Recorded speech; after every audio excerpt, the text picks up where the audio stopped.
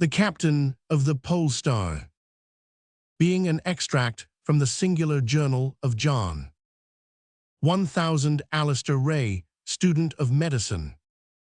September 11th, lat. 81 degrees 40 N, long, 2 degrees east, still lying to amid enormous ice fields.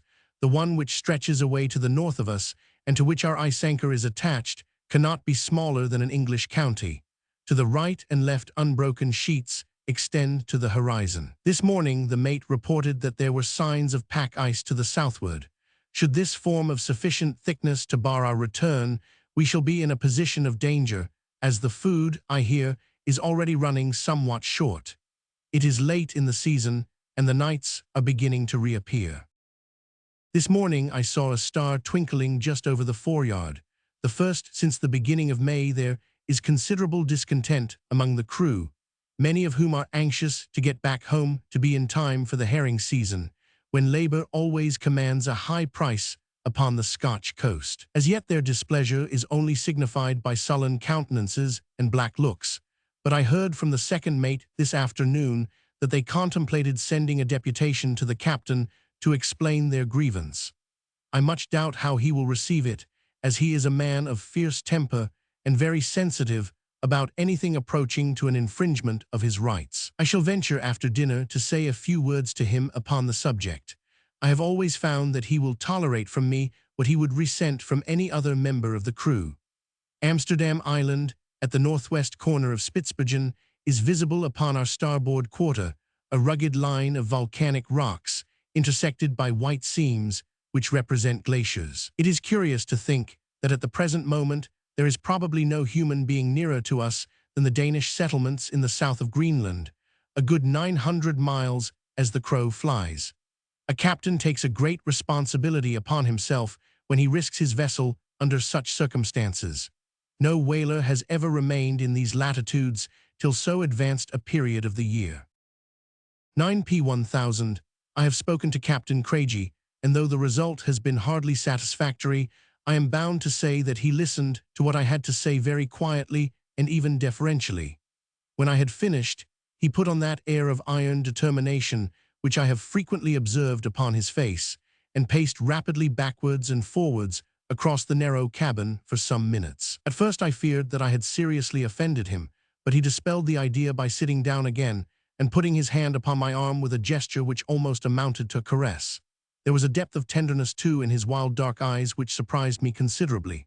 "Look here, doctor," he said, "I'm sorry I ever took you, I am indeed, and I would give £50 this minute to see you standing safe upon the Dundee Quay. It's hit or miss with me this time. There are fish to the north of us. How dare you shake your head, sir, when I tell you I saw them blowing from the masthead?" This in a sudden burst of fury, though I was not conscious of having shown any signs of doubt. 22 fish in as many minutes as I am a living man, and not one under 10 foot. One now, doctor, do you think I can leave the country when there is only one infernal strip of ice between me and my fortune? If it came on to blow from the north tomorrow, we could fill the ship and be away before the frost could catch us. If it came on to blow from the south, well, I suppose the men are paid for risking their lives, and as for myself, it matters but little to me, for I have more to bind me to the other world than to this one. I confess that I am sorry for you, though. I wish I had old Angus Tate, who was with me last voyage, for he was a man that would never be missed, and you said once that you were engaged, did you not? One returned. A whale is measured among whalers not by the length of its body, but by the length of its whalebone. Yes, I answered, snapping the spring of the locket which hung from my watch chain and holding up the little vignette of Flora.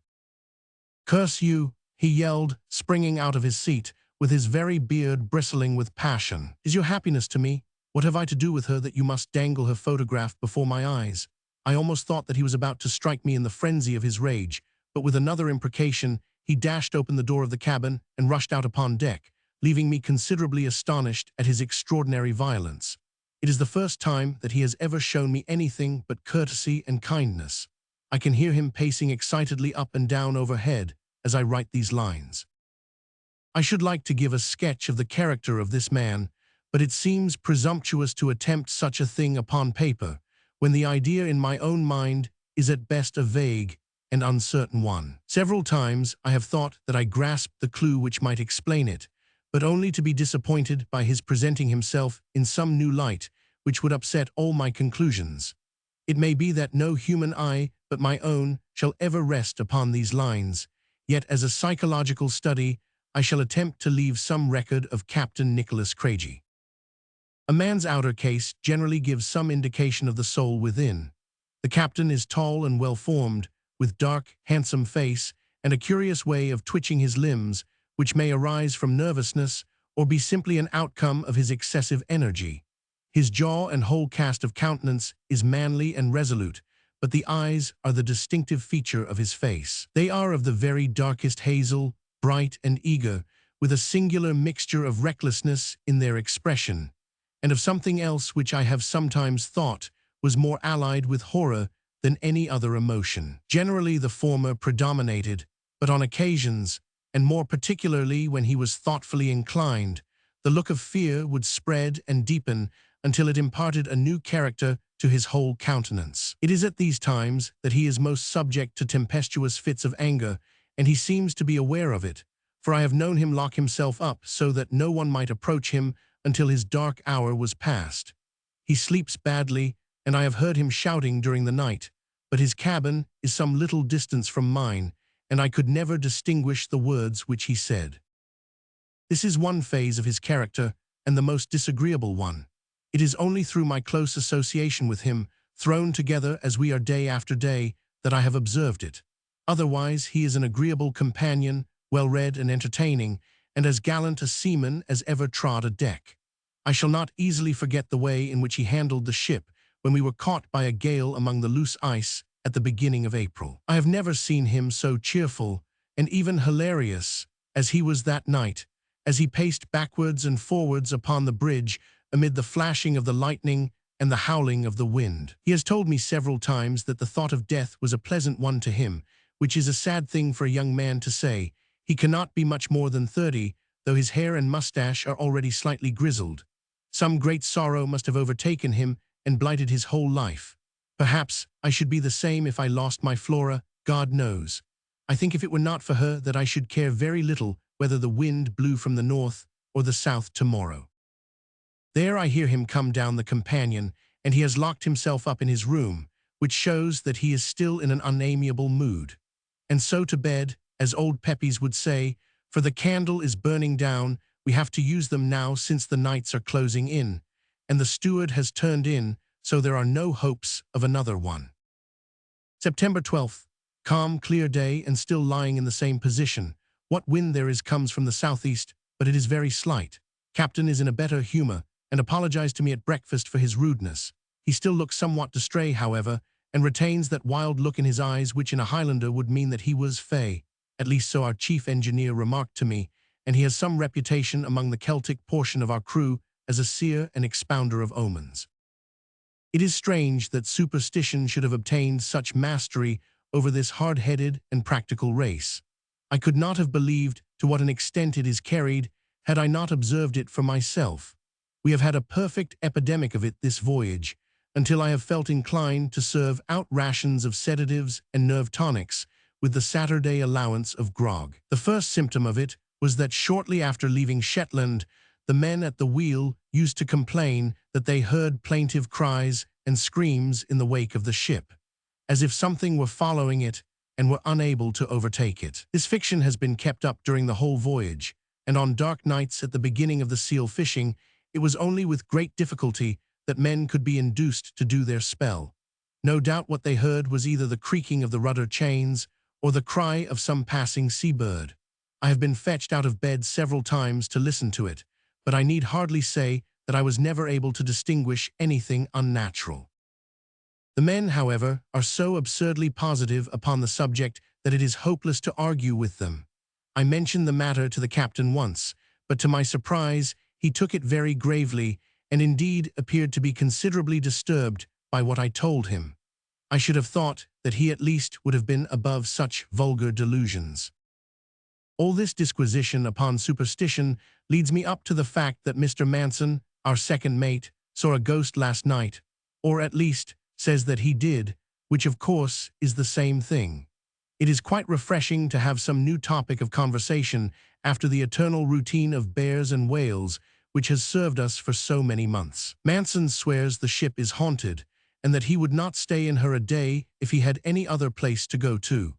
Indeed, the fellow is honestly frightened, and I had to give him some chloral and bromide of potassium this morning to steady him down. He seemed quite indignant when I suggested that he had been having an extra glass the night before, and I was obliged to pacify him by keeping as grave a countenance as possible during his story, which he certainly narrated in a very straightforward and matter-of-fact way. "I was on the bridge," he said, "about 4 bells in the middle watch, just when the night was at its darkest. There was a bit of a moon, but the clouds were blowing across it so that you couldn't see far from the ship. John 1000 Leod, the harpooner, came aft from the forecastle head and reported a strange noise on the starboard bow. I went forward, and we both heard it, sometimes like a bairn crying and sometimes like a wench in pain. I've been 17 years to the country, and I never heard seal, old or young, make a sound like that. As we were standing there on the forecastle head, the moon came out from behind a cloud, and we both saw a sort of white figure moving across the ice field in the same direction that we had heard the cries. We lost sight of it for a while, but it came back on the port bow, and we could just make it out like a shadow on the ice. I sent a hand aft for the rifles, and 1000 Leod, and I went down on to the pack, thinking that maybe it might be a bear. When we got on the ice, I lost sight of 1000 Leod, but I pushed on in the direction where I could still hear the cries. I followed them for a mile or maybe more, and then running round a hummock, I came right on to the top of it, standing and waiting for me seemingly. I don't know what it was. It wasn't a bear anyway. It was tall and white and straight, and if it wasn't a man nor a woman, I'll stake my davy it was something worse. I made for the ship as hard as I could run, and precious glad I was to find myself aboard. I signed articles to do my duty by the ship, and on the ship I'll stay, but you don't catch me on the ice again after sundown." That is his story, given as far as I can in his own words. I fancy what he saw must, in spite of his denial, have been a young bear erect upon its hind legs, an attitude which they often assume when alarmed. In the uncertain light, this would bear a resemblance to a human figure, especially to a man whose nerves were already somewhat shaken. Whatever it may have been, the occurrence is unfortunate, for it has produced a most unpleasant effect upon the crew. Their looks are more sullen than before, and their discontent more open. The double grievance of being debarred from the herring fishing and of being detained in what they choose to call a haunted vessel may lead them to do something rash. Even the harpooners, who are the oldest and steadiest among them, are joining in the general agitation. Apart from this absurd outbreak of superstition, things are looking rather more cheerful. The pack which was forming to the south of us has partly cleared away, and the water is so warm as to lead me to believe that we are lying in one of those branches of the Gulf Stream which run up between Greenland and Spitzbergen. There are numerous small medusae and sea lemons about the ship, with abundance of shrimps, so that there is every possibility of fish being sighted. Indeed, one was seen blowing about dinner time, but in such a position that it was impossible for the boats to follow it. September 13th. Had an interesting conversation with the chief mate, Mr. Milne, upon the bridge. It seems that our captain is as great an enigma to the seamen, and even to the owners of the vessel, as he has been to me. Mr. Milne tells me that when the ship is paid off, upon returning from a voyage, Captain Craigie disappears, and is not seen again until the approach of another season, when he walks quietly into the office of the company and asks whether his services will be required. He has no friend in Dundee, nor does anyone pretend to be acquainted with his early history. His position depends entirely upon his skill as a seaman, and the name for courage and coolness which he had earned in the capacity of mate, before being entrusted with a separate command. The unanimous opinion seems to be that he is not a Scotchman, and that his name is an assumed one. Mr. Milne thinks that he has devoted himself to whaling simply for the reason that it is the most dangerous occupation which he could select, and that he courts death in every possible manner. He mentioned several instances of this, one of which is rather curious, if true. It seems that on one occasion he did not put in an appearance at the office, and a substitute had to be selected in his place. That was at the time of the last Russian and Turkish war. When he turned up again next spring, he had a puckered wound in the side of his neck, which he used to endeavor to conceal with his cravat. Whether the mate's inference that he had been engaged in the war is true or not I cannot say. It was certainly a strange coincidence. The wind is veering round in an easterly direction, but is still very slight. I think the ice is lying closer than it did yesterday. As far as the eye can reach on every side, there is one wide expanse of spotless white, only broken by an occasional rift or the dark shadow of a hummock. To the south, there is the narrow lane of blue water, which is our sole means of escape, and which is closing up every day. The captain is taking a heavy responsibility upon himself. I hear that the tank of potatoes has been finished, and even the biscuits are running short, but he preserves the same impassible countenance and spends the greater part of the day at the crow's nest, sweeping the horizon with his glass. His manner is very variable, and he seems to avoid my society, but there has been no repetition of the violence which he showed the other night. 7:30 p.m. My deliberate opinion is that we are commanded by a madman. Nothing else can account for the extraordinary vagaries of Captain Craigie. It is fortunate that I have kept this journal of our voyage, as it will serve to justify us in case we have to put him under any sort of restraint, a step which I should only consent to as a last resource. Curiously enough, it was he himself who suggested lunacy and not mere eccentricity as the secret of his strange conduct. He was standing upon the bridge about an hour ago, peering as usual through his glass, while I was walking up and down the quarterdeck. The majority of the men were below at their tea, for the watches have not been regularly kept of late. Tired of walking, I leaned against the bulwarks and admired the mellow glow cast by the sinking sun upon the great ice fields which surround us. I was suddenly aroused from the reverie into which I had fallen by a hoarse voice at my elbow, and starting round I found that the captain had descended and was standing by my side. He was staring out over the ice with an expression in which horror, surprise, and something approaching to joy were contending for the mastery. In spite of the cold, great drops of perspiration were coursing down his forehead, and he was evidently fearfully excited. His limbs twitched like those of a man upon the verge of an epileptic fit, and the lines about his mouth were drawn and hard. "Look," he gasped, seizing me by the wrist, but still keeping his eyes upon the distant ice, and moving his head slowly in a horizontal direction, as if following some object which was moving across the field of vision. "Look, there, man, there, between the hummocks, now coming out from behind the far one. You see her, you must see her. They're still, flying from me, by God, flying from me and gone." He uttered the last two words in a whisper of concentrated agony which shall never fade from my remembrance. Clinging to the ratlins, he endeavored to climb up upon the top of the bulwarks, as if in the hope of obtaining a last glance at the departing object. His strength was not equal to the attempt, however, and he staggered back against the saloon skylights, where he leaned panting and exhausted. His face was so livid that I expected him to become unconscious, so lost no time in leading him down the companion and stretching him upon one of the sofas in the cabin. I then poured him out some brandy, which I held to his lips, and which had a wonderful effect upon him, bringing the blood back into his white face and steadying his poor shaking limbs. He raised himself up upon his elbow, and looking round to see that we were alone, he beckoned to me to come and sit beside him. "You saw it, didn't you?" he asked, still in the same subdued, awesome tone so foreign to the nature of the man. "No, I saw nothing." His head sank back again upon the cushions.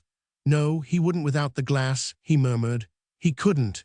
It was the glass that showed her to me, and then the eyes of love, the eyes of love. I say, Doc, don't let the steward in. He'll think I'm mad. Just bolt the door, will you?" I rose and did what he had commanded. He lay quiet for a while, lost in thought apparently, and then raised himself up upon his elbow again and asked for some more brandy. "You don't think I am, do you, Doc?" he asked, as I was putting the bottle back into the after locker. "Tell me now, as man to man, do you think that I am mad?" "I think you have something on your mind," I answered, "which is exciting you and doing you a good deal of harm." "Right there, lad," he cried, his eyes sparkling from the effects of the brandy. "Plenty on my mind, plenty, but I can work out the latitude and the longitude, and I can handle my sextant and manage my logarithms. You couldn't prove me mad in a court of law, could you now? It was curious to hear the man lying back and coolly arguing out the question of his own sanity. Perhaps not, I said, but still, I think you would be wise to get home as soon as you can and settle down to a quiet life for a while. Get home, eh? He muttered, with a sneer upon his face. One word for me and two for yourself, lad. Settle down with Flora, pretty little Flora. Are bad dreams signs of madness? Sometimes, I answered. What else? What would be the first symptoms? Pains in the head, noises in the ears, flashes before the eyes, delusions. Ah, what about them? He interrupted. What would you call a delusion? Seeing a thing which is not, there is a delusion.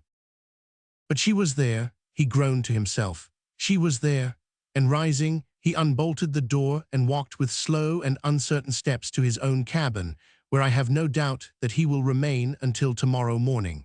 His system seems to have received a terrible shock, whatever it may have been that he imagined himself to have seen. The man becomes a greater mystery every day, though I fear that the solution which he has himself suggested is the correct one, and that his reason is affected.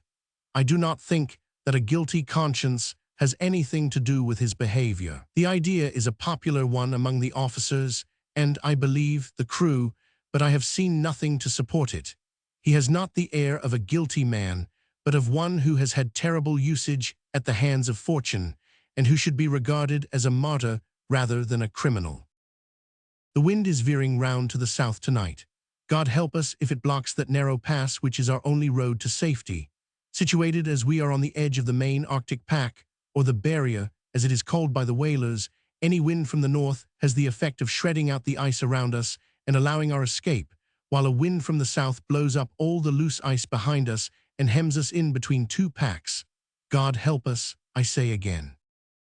September 14th, Sunday and a day of rest. My fears have been confirmed, and the thin strip of blue water has disappeared from the southward. Nothing but the great motionless ice fields around us, with their weird hummocks and fantastic pinnacles. There is a deathly silence over their wide expanse, which is horrible. No lapping of the waves now, no cries of seagulls or straining of sails, but one deep universal silence in which the murmurs of the seamen and the creak of their boots upon the white shining deck seem discordant and out of place. Our only visitor was an Arctic fox, a rare animal upon the pack, though common enough upon the land. He did not come near the ship, however, but after surveying us from a distance, fled rapidly across the ice. This was curious conduct, as they generally know nothing of man, and being of an inquisitive nature, become so familiar that they are easily captured. Incredible as it may seem, even this little incident produced a bad effect upon the crew. "Yon pure beastie kens mair, I and sees mair nor you nor me," was the comment of one of the leading harpooners, and the others nodded their acquiescence. It is vain to attempt to argue against such puerile superstition.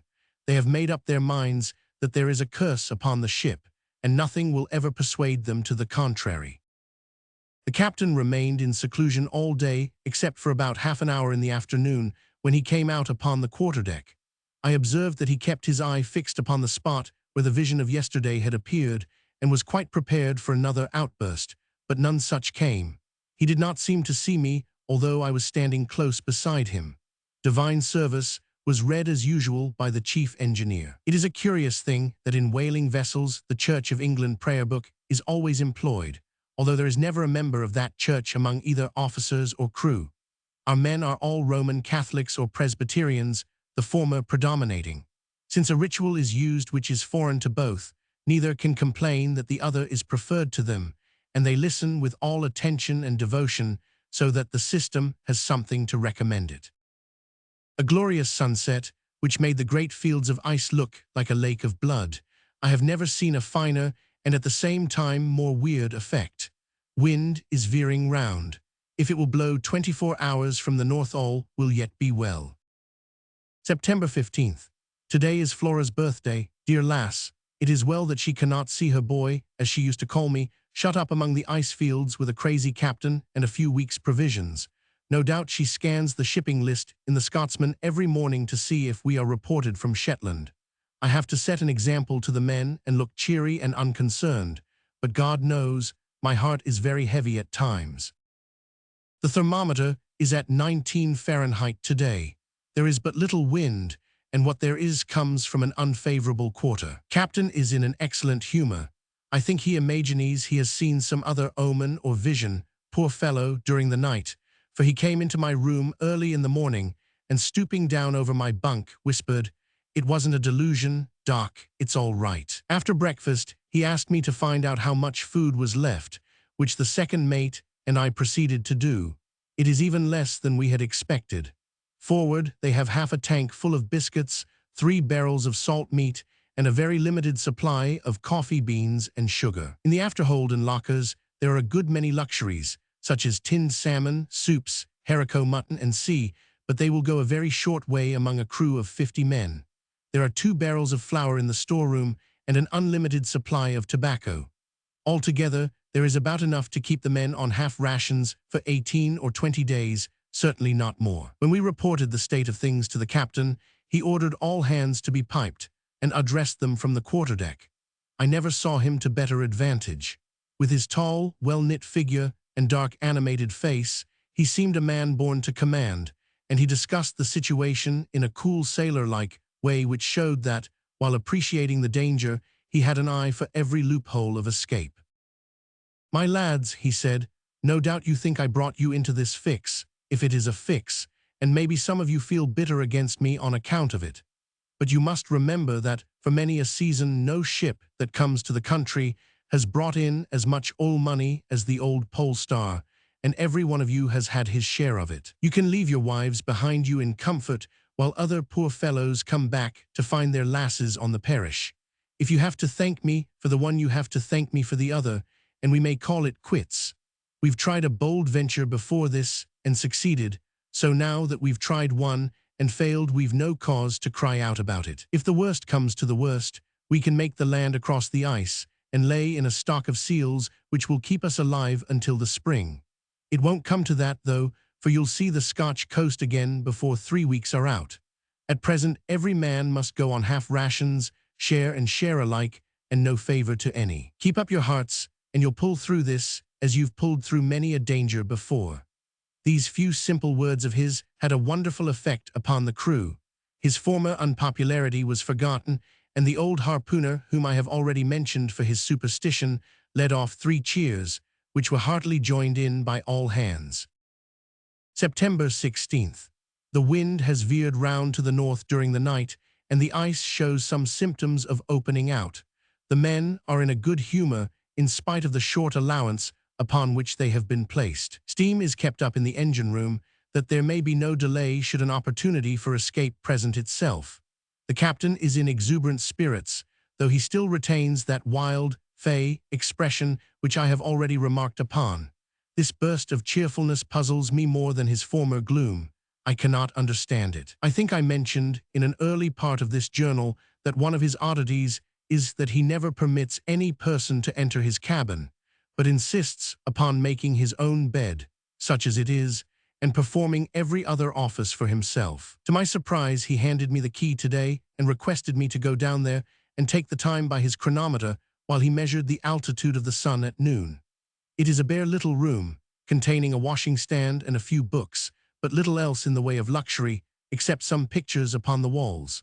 The majority of these are small, cheap oleographs, but there was one watercolor sketch of the head of a young lady which arrested my attention. It was evidently a portrait, and not one of those fancy types of female beauty which sailors particularly affect. No artist could have evolved from his own mind such a curious mixture of character and weakness. The languid, dreamy eyes, with their drooping lashes, and the broad, low brow unruffled by thought or care, were in strong contrast with the clean-cut, prominent jaw and the resolute set of the lower lip. Underneath it, in one of the corners, was written, "M.B. 19. That anyone in the short space of 19 years of existence could develop such strength of will as was stamped upon her face seemed to me at the time to be well nigh incredible. She must have been an extraordinary woman. Her features have thrown such a glamour over me that, though I had but a fleeting glance at them, I could, were I a draftsman, reproduce them line for line upon this page of the journal. I wonder what part she has played in our captain's life. He has hung her picture at the end of his berth, so that his eyes continually rest upon it. Were he a less reserved man, I should make some remark upon the subject. Of the other things in his cabin, there was nothing worthy of mention: uniform coats, a camp stool, small looking-glass, tobacco box, and numerous pipes, including an oriental hookah, which, by the by, gives some color to Mr. Milner's story about his participation in the war, though the connection may seem rather a distant one. 11:20 p.m. Captain just gone to bed after a long and interesting conversation on general topics. When he chooses, he can be a most fascinating companion, being remarkably well-read, and having the power of expressing his opinion forcibly without appearing to be dogmatic. I hate to have my intellectual toes trod upon. He spoke about the nature of the soul and sketched out the views of Aristotle and Plato upon the subject in a masterly manner. He seems to have a leaning for metempsychosis and the doctrines of Pythagoras. In discussing them, we touched upon modern spiritualism, and I made some joking allusion to the impostures of Slade, upon which, to my surprise, he warned me most impressively against confusing the innocent with the guilty, and argued that it would be as logical to brand Christianity as an error because Judas, who professed that religion, was a villain. He shortly afterwards bade me good night and retired to his room. The wind is freshening up and blows steadily from the north. The nights are as dark now as they are in England. I hope tomorrow may set us free from our frozen fetters. September 17th. The bogey again. Thank heaven that I have strong nerves. The superstition of these poor fellows and the circumstantial accounts which they give, with the utmost earnestness and self-conviction, would horrify any man not accustomed to their ways. There are many versions of the matter, but the sum total of them all is that something uncanny has been flitting round the ship all night, and that Sandy 1000, Donald of Peterhead, and Lang, Peter Williamson of Shetland saw it, as also did Mr. Milne on the bridge, so, having 3 witnesses, they can make a better case of it than the second mate did. I spoke to Milne after breakfast and told him that he should be above such nonsense, and that, as an officer, he ought to set the men a better example. He shook his weather-beaten head ominously, but answered with characteristic caution. "Meb I mebna, doctor," he said. "I didna ca' it a gayest. I canna say I preen my faith in sea bogles and the like, though there's a money as claims to ha' seen a that and war. I'm no easy feared, but maybe your ain bluid would run a bit cold mun, if instead o' spirin aboot it in Gaelic you were wy me last night, and seed an awfu like shape, white and gruesome, whiles here, whiles there, and it greetin', and cang in the darkness like a bit lamby that hay lost its mither. You would now be sae ready to put it adoon to auld wives' clavers then, I'm thinkin'." I saw it was hopeless to reason with him, so contented myself with begging him as a personal favor to call me up the next time the spectre appeared, a request to which he acceded with many ejaculations expressive of his hopes that such an opportunity might never arise. As I had hoped, the white desert behind us has become broken by many thin streaks of water which intersect it in all directions. Our latitude today was 80 degrees 52 N, which shows that there is a strong southerly drift upon the pack. Should the wind continue favorable, it will break up as rapidly as it formed. At present we can do nothing but smoke and wait and hope for the best. I am rapidly becoming a fatalist. When dealing with such uncertain factors as wind and ice, a man can be nothing else. Perhaps it was the wind and sand of the Arabian deserts which gave the minds of the original followers of Mahomet their tendency to bow to Kismet. These spectral alarms have a very bad effect upon the captain.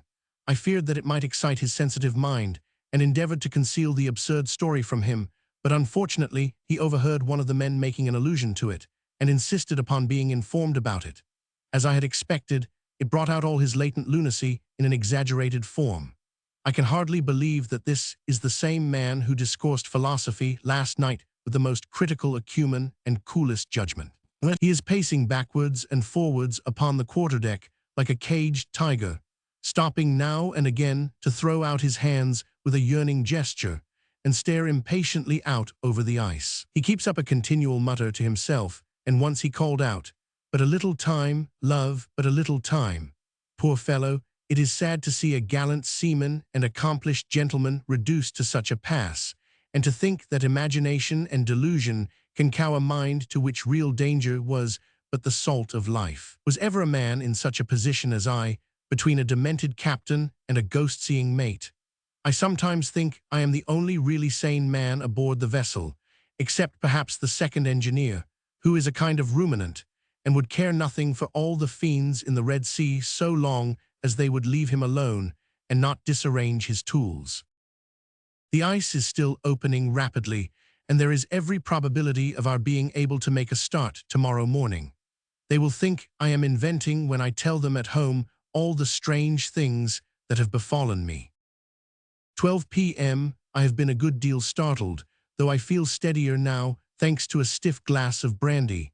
I am hardly myself yet, however, as this handwriting will testify. The fact is that I have gone through a very strange experience, and am beginning to doubt whether I was justified in branding everyone on board as madmen because they professed to have seen things which did not seem reasonable to my understanding. Sure, I am a fool to let such a trifle unnerve me, and yet, coming as it does after all these alarms, it has an additional significance, for I cannot doubt either Mr. Manson's story or that of the mate, now that I have experienced that which I used formerly to scoff at.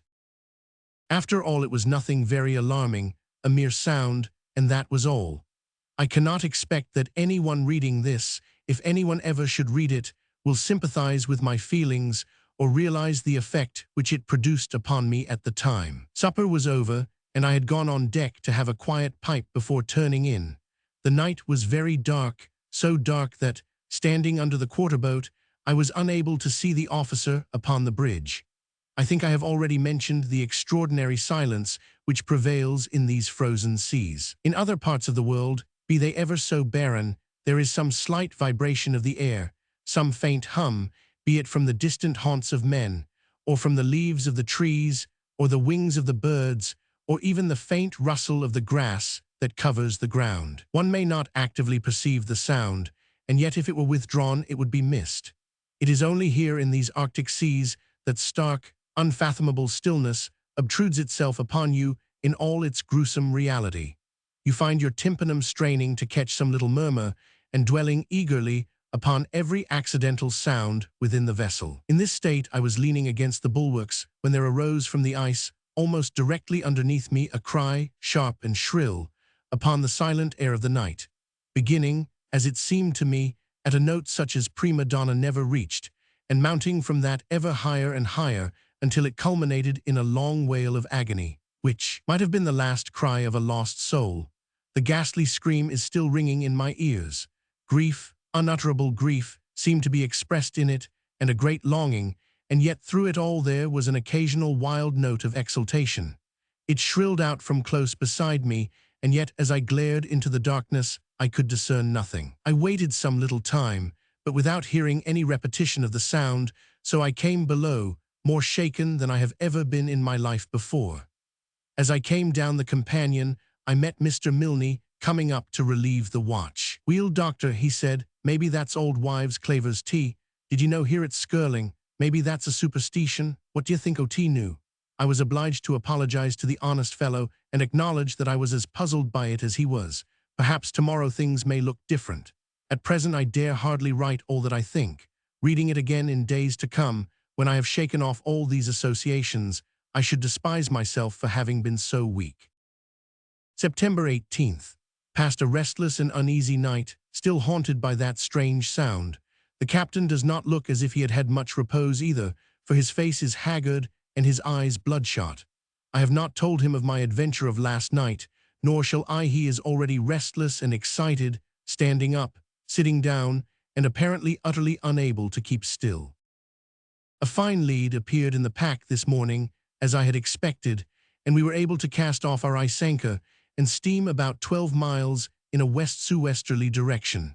We were then brought to a halt by a great floe as massive as any which we have left behind us. It bars our progress completely, so we can do nothing but anchor again and wait until it breaks up, which it will probably do within 24 hours if the wind holds. Several bladder-nosed seals were seen swimming in the water, and one was shot, an immense creature more than 11 feet long. They are fierce, pugnacious animals, and are said to be more than a match for a bear. Fortunately, they are slow and clumsy in their movements, so that there is little danger in attacking them upon the ice. The captain evidently does not think we have seen the last of our troubles, though why he should take a gloomy view of the situation is more than I can fathom, since everyone else on board considers that we have had a miraculous escape and are sure now to reach the open sea. "I suppose you think it's all right now, Doctor," he said as we sat together after dinner. "I hope so," I answered. "We mustn't be too sure, and yet no doubt you are right. We'll all be in the arms of our own true loves before long, lad, won't we? But we mustn't be too sure, we mustn't be too sure." He sat silent a little, swinging his leg thoughtfully backwards and forwards.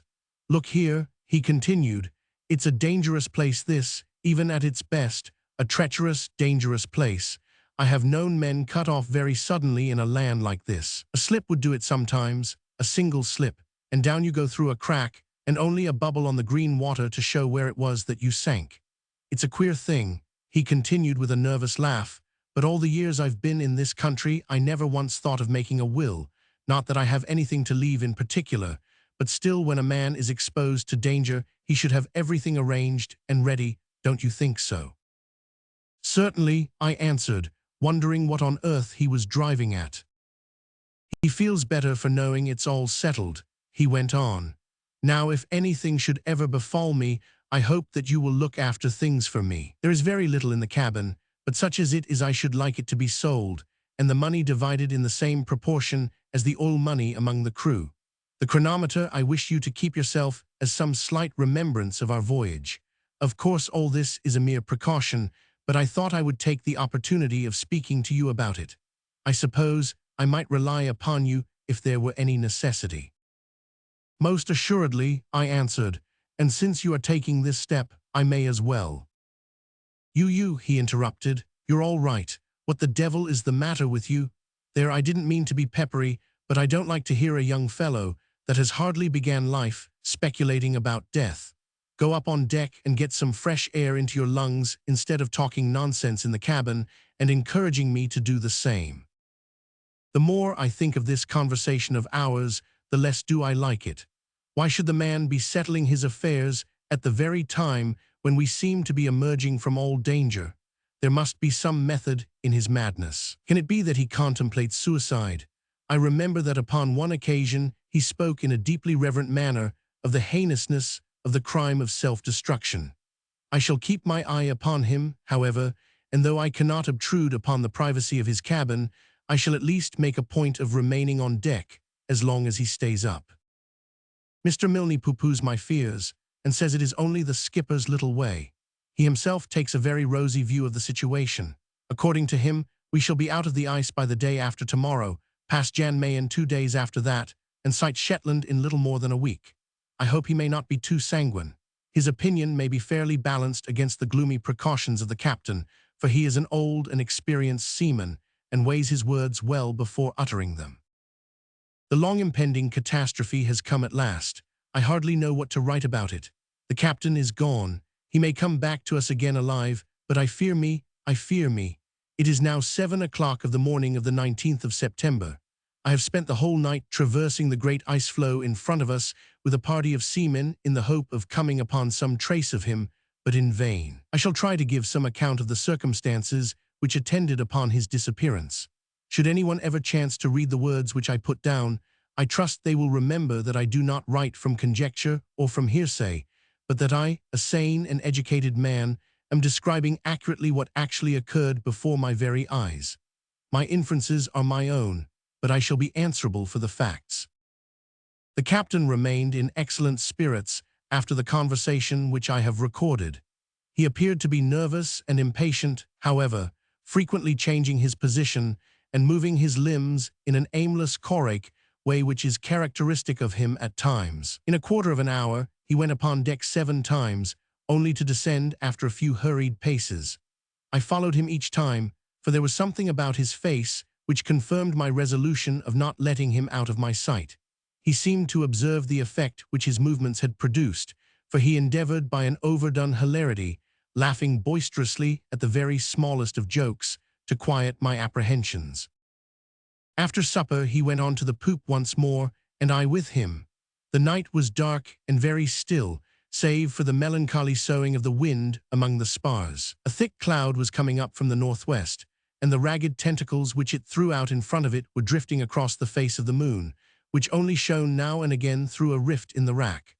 The captain paced rapidly backwards and forwards, and then seeing me still dogging him, he came across and hinted that he thought I should be better below, which, I need hardly say, had the effect of strengthening my resolution to remain on deck. I think he forgot about my presence after this, for he stood silently leaning over the taffrail and peering out across the great desert of snow, part of which lay in shadow, while part glittered mistily in the moonlight. Several times I could see by his movements that he was referring to his watch, and once he muttered a short sentence, of which I could only catch the one word, ready. I confess to having felt an eerie feeling creeping over me as I watched the loom of his tall figure through the darkness, and noted how completely he fulfilled the idea of a man who is keeping a tryst. A tryst with whom? Some vague perception began to dawn upon me as I pieced one fact with another, but I was utterly unprepared for the sequel. By the sudden intensity of his attitude, I felt that he saw something. I crept up behind him. He was staring with an eager, questioning gaze at what seemed to be a wreath of mist, blown swiftly in a line with the ship. It was a dim, nebulous body, devoid of shape, sometimes more, sometimes less apparent, as the light fell on it. The moon was dimmed in its brilliancy at the moment by a canopy of thinnest cloud, like the coating of an anemone.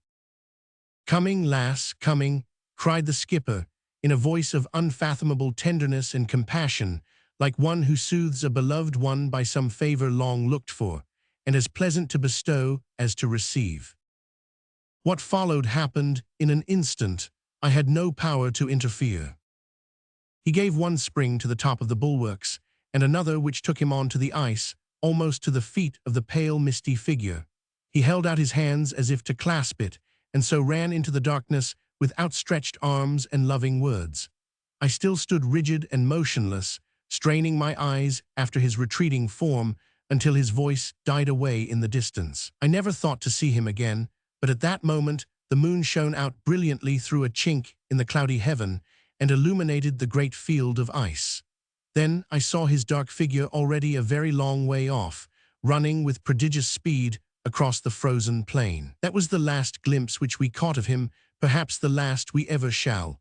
A party was organized to follow him, and I accompanied them, but the men's hearts were not in the work, and nothing was found. Another will be formed within a few hours. I can hardly believe I have not been dreaming or suffering from some hideous nightmare as I write these things down. 7:30 p.m., just returned dead beat and utterly tired out from a second unsuccessful search for the captain. The floe is of enormous extent, for though we have traversed at least 20 miles of its surface, there has been no sign of its coming to an end. The frost has been so severe of late that the overlying snow is frozen as hard as granite. Otherwise, we might have had the footsteps to guide us. The crew are anxious that we should cast off and steam round the floe and so to the southward, for the ice has opened up during the night, and the sea is visible upon the horizon. They argue that Captain Craigie is certainly dead, and that we are all risking our lives to no purpose by remaining when we have an opportunity of escape. Mr. Milne and I have had the greatest difficulty in persuading them to wait until tomorrow night, and have been compelled to promise that we will not under any circumstances delay our departure longer than that. We propose therefore to take a few hours' sleep, and then to start upon a final search. September 20th, evening. I crossed the ice this morning with a party of men exploring the southern part of the floe, while Mr. Milne went off in a northerly direction. We pushed on for 10 or 12 miles without seeing a trace of any living thing except a single bird, which fluttered a great way over our heads, and which by its flight I should judge to have been a falcon. The southern extremity of the ice field tapered away into a long, narrow spit, which projected out into the sea. When we came to the base of this promontory, the men halted, but I begged them to continue to the extreme end of it, that we might have the satisfaction of knowing that no possible chance had been neglected. We had hardly gone 100 yards before 1000 Donald of Peterhead cried out that he saw something in front of us and began to run. We all got a glimpse of it and ran too. At first it was only a vague darkness against the white ice, but as we raced along together, it took the shape of a man, and eventually of the man of whom we were in search. He was lying face downwards upon a frozen bank.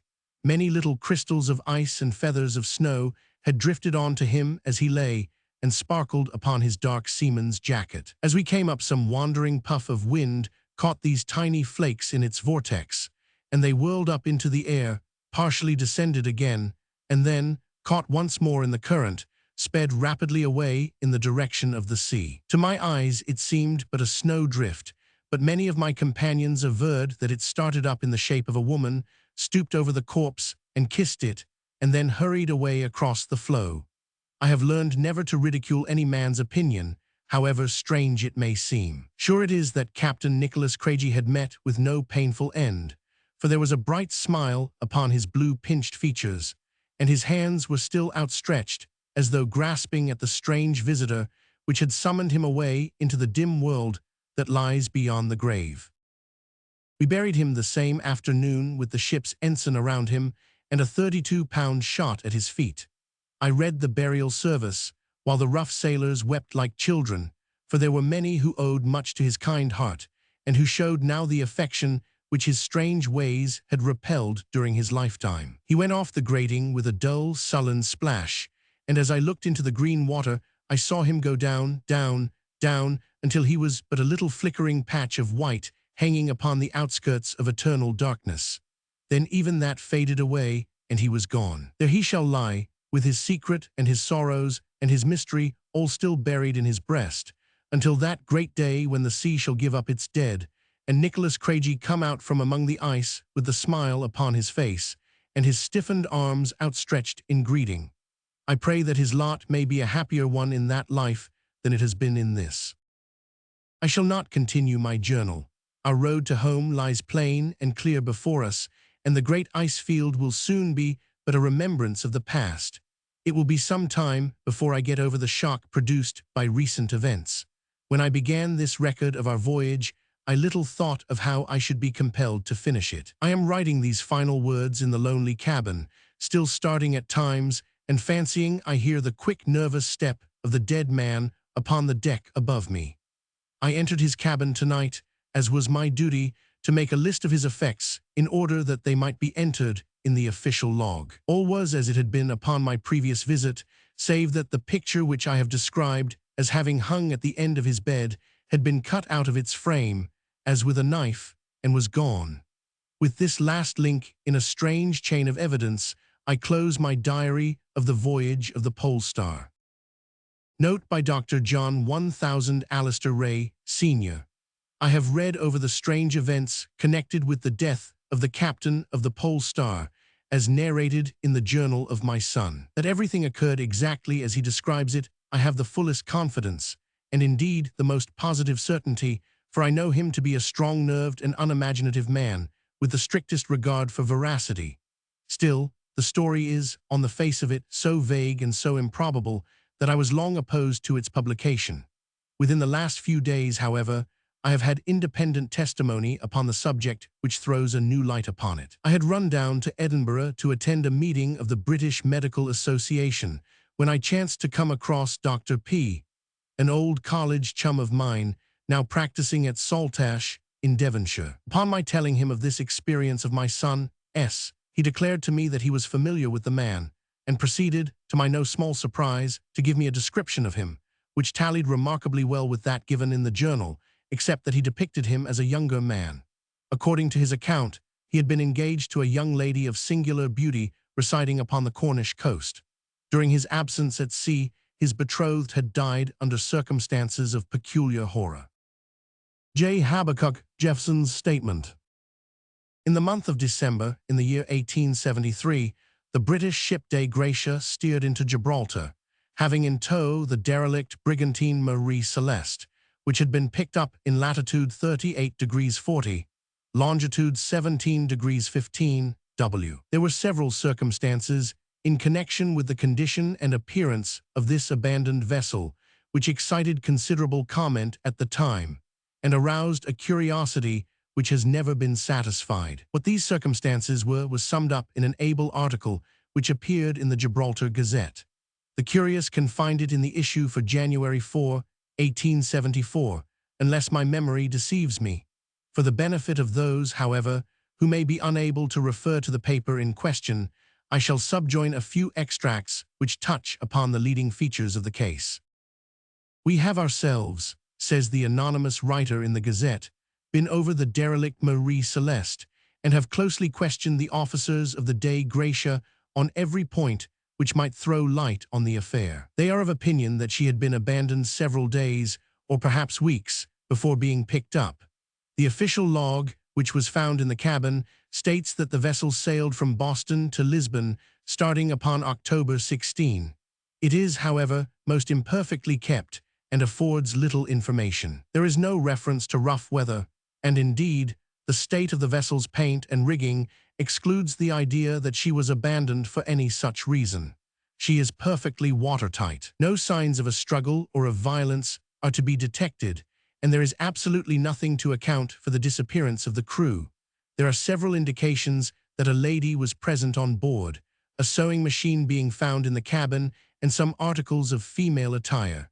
These probably belong to the captain's wife, who is mentioned in the log as having accompanied her husband. As an instance of the mildness of the weather, it may be remarked that a bobbin of silk was found standing upon the sewing machine, though the least roll of the vessel would have precipitated it to the floor. The boats were intact and slung upon the davits, and the cargo, consisting of tallow and American clocks, was untouched. An old-fashioned sword of curious workmanship was discovered among some lumber in the forecastle, and this weapon is said to exhibit a longitudinal striation on the steel, as if it had been recently wiped. It has been placed in the hands of the police and submitted to Dr. Monaghan, the analyst, for inspection. The result of his examination has not yet been published. We may remark, in conclusion, that Captain Dalton, of the Dei Gratia, an able and intelligent seaman, is of opinion that the Marie Celeste may have been abandoned a considerable distance from the spot at which she was picked up, since a powerful current runs up in that latitude from the African coast. He confesses his inability, however, to advance any hypothesis which can reconcile all the facts of the case. In the utter absence of a clue or grain of evidence, it is to be feared that the fate of the crew of the Marie Celeste will be added to those numerous mysteries of the deep which will never be solved until the great day when the sea shall give up its dead. If crime has been committed, as is much to be suspected, there is little hope of bringing the perpetrators to justice. I shall supplement this extract from the Gibraltar Gazette by quoting a telegram from Boston, which went the round of the English papers and represented the total amount of information which had been collected about the Marie Celeste. She was, it said, a brigantine of 170 tons burden and belonged to White, Russell and White, wine importers of this city. Captain J.W. Tibbs was an old servant of the firm and was a man of known ability and tried probity. He was accompanied by his wife, aged 31, and their youngest child, 5 years old. The crew consisted of 7 hands, including 2 colored seamen and a boy. There were 3 passengers, one of whom was the well-known Brooklyn specialist on consumption, Dr. Habakkuk Jeffson, who was a distinguished advocate for abolition in the early days of the movement, and whose pamphlet, entitled "Where is Thy Brother?" exercised a strong influence on public opinion before the war. The other passengers were Mr. J. Harton, a writer in the employ of the firm, and Mr. Septimius Goring, a half-caste gentleman from New Orleans. All investigations have failed to throw any light upon the fate of these 14 human beings. The loss of Dr. Jeffson will be felt both in political and scientific circles. I have here epitomized, for the benefit of the public, all that has been hitherto known concerning the Marie Celeste and her crew, for the past 10 years have not in any way helped to elucidate the mystery. I have now taken up my pen with the intention of telling all that I know of the ill-fated voyage. I consider that it is a duty which I owe to society, for symptoms which I am familiar with in others lead me to believe that before many months my tongue and hand may be alike incapable of conveying information. Let me remark, as a preface to my narrative, that I am Joseph Habakkuk Jeffson, Doctor of Medicine of the University of Harvard, and ex-consulting physician of the Samaritan Hospital of Brooklyn. Many will doubtless wonder why I have not proclaimed myself before, and why I have suffered so many conjectures and surmises to pass unchallenged. Could the ends of justice have been served in any way by my revealing the facts in my possession, I should unhesitatingly have done so. It seemed to me, however, that there was no possibility of such a result, and when I attempted, after the occurrence, to state my case to an English official, I was met with such offensive incredulity that I determined never again to expose myself to the chance of such an indignity. I can excuse the discourtesy of the Liverpool magistrate, however, when I reflect upon the treatment which I received at the hands of my own relatives, who, though they knew my unimpeachable character, listened to my statement with an indulgent smile, as if humoring the delusion of a monomaniac. This slur upon my veracity led to a quarrel between myself and John Vanberger, the brother of my wife, and confirmed me in my resolution to let the matter sink into oblivion, a determination which I have only altered through my son's solicitations.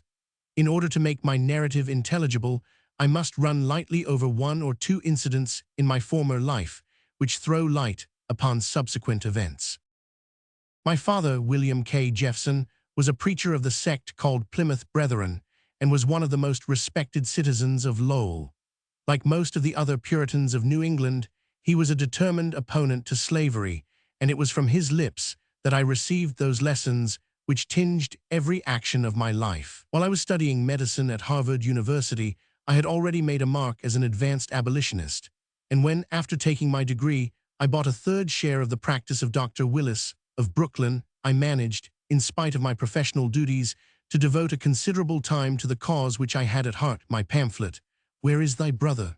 Swarberg, Lister & Co., 1859, attracting considerable attention. When the war broke out, I left Brooklyn and accompanied the 113th New York Regiment through the campaign. I was present at the Second Battle of Bull's Run and at the Battle of Gettysburg. Finally, I was severely wounded at Antietam, and would probably have perished on the field had it not been for the kindness of a gentleman named Murray, who had me carried to his house and provided me with every comfort. Thanks to his charity, and to the nursing which I received from his black domestics, I was soon able to get about the plantation with the help of a stick. It was during this period of convalescence that an incident occurred which is closely connected with my story. Among the most assiduous of the negresses who had watched my couch during my illness, there was one old crone who appeared to exert considerable authority over the others. She was exceedingly attentive to me, and I gathered from the few words that passed between us that she had heard of me, and that she was grateful to me for championing her oppressed race. One day, as I was sitting alone in the veranda, basking in the sun, and debating whether I should rejoin Grant's army, I was surprised to see this old creature hobbling towards me. After looking cautiously around to see that we were alone, she fumbled in the front of her dress and produced a small chamois leather bag which was hung round her neck by a white cord. "Massa," she said, bending down and croaking the words into my ear, "me die soon, me very old woman, not stay long on Massa Murray's plantation." "You may live a long time yet, Martha," I answered. "You know I am a doctor. If you feel ill, let me know about it, and I will try to cure you." "No wish to live, wish to die. I'm gwine to join the heavenly host." Here she relapsed into one of those half-heathenish rhapsodies in which Negroes indulge. "But massa, me have one thing must leave behind me when I go, no able to take it with me across the Jordan. That one thing very precious, more precious and more holy than all thing else in the world. Me, a poor old black woman, have this because my people, very great people, s'pose they was back in the old country. But you cannot understand this same as black folk could. My fader give it me, and his fader give it him, but now who shall I give it to? Poor Martha have no child, no relation, nobody. All round I see black man, very bad man. Black woman, very stupid woman, nobody worthy of the stone. And so I say, here is Massa Jeffson who write books and fight for colored folk. He must be good man, and he shall have it though he is white man, and never can know what it mean or where it came from." Here the old woman fumbled in the chamois leather bag and pulled out a flattish black stone with a hole through the middle of it. "Here, take it," she said, pressing it into my hand. "Take it. No harm never come from anything good. Keep it safe, never lose it. and with a warning gesture, the old crone hobbled away in the same cautious way as she had come, looking from side to side to see if we had been observed. I was more amused than impressed by the old woman's earnestness, and was only prevented from laughing during her oration by the fear of hurting her feelings. When she was gone, I took a good look at the stone which she had given me. It was intensely black, of extreme hardness, and oval in shape, just such a flat stone as one would pick up on the seashore if one wished to throw a long way. It was about 3 inches long and 1.5 inches broad at the middle, but rounded off at the extremities. The most curious part about it were several well-marked ridges which ran in semicircles over its surface, and gave it exactly the appearance of a human ear. Altogether, I was rather interested in my new possession, and determined to submit it as a geological specimen to my friend Professor Schroeder of the New York Institute upon the earliest opportunity. In the meantime, I thrust it into my pocket, and rising from my chair, started off for a short stroll in the shrubbery, dismissing the incident from my mind. As my wound had nearly healed by this time, I took my leave of Mr. Murray shortly afterwards. The Union armies were everywhere victorious and converging on Richmond, so that my assistance seemed unnecessary, and I returned to Brooklyn. There I resumed my practice, and married the second daughter of Josiah Vanberger, the well-known wood engraver. In the course of a few years, I built up a good connection and acquired considerable reputation in the treatment of pulmonary complaints. I still kept the old black stone in my pocket, and frequently told the story of the dramatic way in which I had become possessed of it. I also kept my resolution of showing it to Professor Schroeder, who was much interested both by the anecdote and the specimen. He pronounced it to be a piece of meteoric stone, and drew my attention to the fact that its resemblance to an ear was not accidental, but that it was most carefully worked into that shape. A dozen little anatomical points showed that the worker had been as accurate as he was skillful. "I should not wonder," said the professor, "if it were broken off from some larger statue, though how such hard material could be so perfectly worked is more than I can understand. If there is a statue to correspond, I should like to see it. So I thought at the time, but I have changed my opinion since." The next 7 or 8 years of my life were quiet and uneventful. Summer followed spring, and spring followed winter, without any variation in my duties. As the practice increased, I admitted J.S. Jackson as partner, he to have 1/4 of the profits. The continued strain had told upon my constitution, however, and I became at last so unwell that my wife insisted upon my consulting Dr. Kavanagh Smith, who was my colleague at the Samaritan Hospital. That gentleman examined me, and pronounced the apex of my left lung to be in a state of consolidation, recommending me at the same time to go through a course of medical treatment and to take a long sea voyage. My own disposition, which is naturally restless, predisposed me strongly in favor of the latter piece of advice, and the matter was clinched by my meeting young Russell, of the firm of White, Russell and White, who offered me a passage in one of his father's ships, the Marie Celeste, which was just starting from Boston. "She is a snug little ship," he said, "and Tibbs, the captain, is an excellent fellow. There is nothing like a sailing ship for an invalid." I was very much of the same opinion myself, so I closed with the offer on the spot. My original plan was that my wife should accompany me on my travels. She has always been a very poor sailor, however, and there were strong family reasons against her exposing herself to any risk at the time, so we determined that she should remain at home. I am not a religious or an effusive man, but oh, thank God for that. As to leaving my practice, I was easily reconciled to it, as Jackson, my partner, was a reliable and hard-working man. I arrived in Boston on October 12, 1873, and proceeded immediately to the office of the firm in order to thank them for their courtesy. As I was sitting in the counting-house waiting until they should be at liberty to see me, the words Marie Celeste suddenly attracted my attention. I looked round and saw a very tall, gaunt man, who was leaning across the polished mahogany counter, asking some questions of the clerk at the other side. His face was turned half towards me, and I could see that he had a strong dash of Negro blood in him, being probably a quadroon or even nearer akin to the black. His curved aquiline nose and straight lank hair showed the white strain, but the dark restless eye, sensuous mouth, and gleaming teeth all told of his African origin.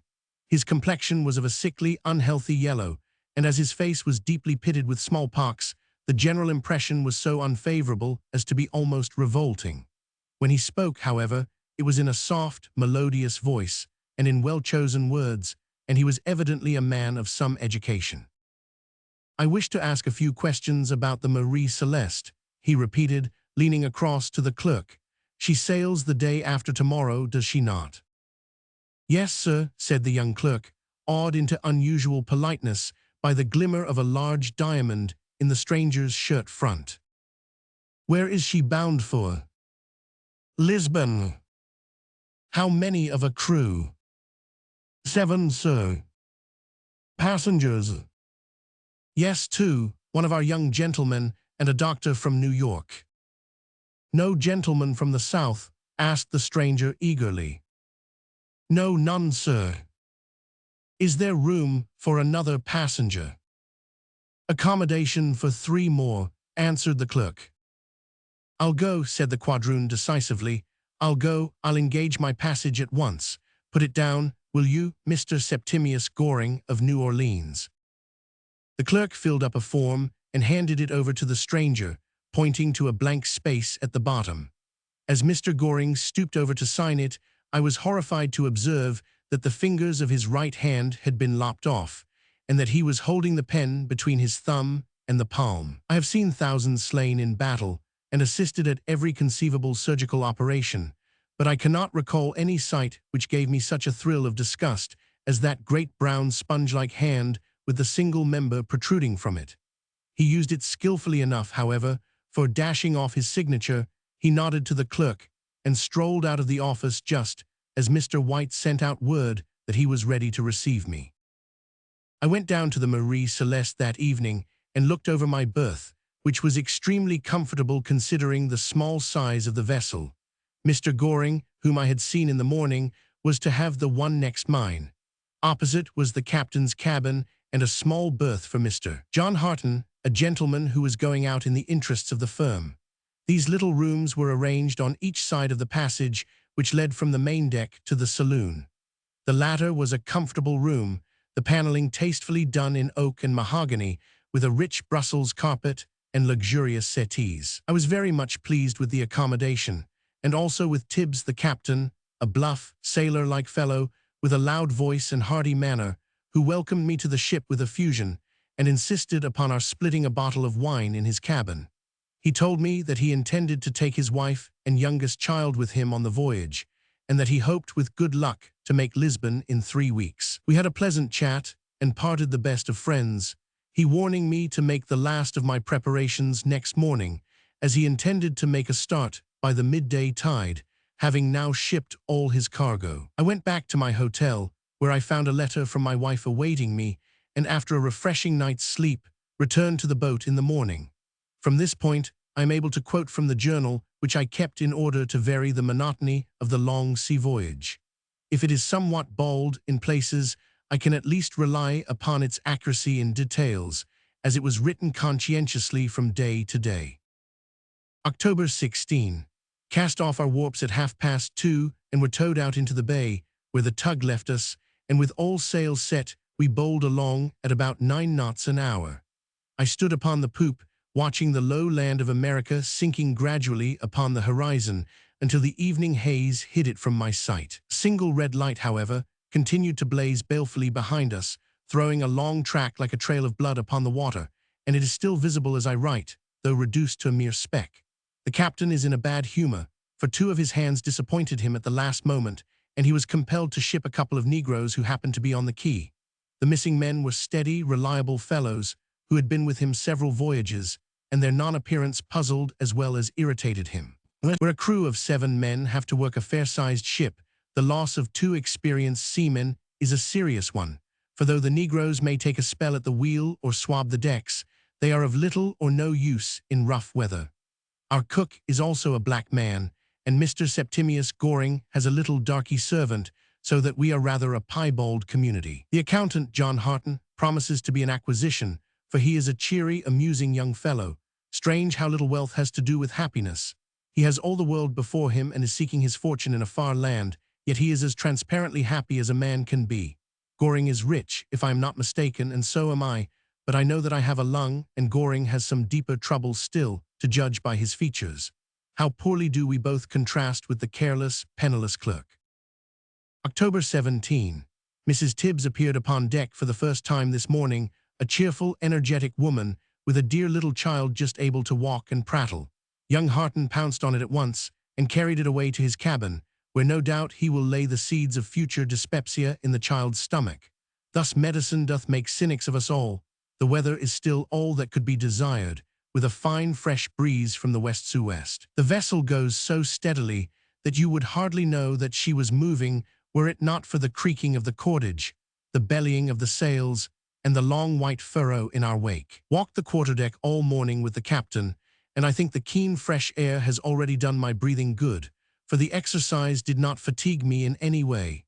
Tibbs is a remarkably intelligent man, and we had an interesting argument about Maury's observations on ocean currents, which we terminated by going down into his cabin to consult the original work. There we found Goring, rather to the captain's surprise, as it is not usual for passengers to enter that sanctum unless specially invited. He apologized for his intrusion, however, pleading his ignorance of the usages of ship life, and the good-natured sailor simply laughed at the incident, begging him to remain and favor us with his company. Goring pointed to the chronometers, the case of which he had opened, and remarked that he had been admiring them. He has evidently some practical knowledge of mathematical instruments, as he told at a glance which was the most trustworthy of the three, and also named their price within a few dollars. He had a discussion with the captain, too, upon the variation of the compass, and when we came back to the ocean currents, he showed a thorough grasp of the subject. Altogether, he rather improves upon acquaintance, and is a man of decided culture and refinement. His voice harmonizes with his conversation, and both are the very antithesis of his face and figure. The noonday observation shows that we have run 220 miles. Towards evening the breeze freshened up, and the first mate ordered reefs to be taken in the topsails and topgallant sails in expectation of a windy night. I observe that the barometer has fallen to 29. I trust our voyage will not be a rough one, as I am a poor sailor, and my health would probably derive more harm than good from a stormy trip, though I have the greatest confidence in the captain's seamanship and in the soundness of the vessel. Played cribbage with Mrs. Tibbs after supper, and Harton gave us a couple of tunes on the violin. October 18. The gloomy prognostications of last night were not fulfilled, as the wind died away again, and we are lying now in a long greasy swell, ruffled here and there by a fleeting catspaw which is insufficient to fill the sails. The air is colder than it was yesterday, and I have put on one of the thick woolen jerseys which my wife knitted for me. Harton came into my cabin in the morning, and we had a cigar together.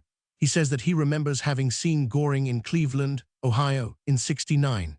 He was, it appears, a mystery then as now, wandering about without any visible employment and extremely reticent on his own affairs.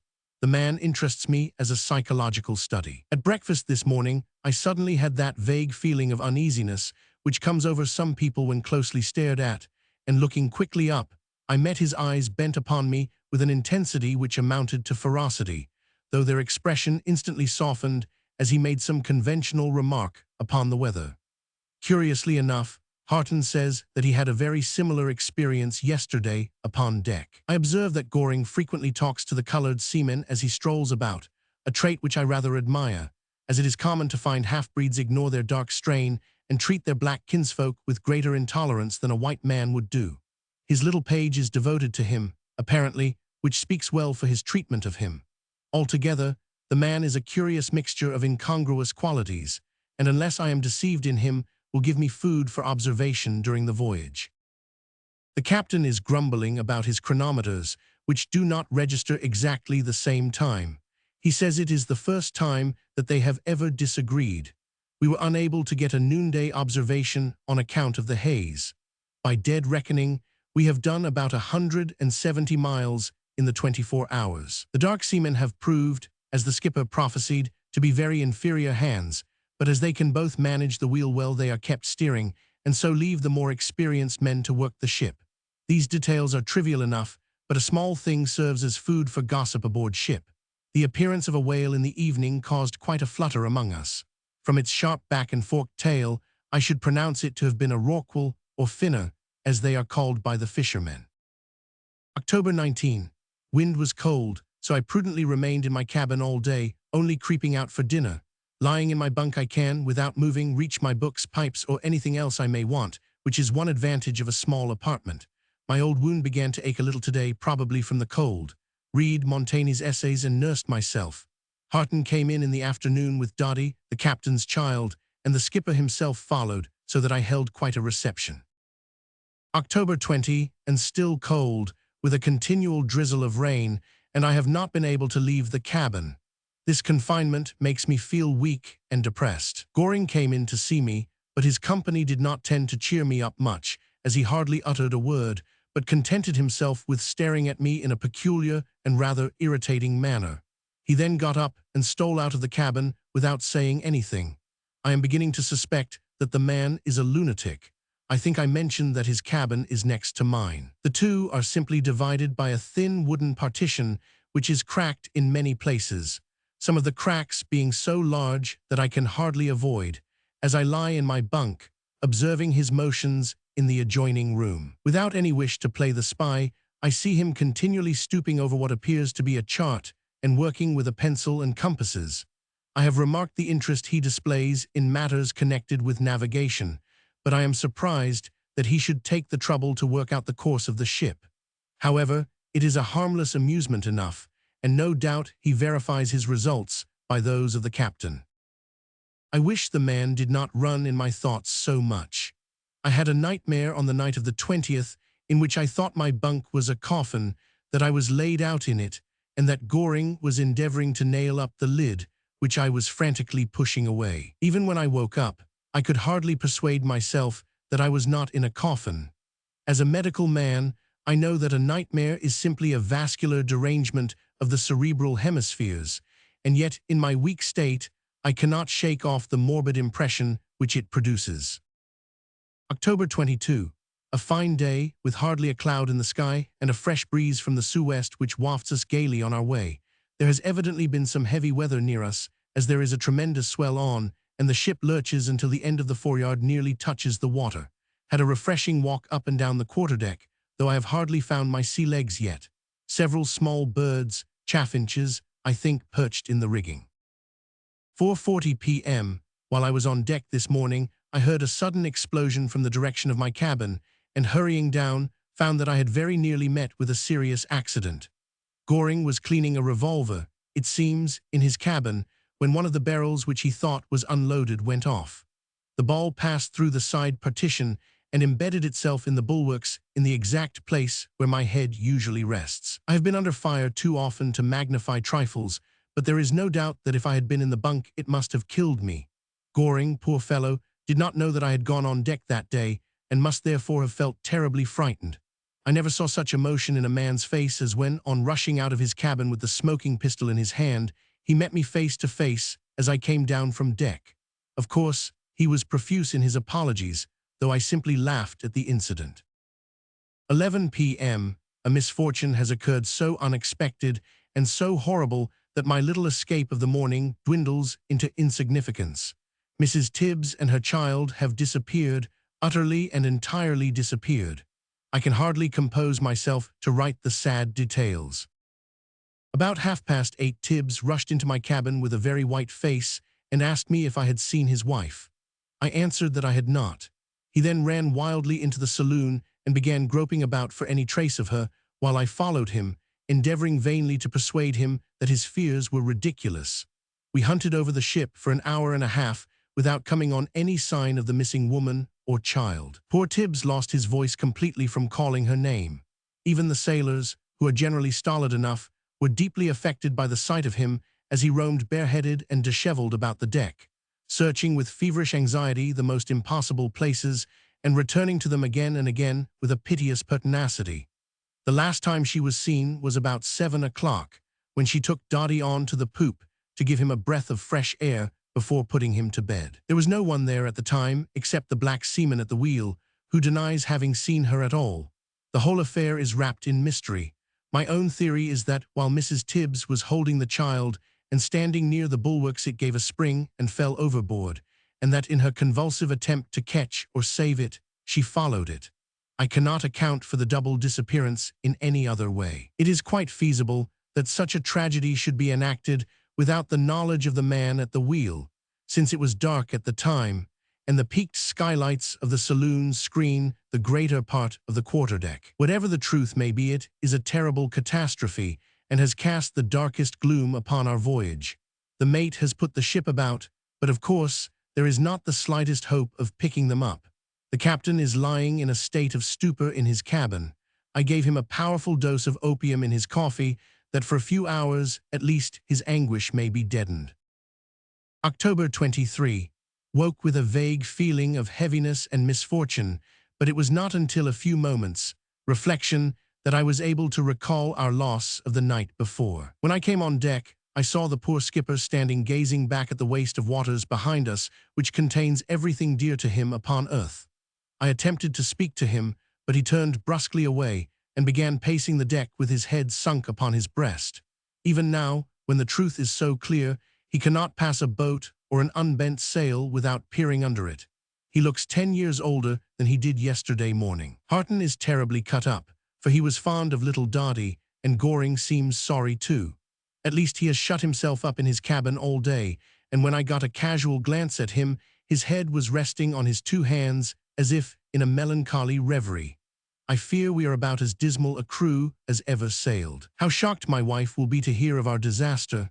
The swell has gone down now, and we are doing about 8 knots with all sails set and a nice little breeze. Hyson is practically in command of the ship, as Tibbs, though he does his best to bear up and keep a brave front, is incapable of applying himself to serious work. October 24. Is the ship accursed? Was there ever a voyage which began so fairly and which changed so disastrously? Tibbs shot himself through the head during the night. I was awakened about 3 o'clock in the morning by an explosion and immediately sprang out of bed and rushed into the captain's cabin to find out the cause, though with a terrible presentiment in my heart. Quickly as I went, Goring went more quickly still, for he was already in the cabin stooping over the dead body of the captain. It was a hideous sight, for the whole front of his face was blown in and the little room was swimming in blood. The pistol was lying beside him on the floor, just as it had dropped from his hand. He had evidently put it to his mouth before pulling the trigger. Goring and I picked him reverently up and laid him on his bed. The crew had all clustered into his cabin, and the 6 white men were deeply grieved, for they were old hands who had sailed with him many years. There were dark looks and murmurs among them too, and one of them openly declared that the ship was haunted. Harton helped to lay the poor skipper out, and we did him up in canvas between us. At 12 o'clock the foreyard was hauled aback, and we committed his body to the deep, Goring reading the Church of England burial service. The breeze has freshened up, and we have done 10 knots all day, and sometimes 12. The sooner we reach Lisbon and get away from this accursed ship, the better pleased shall I be. I feel as though we were in a floating coffin. Little wonder that the poor sailors are superstitious, when I, an educated man, feel it so strongly. October 25. Made a good run all day, feel listless and depressed. October 26. Goring, Harton, and I had a chat together on deck in the morning. Harton tried to draw Goring out as to his profession and his object in going to Europe, but the quadroon parried all his questions and gave us no information. Indeed, he seemed to be slightly offended by Harton's pertinacity and went down into his cabin. I wonder why we should both take such an interest in this man. I suppose it is his striking appearance, coupled with his apparent wealth, which piques our curiosity. Harton has a theory that he is really a detective, that he is after some criminal who has got away to Portugal, and that he chooses this peculiar way of traveling that he may arrive unnoticed and pounce upon his quarry unawares. I think the supposition is rather a far-fetched one, but Harton bases it upon a book which Goring left on deck, and which he picked up and glanced over. It was a sort of scrapbook, it seems, and contained a large number of newspaper cuttings. All these cuttings related to murders which had been committed at various times in the States during the last 20 years or so. The curious thing which Harton observed about them, however, was that they were invariably murders, the authors of which had never been brought to justice. They varied in every detail, he says, as to the manner of execution and the social status of the victim, but they uniformly wound up with the same formula that the murderer was still at large, though, of course, the police had every reason to expect his speedy capture. Certainly the incident seems to support Harton's theory, though it may be a mere whim of Goring's, or, as I suggested to Harton, he may be collecting materials for a book which shall outvie De Quincey. In any case, it is no business of ours. October 27, 28. Wine still fair, and we are making good progress. Strange how easily a human unit may drop out of its place and be forgotten. Tibbs is hardly ever mentioned now. Hyson has taken possession of his cabin, and all goes on as before. Were it not for Mrs. Tibbs's sewing machine upon a side table, we might forget that the unfortunate family had ever existed. Another accident occurred on board today, though fortunately not a very serious one. One of our white hands had gone down the afterhold to fetch up a spare coil of rope, when one of the hatches, which he had removed, came crashing down on the top of him. He saved his life by springing out of the way, but one of his feet was terribly crushed, and he will be of little use for the remainder of the voyage. He attributes the accident to the carelessness of his Negro companion, who had helped him to shift the hatches. The latter, however, puts it down to the roll of the ship. Whatever be the cause, it reduces our short-handed crew still further. This run of ill luck seems to be depressing Harton, for he has lost his usual good spirits and joviality. Goring is the only one who preserves his cheerfulness. I see him still working at his chart in his own cabin. His nautical knowledge would be useful should anything happen to Hyson, which God forbid. October 29, 30. Still bowling along with a fresh breeze, all quiet and nothing of note to chronicle. October 31. My weak lungs, combined with the exciting episodes of the voyage, have shaken my nervous system so much that the most trivial incident affects me. I can hardly believe that I am the same man who tied the external iliac artery, an operation requiring the nicest precision, under a heavy rifle fire at Antietam. I am as nervous as a child.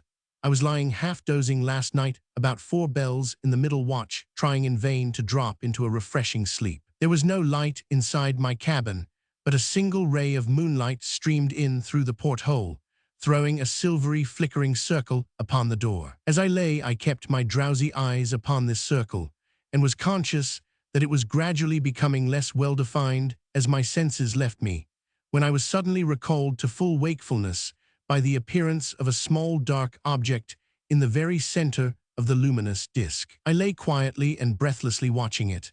Gradually it grew larger and plainer, and then I perceived that it was a human hand which had been cautiously inserted through the chink of the half-closed door, a hand which, as I observed with a thrill of horror, was not provided with fingers. The door swung cautiously backwards, and Goring's head followed his hand. It appeared in the center of the moonlight, and was framed as it were in a ghastly uncertain halo, against which his features showed out plainly. It seemed to me that I had never seen such an utterly fiendish and merciless expression upon a human face. His eyes were dilated and glaring, his lips drawn back so as to show his white fangs, and his straight black hair appeared to bristle over his low forehead like the hood of a cobra. The sudden and noiseless apparition had such an effect upon me that I sprang up in bed trembling in every limb, and held out my hand towards my revolver. I was heartily ashamed of my hastiness when he explained the object of his intrusion, as he immediately did in the most courteous language. He had been suffering from toothache, poor fellow, and had come in to beg some laudanum, knowing that I possessed a medicine chest. As to a sinister expression, he is never a beauty, and what with my state of nervous tension and the effect of the shifting moonlight, it was easy to conjure up something horrible. I gave him 20 drops, and he went off again with many expressions of gratitude. I can hardly say how much this trivial incident affected me. I have felt unstrung all day. A week's record of our voyage is here omitted, as nothing eventful occurred during the time, and my log consists merely of a few pages of unimportant gossip.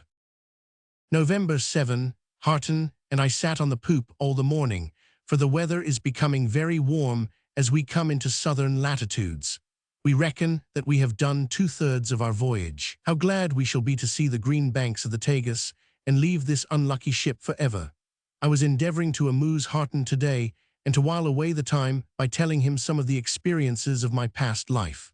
Among others, I related to him how I came into the possession of my black stone, and as a finale, I rummaged in the side pocket of my old shooting coat and produced the identical object in question. He and I were bending over it together, I pointing out to him the curious ridges upon its surface, when we were conscious of a shadow falling between us and the sun, and looking round saw Goring standing behind us, glaring over our shoulders at the stone. For some reason or other, he appeared to be powerfully excited, though he was evidently trying to control himself and to conceal his emotion. He pointed once or twice at my relic with his stubby thumb before he could recover himself sufficiently to ask what it was and how I obtained it, a question put in such a brusque manner that I should have been offended had I not known the man to be an eccentric. I told him the story very much as I had told it to Harton. He listened with the deepest interest, and then asked me if I had any idea what the stone was. I said I had not, beyond that it was meteoric. He asked me if I had ever tried its effect upon a Negro. I said I had not. "Come," said he, "we'll see what our black friend at the wheel thinks of it." He took the stone in his hand and went across to the sailor, and the two examined it carefully. I could see the man gesticulating and nodding his head excitedly as if making some assertion, while his face betrayed the utmost astonishment, mixed, I think, with some reverence. Goring came across the deck to us presently, still holding the stone in his hand. "He says it is a worthless, useless thing," he said, "and fit only to be chucked overboard," with which he raised his hand and would most certainly have made an end of my relic, had the black sailor behind him not rushed forward and seized him by the wrist. Finding himself secured, Goring dropped the stone and turned away with a very bad grace to avoid my angry remonstrances at his breach of faith. The black picked up the stone and handed it to me with a low bow and every sign of profound respect. The whole affair is inexplicable.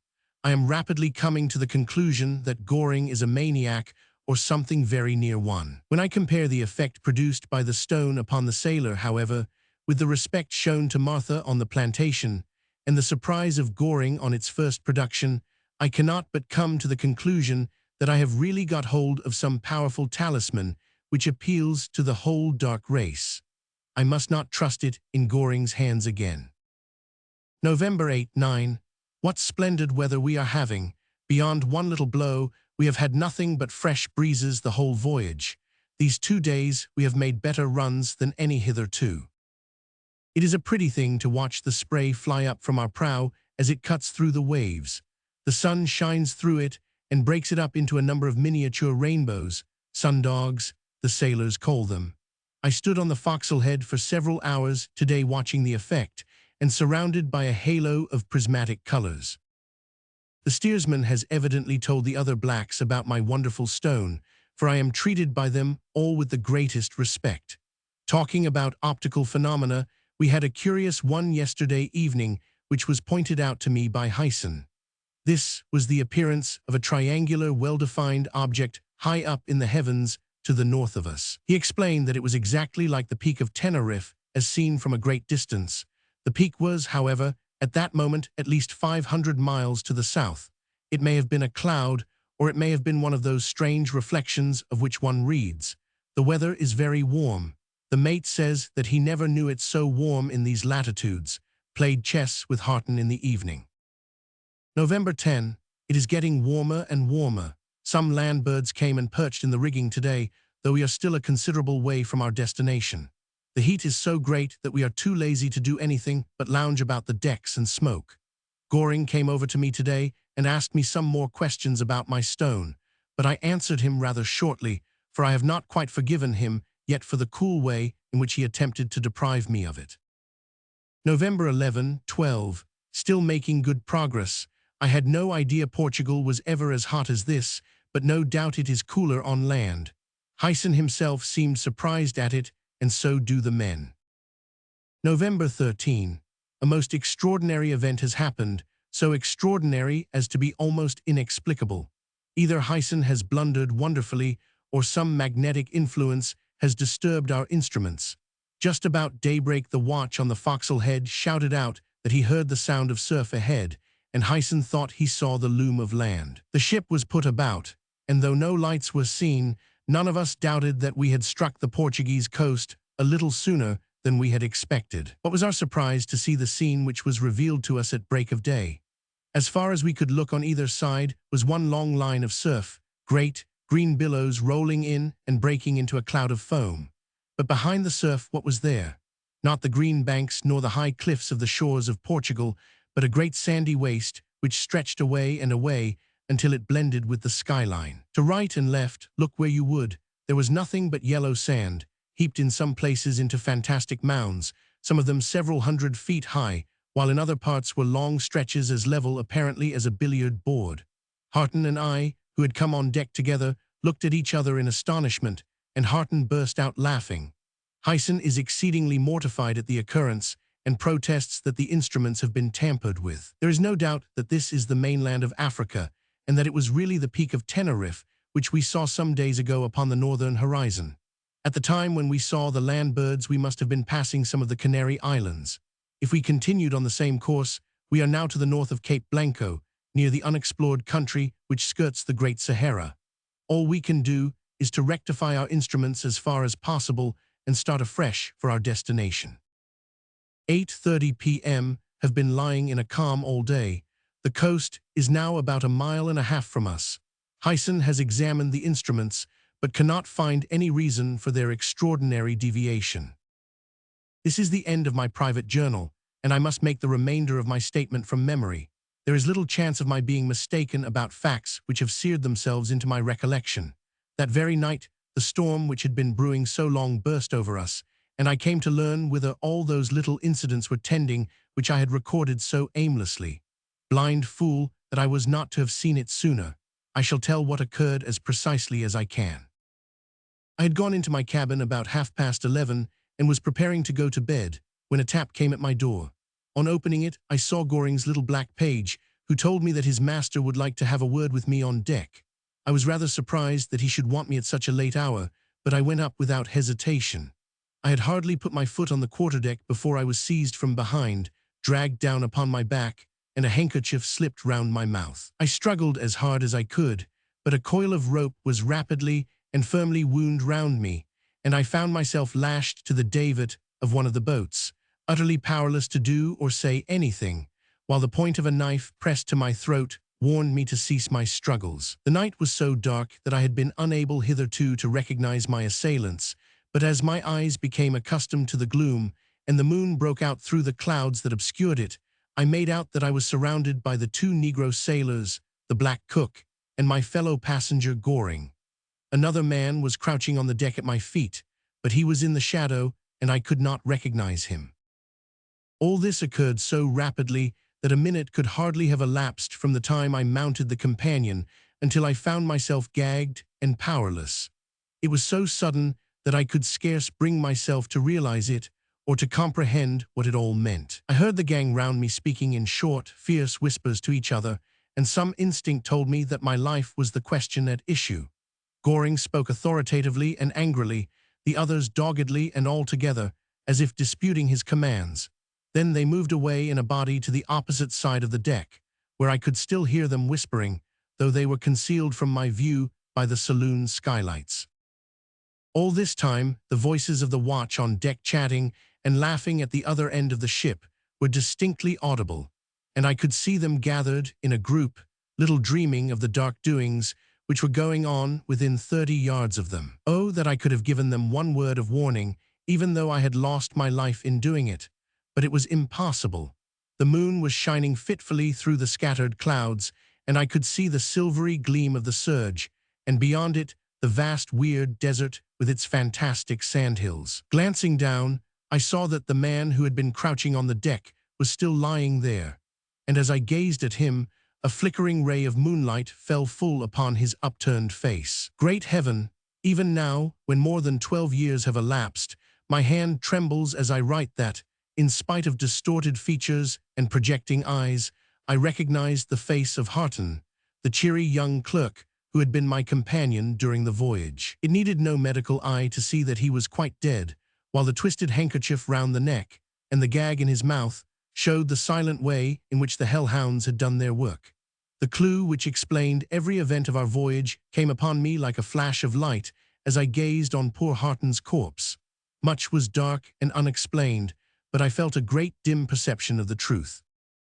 I heard the striking of a match at the other side of the skylights, and then I saw the tall, gaunt figure of Goring standing up on the bulwarks and holding in his hands what appeared to be a dark lantern. He lowered this for a moment over the side of the ship, and to my inexpressible astonishment, I saw it answered instantaneously by a flash among the sandhills on shore, which came and went so rapidly that unless I had been following the direction of Goring's gaze, I should never have detected it. Again he lowered the lantern, and again it was answered from the shore. He then stepped down from the bulwarks, and in doing so slipped, making such a noise that for a moment my heart bounded with the thought that the attention of the watch would be directed to his proceedings. It was a vain hope. The night was calm and the ship motionless, so that no idea of duty kept them vigilant. Hyson, who after the death of Tibbs was in command of both watches, had gone below to snatch a few hours' sleep, and the boatswain who was left in charge was standing with the other two men at the foot of the foremast. Powerless, speechless, with the cords cutting into my flesh and the murdered man at my feet, I awaited the next act in the tragedy. The four ruffians were standing up now at the other side of the deck. The cook was armed with some sort of a cleaver, the others had knives, and Goring had a revolver. They were all leaning against the rail and looking out over the water as if watching for something. I saw one of them grasp another's arm and point as if at some object, and following the direction, I made out the loom of a large moving mass making towards the ship. As it emerged from the gloom, I saw that it was a great canoe crammed with men and propelled by at least a score of paddles. As it shot under our stern, the watch caught sight of it also, and raising a cry hurried aft. They were too late, however. A swarm of gigantic Negroes clambered over the quarter, and led by Goring swept down the deck in an irresistible torrent. All opposition was overpowered in a moment. The unarmed watch were knocked over and bound, and the sleepers dragged out of their bunks and secured in the same manner. Hyson made an attempt to defend the narrow passage leading to his cabin, and I heard a scuffle and his voice shouting for assistance. There was none to assist, however, and he was brought on to the poop with the blood streaming from a deep cut in his forehead. He was gagged like the others, and a council was held upon our fate by the Negroes. I saw our black seamen pointing towards me and making some statement, which was received with murmurs of astonishment and incredulity by the savages. One of them then came over to me, and plunging his hand into my pocket, took out my black stone and held it up. He then handed it to a man who appeared to be a chief, who examined it as minutely as the light would permit, and muttering a few words passed it on to the warrior beside him, who also scrutinized it and passed it on until it had gone from hand to hand round the whole circle. The chief then said a few words to Goring in the native tongue, on which the quadroon addressed me in English. At this moment I seemed to see the scene. The tall masts of the ship with the moonlight streaming down, silvering the yards and bringing the network of cordage into hard relief, the group of dusky warriors leaning on their spears, the dead man at my feet, the line of white-faced prisoners, and in front of me the loathsome half-breed, looking in his white linen and elegant clothes, a strange contrast to his associates. "You will bear me witness," he said in his softest accents, "that I am no party to sparing your life. If it rested with me, you would die as these other men are about to do. I have no personal grudge against either you or them, but I have devoted my life to the destruction of the white race, and you are the first that has ever been in my power and has escaped me. You may thank that stone of yours for your life. These poor fellows reverence it, and indeed, if it really be what they think it is, they have cause. Should it prove when we get ashore that they are mistaken, and that its shape and material is a mere chance, nothing can save your life. In the meantime, we wish to treat you well, so if there are any of your possessions which you would like to take with you, you are at liberty to get them." As he finished, he gave a sign, and a couple of the Negroes unbound me, though without removing the gag. I was led down into the cabin, where I put a few valuables into my pockets, together with a pocket compass and my journal of the voyage. They then pushed me over the side into a small canoe, which was lying beside the large one, and my guards followed me, and shoving off began paddling for the shore. We had got about 100 yards or so from the ship when our steersman held up his hand, and the paddlers paused for a moment and listened. Then on the silence of the night, I heard a sort of dull, moaning sound, followed by a succession of splashes in the water. That is all I know of the fate of my poor shipmates. Almost immediately afterwards, the large canoe followed us, and the deserted ship was left drifting about, a dreary, spectre-like hulk. Nothing was taken from her by the savages. The whole fiendish transaction was carried through as decorously and temperately as though it were a religious rite. The first grey of daylight was visible in the east as we passed through the surge and reached the shore. Leaving half a dozen men with the canoes, the rest of the Negroes set off through the sandhills, leading me with them, but treating me very gently and respectfully. It was difficult walking, as we sank over our ankles into the loose, shifting sand at every step, and I was nearly dead beat by the time we reached the native village, or town rather, for it was a place of considerable dimensions. The houses were conical structures, not unlike beehives, and were made of compressed seaweed cemented over with a rude form of mortar, there being neither stick nor stone upon the coast, nor anywhere within many hundreds of miles. As we entered the town, an enormous crowd of both sexes came swarming out to meet us, beating tom-toms and howling and screaming. On seeing me, they redoubled their yells and assumed a threatening attitude, which was instantly quelled by a few words shouted by my escort. A buzz of wonder succeeded the war cries and yells of the moment before, and the whole dense mass proceeded down the broad central street of the town, having my escort and myself in the center. My statement hitherto may seem so strange as to excite doubt in the minds of those who do not know me, but it was the fact which I am now about to relate which caused my own brother-in-law to insult me by disbelief. I can but relate the occurrence in the simplest words, and trust to chance and time to prove their truth. In the center of this main street, there was a large building, formed in the same primitive way as the others, but towering high above them. A stockade of beautifully polished ebony rails was planted all round it. The framework of the door was formed by two magnificent elephants' tusks sunk in the ground on each side and meeting at the top, and the aperture was closed by a screen of native cloth richly embroidered with gold. We made our way to this imposing-looking structure, but on reaching the opening in the stockade, the multitude stopped and squatted down upon their hams, while I was led through into the enclosure by a few of the chiefs and elders of the tribe, Goring accompanying us, and in fact directing the proceedings. On reaching the screen which closed the temple, for such it evidently was, my hat and my shoes were removed, and I was then led in, a venerable old Negro leading the way carrying in his hand my stone, which had been taken from my pocket. The building was only lit up by a few long slits in the roof, through which the tropical sun poured, throwing broad golden bars upon the clay floor, alternating with intervals of darkness. The interior was even larger than one would have imagined from the outside appearance. The walls were hung with native mats, shells, and other ornaments, but the remainder of the great space was quite empty, with the exception of a single object in the center. This was the figure of a colossal Negro, which I at first thought to be some real king or high priest of titanic size, but as I approached it, I saw by the way in which the light was reflected from it that it was a statue admirably cut in jet-black stone. I was led up to this idol, for such it seemed to be, and looking at it closer I saw that though it was perfect in every other respect, one of its ears had been broken short off.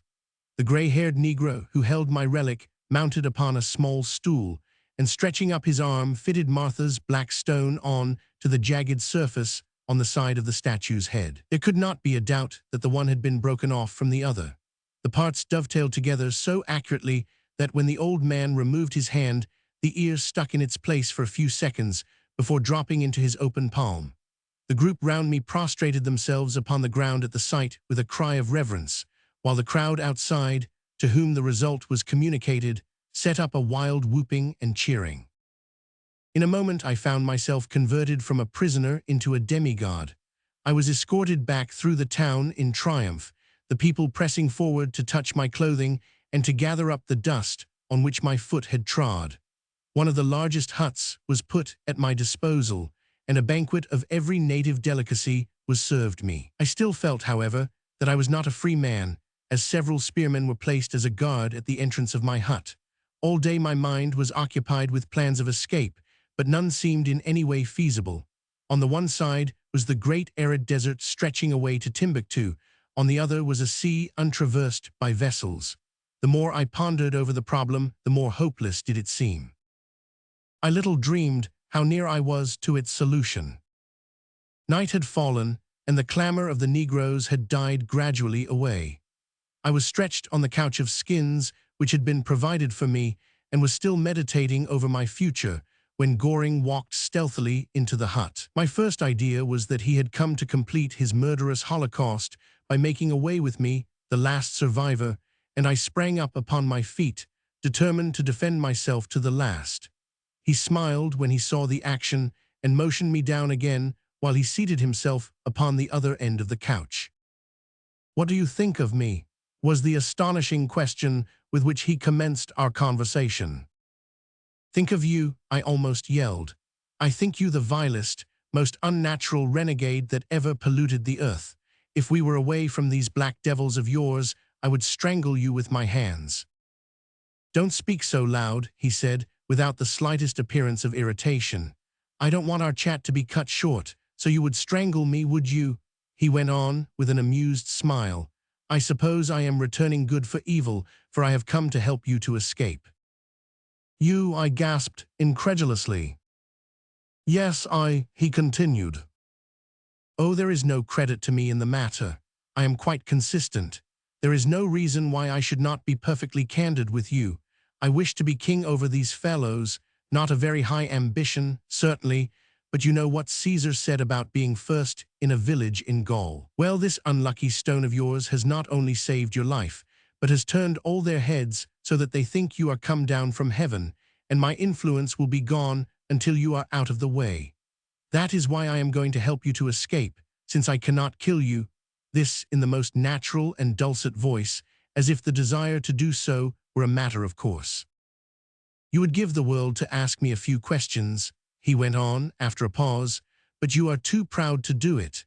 Never mind, I'll tell you one or two things, because I want your fellow white men to know them when you go back, if you are lucky enough to get back. About that cursed stone of yours, for instance. These Negroes, or at least so the legend goes, were Mahometans originally. While Mahomet himself was still alive, there was a schism among his followers, and the smaller party moved away from Arabia and eventually crossed Africa. They took away with them, in their exile, a valuable relic of their old faith in the shape of a large piece of the Black Stone of Mecca. The stone was a meteoric one, as you may have heard, and in its fall upon the earth it broke into two pieces. One of these pieces is still at Mecca. The larger piece was carried away to Barbary, where a skillful worker modeled it into the fashion which you saw today. These men are the descendants of the original seceders from Mahomet, and they have brought their relic safely through all their wanderings until they settled in this strange place, where the desert protects them from their enemies." "And the ear?" I asked, almost involuntarily. "Oh, that was the same story over again. Some of the tribe wandered away to the south a few hundred years ago, and one of them, wishing to have good luck for the enterprise, got into the temple at night and carried off one of the ears. There has been a tradition among the Negroes ever since that the ear would come back someday.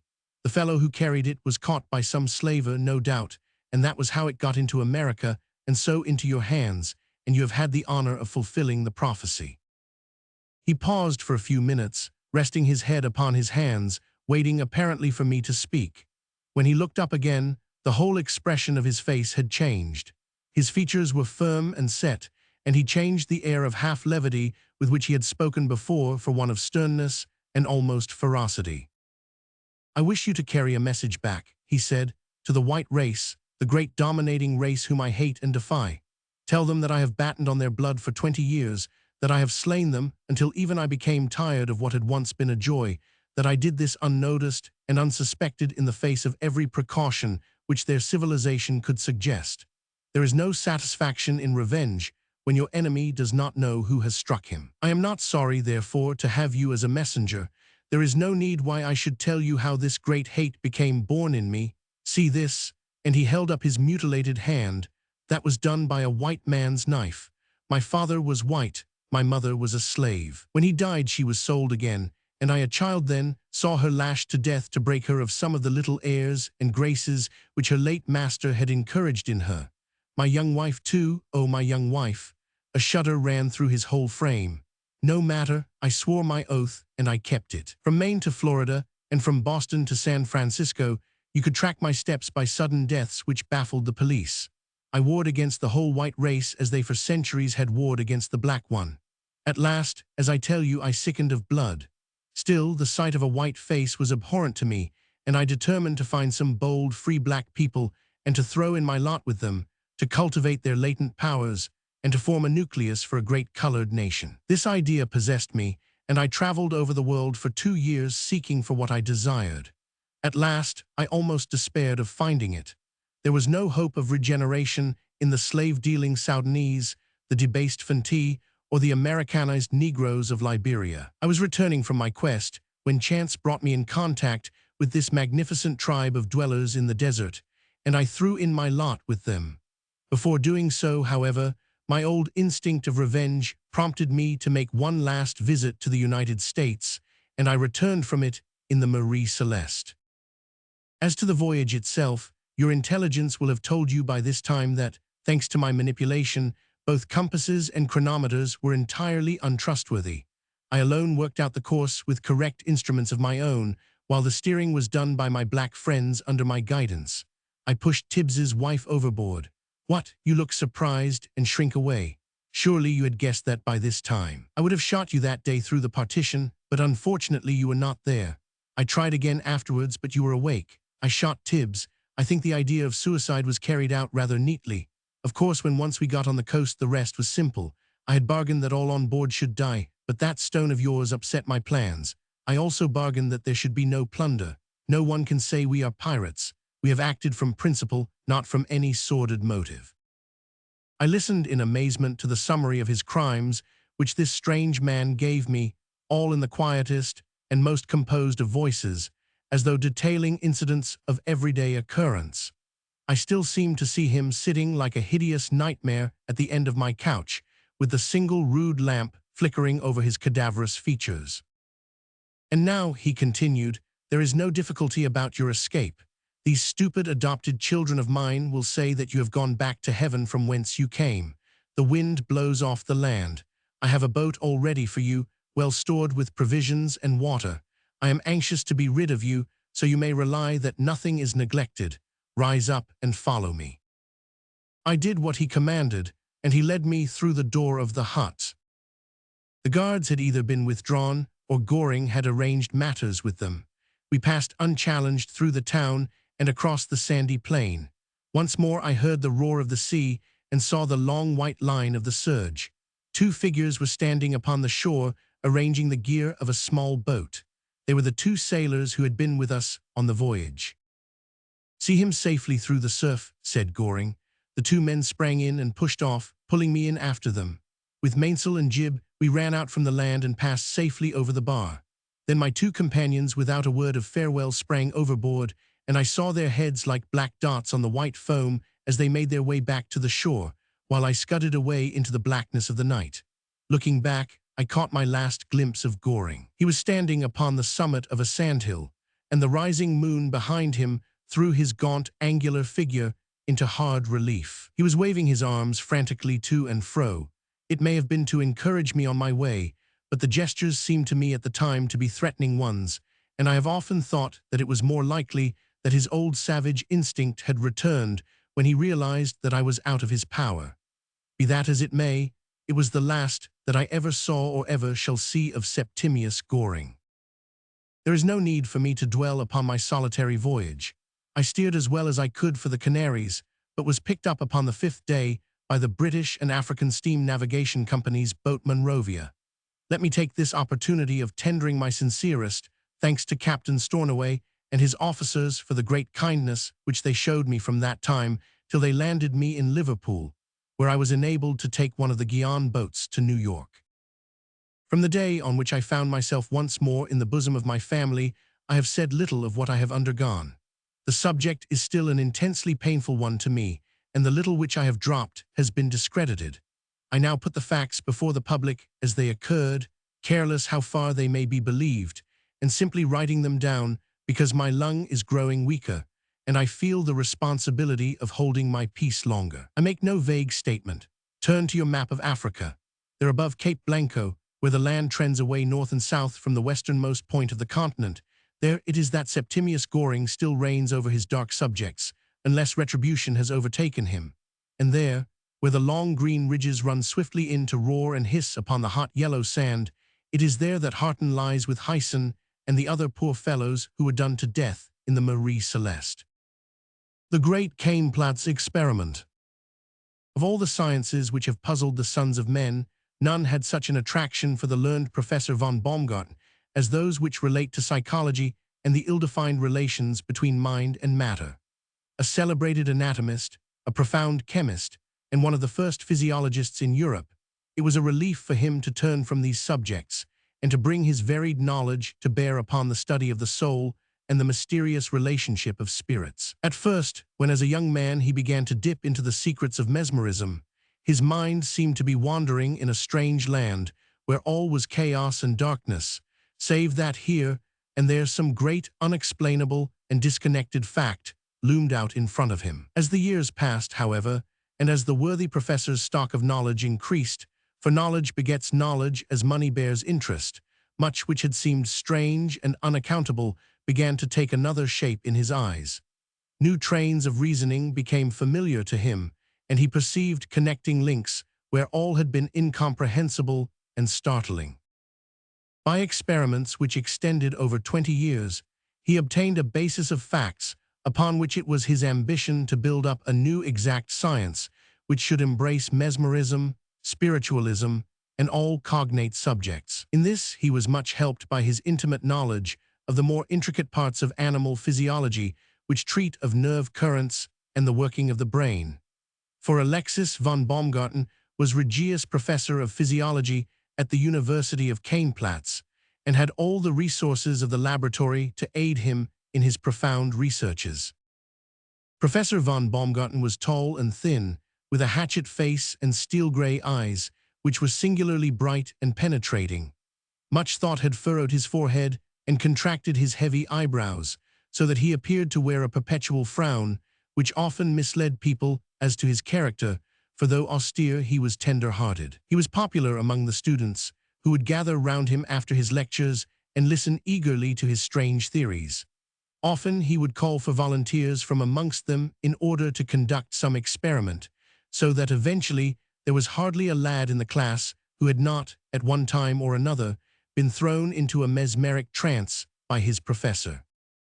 Of all these young devotees of science, there was none who equaled, in enthusiasm, Fritz von Hartmann. It had often seemed strange to his fellow students that wild, reckless Fritz, as dashing a young fellow as ever hailed from the Rhinelands, should devote the time and trouble which he did in reading up abstruse works and in assisting the professor in his strange experiments. The fact was, however, that Fritz was a knowing and long-headed fellow. Months before he had lost his heart to young Elise, the blue-eyed, yellow-haired daughter of the lecturer. Although he had succeeded in learning from her lips that she was not indifferent to his suit, he had never dared to announce himself to her family as a formal suitor. Hence he would have found it a difficult matter to see his young lady had he not adopted the expedient of making himself useful to the professor. By this means, he frequently was asked to the old man's house, where he willingly submitted to be experimented upon in any way as long as there was a chance of his receiving one bright glance from the eyes of Elise or one touch of her little hand. Young Fritz von Hartmann was a handsome lad enough. There were broad acres, too, which would descend to him when his father died.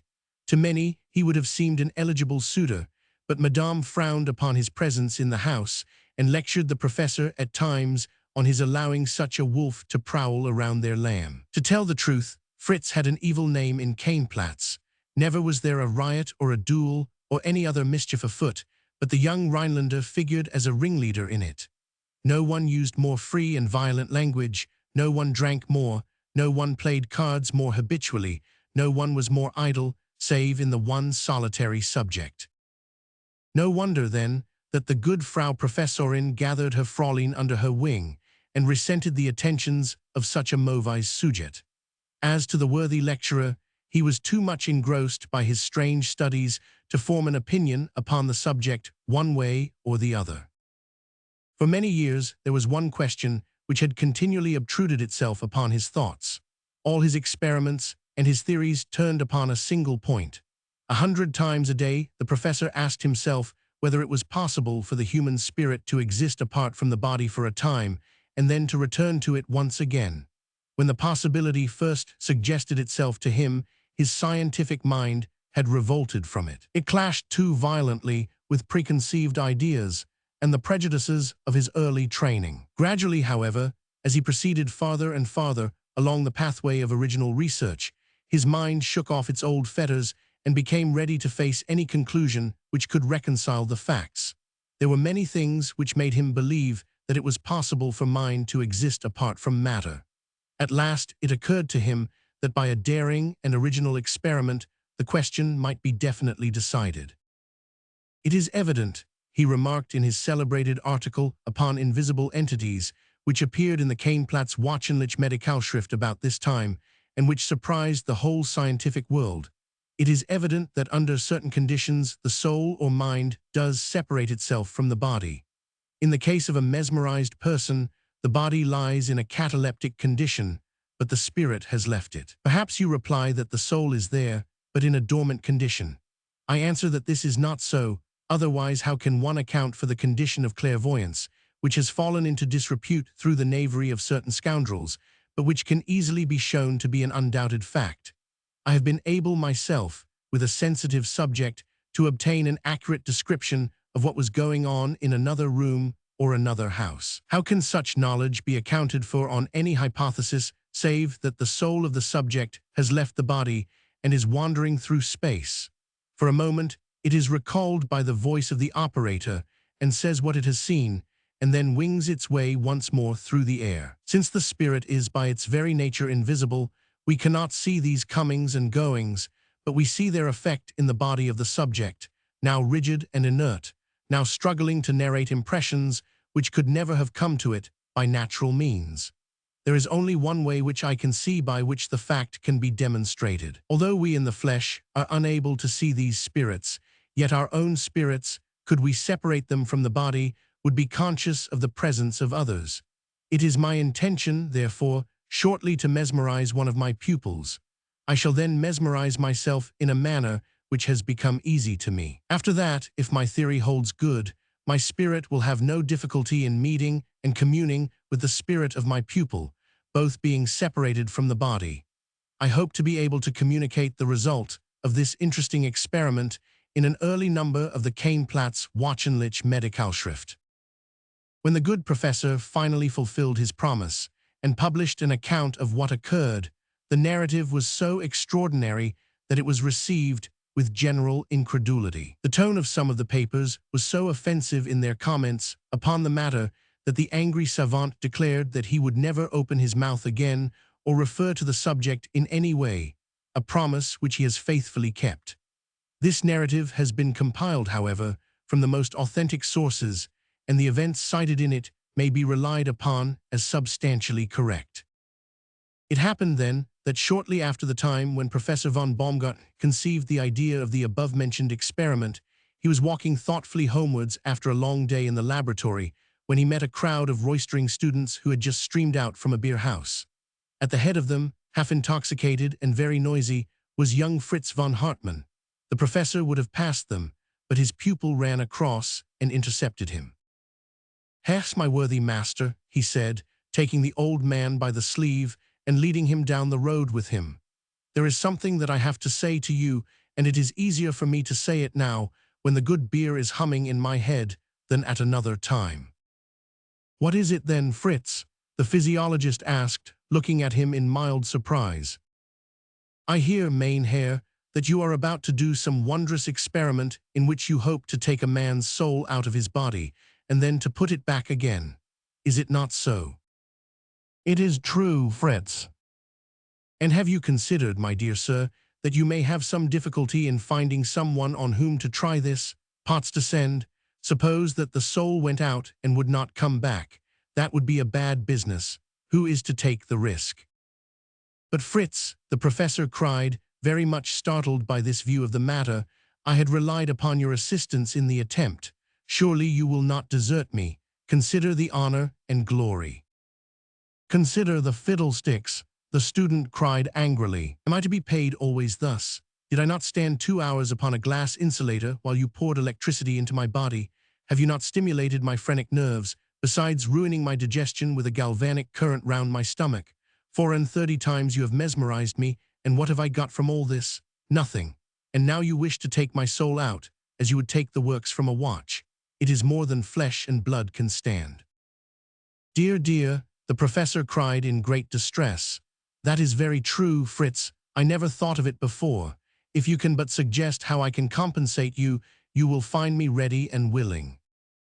Then listen, said Fritz solemnly.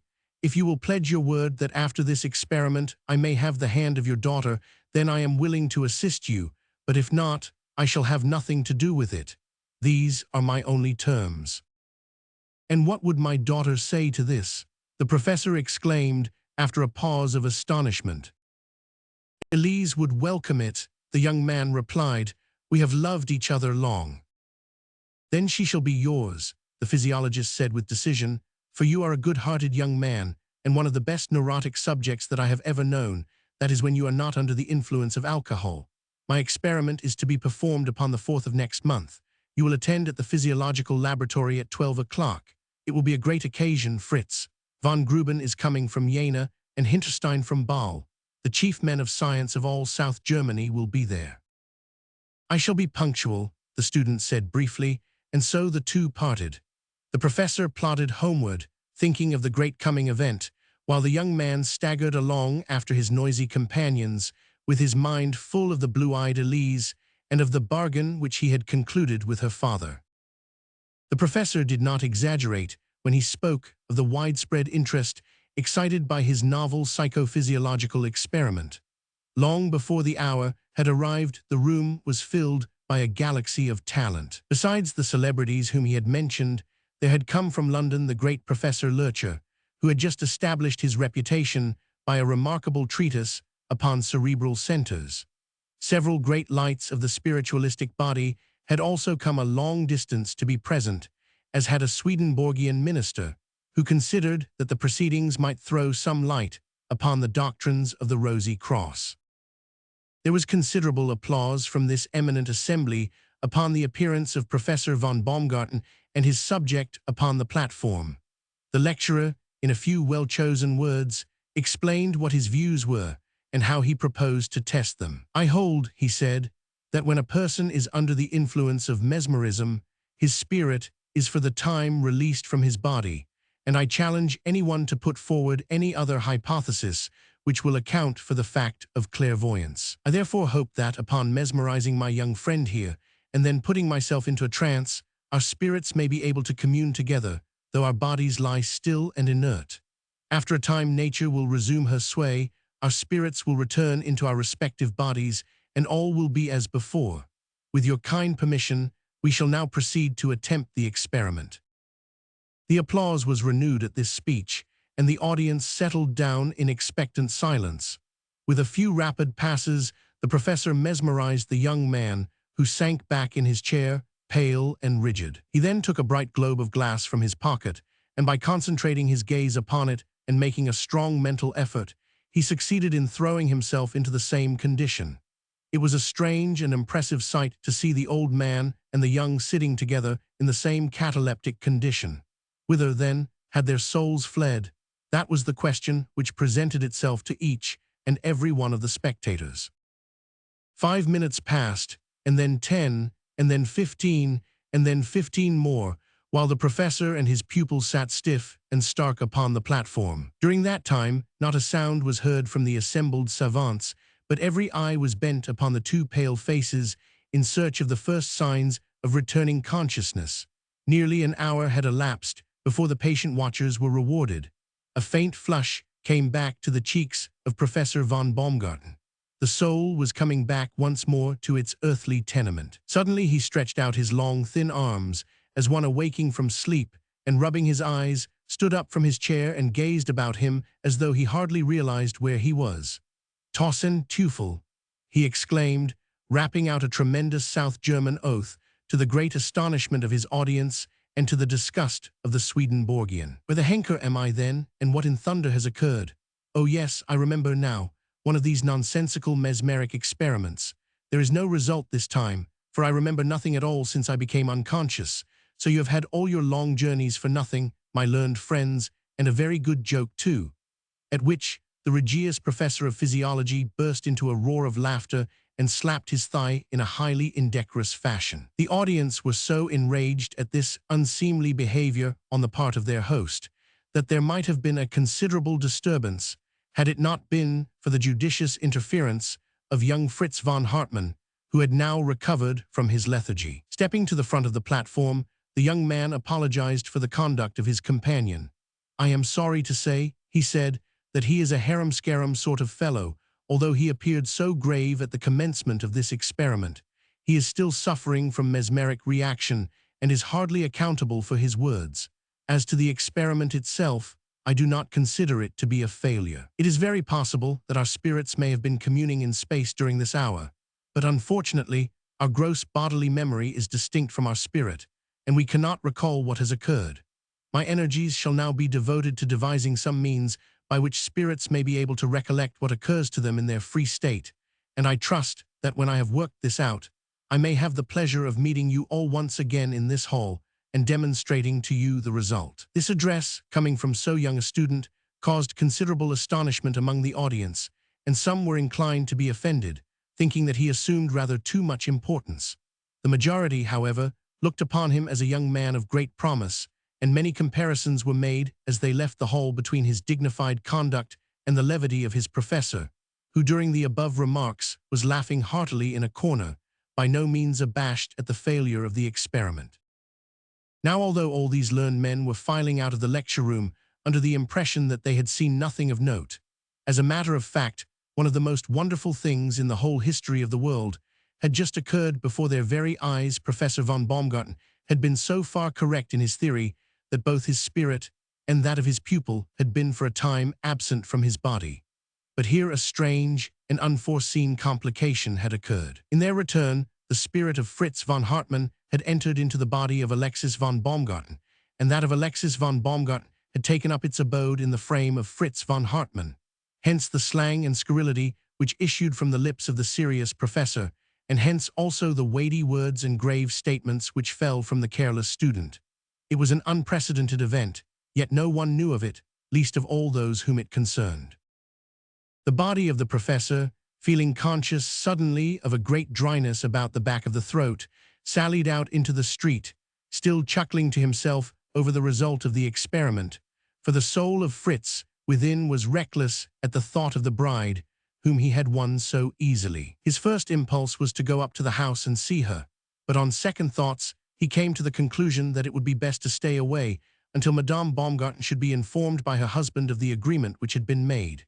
He therefore made his way down to the Gruner Mann, which was one of the favorite trysting places of the Wilder students, and ran, boisterously waving his cane in the air, into the little parlor, where sat Spiegler and Muller and half a dozen other boon companions. "Ha ha, my boys," he shouted. "I knew I should find you here. Drink up, every one of you, and call for what you like, for I'm going to stand treat today." Had the green man who is depicted upon the signpost of that well-known inn suddenly marched into the room and called for a bottle of wine, the students could not have been more amazed than they were by this unexpected entry of their revered professor. They were so astonished that for a minute or two they glared at him in utter bewilderment, without being able to make any reply to his hearty invitation. "Donner und Blitzen," shouted the professor angrily. "What the deuce is the matter with you then? You sit there like a set of stuck pigs staring at me. What is it then?" "It is the unexpected honor," stammered Spiegel, who was in the chair. "Honor rubbish," said the professor testily.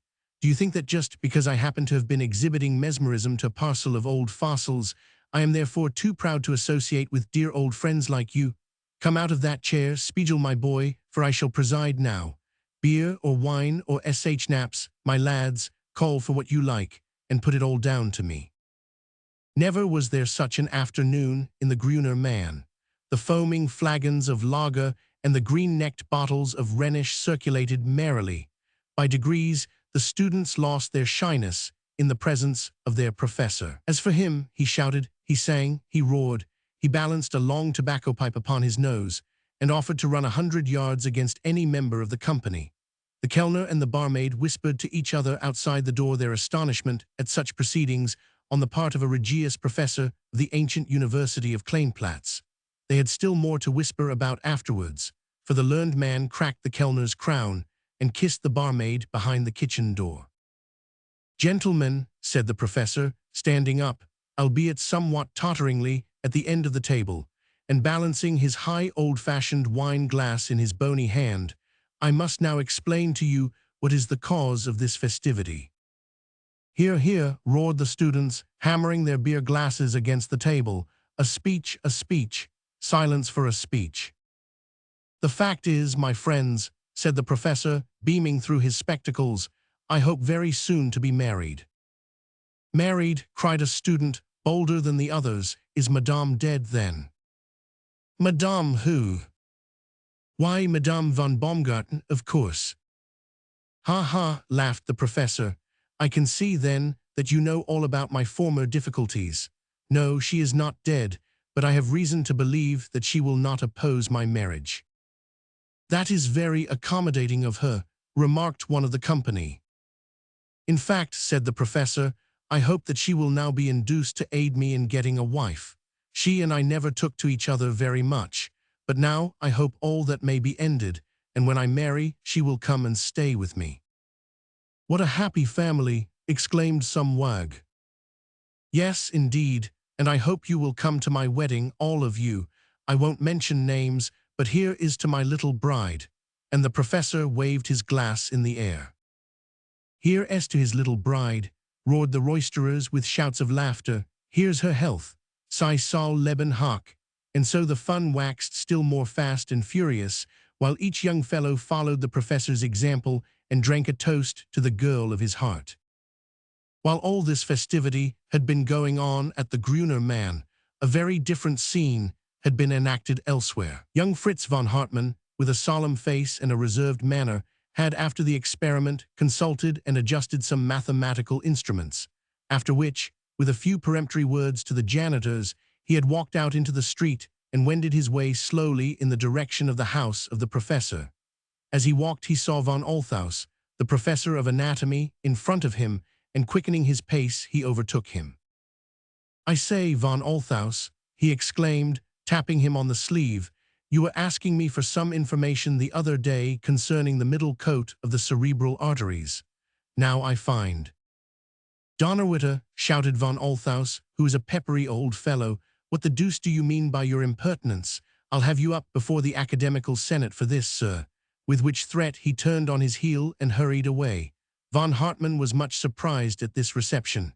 "It's on account of this failure of my experiment," he said to himself, and continued moodily on his way. Fresh surprises were in store for him, however. He was hurrying along when he was overtaken by two students. These youths, instead of raising their caps or showing any other sign of respect, gave a wild whoop of delight the instant that they saw him, and rushing at him, seized him by each arm and commenced dragging him along with them. "Gott in Himmel," roared von Hartmann, "what is the meaning of this unparalleled insult? Where are you taking me?" "To crack a bottle of wine with us," said the two students. "Come along, that is an invitation which you have never refused." "I never heard of such insolence in my life," cried von Hartmann. "Let go my arms, I shall certainly have you rusticated for this. Let me go, I say," and he kicked furiously at his captors. "Oh, if you choose to turn ill-tempered, you may go where you like," the student said, releasing him. "We can do very well without you." "I know you, I'll pay you out," said von Hartmann furiously, and continued in the direction which he imagined to be his own home, much incensed at the two episodes which had occurred to him on the way. Now Madame von Baumgarten, who was looking out of the window and wondering why her husband was late for dinner, was considerably astonished to see the young student come stalking down the road. As already remarked, she had a great antipathy to him, and if ever he ventured into the house it was on sufferance and under the protection of the professor. Still more astonished was she, therefore, when she beheld him undo the wicket gate and stride up the garden path with the air of one who is master of the situation. She could hardly believe her eyes, and hastened to the door with all her maternal instincts up in arms. From the upper windows, the fair Elise had also observed this daring move upon the part of her lover, and her heart beat quick with mingled pride and consternation. "Good day, sir," Madame Baumgarten remarked to the intruder, as she stood in gloomy majesty in the open doorway. "A very fine day indeed, Martha," returned the other. "Now, don't stand there like a statue of Juno, but bustle about and get the dinner ready, for I am well-nigh starved." "Martha, dinner!" ejaculated the lady, falling back in astonishment. "Yes, dinner, Martha, dinner," howled von Hartmann, who was becoming irritable. "Is there anything wonderful in that request when a man has been out all day? I'll wait in the dining room. Anything will do. Schinken and sausage and prunes, any little thing that happens to be about. There you are, standing staring again. Woman, will you or will you not stir your legs?" This last address, delivered with a perfect shriek of rage, had the effect of sending good Madame Baumgarten flying along the passage and through the kitchen, where she locked herself up in the scullery and went into violent hysterics. In the meantime, von Hartmann strode into the room and threw himself down upon the sofa in the worst of tempers. "Elise," he shouted, "confound the girl, Elise." Thus roughly summoned, the young lady came timidly downstairs and into the presence of her lover.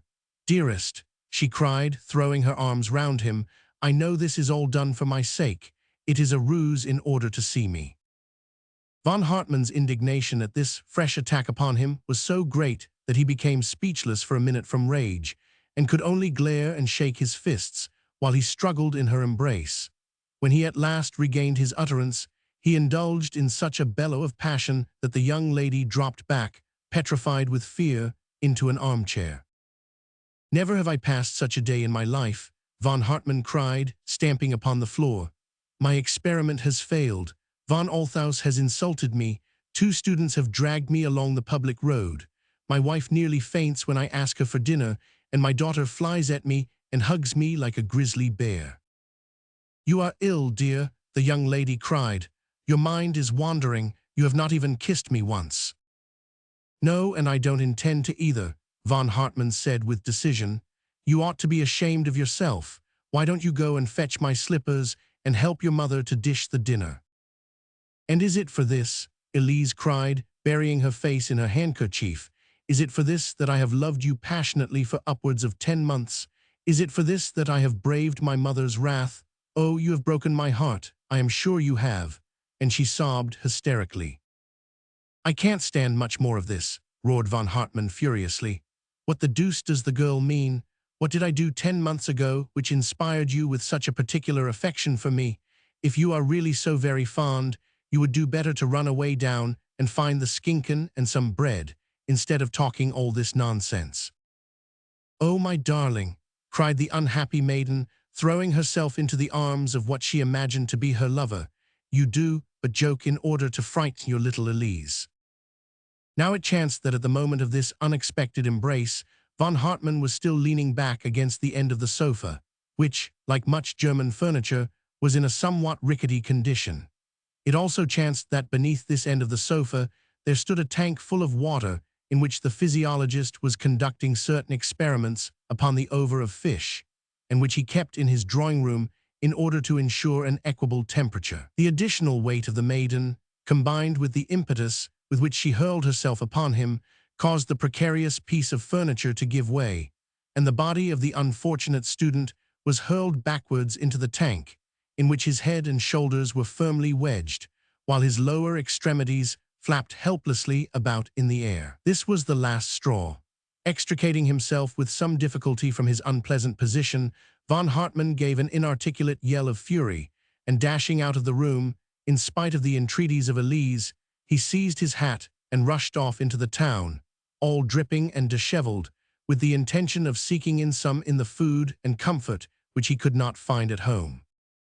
As the spirit of von Baumgarten, encased in the body of von Hartmann, strode down the winding pathway which led down to the little town, brooding angrily over his many wrongs, he became aware that an elderly man was approaching him who appeared to be in an advanced state of intoxication. Von Hartmann waited by the side of the road and watched this individual, who came stumbling along, reeling from one side of the road to the other, and singing a student song in a very husky and drunken voice. At first his interest was merely excited by the fact of seeing a man of so venerable an appearance in such a disgraceful condition, but as he approached nearer, he became convinced that he knew the other well, though he could not recall when or where he had met him.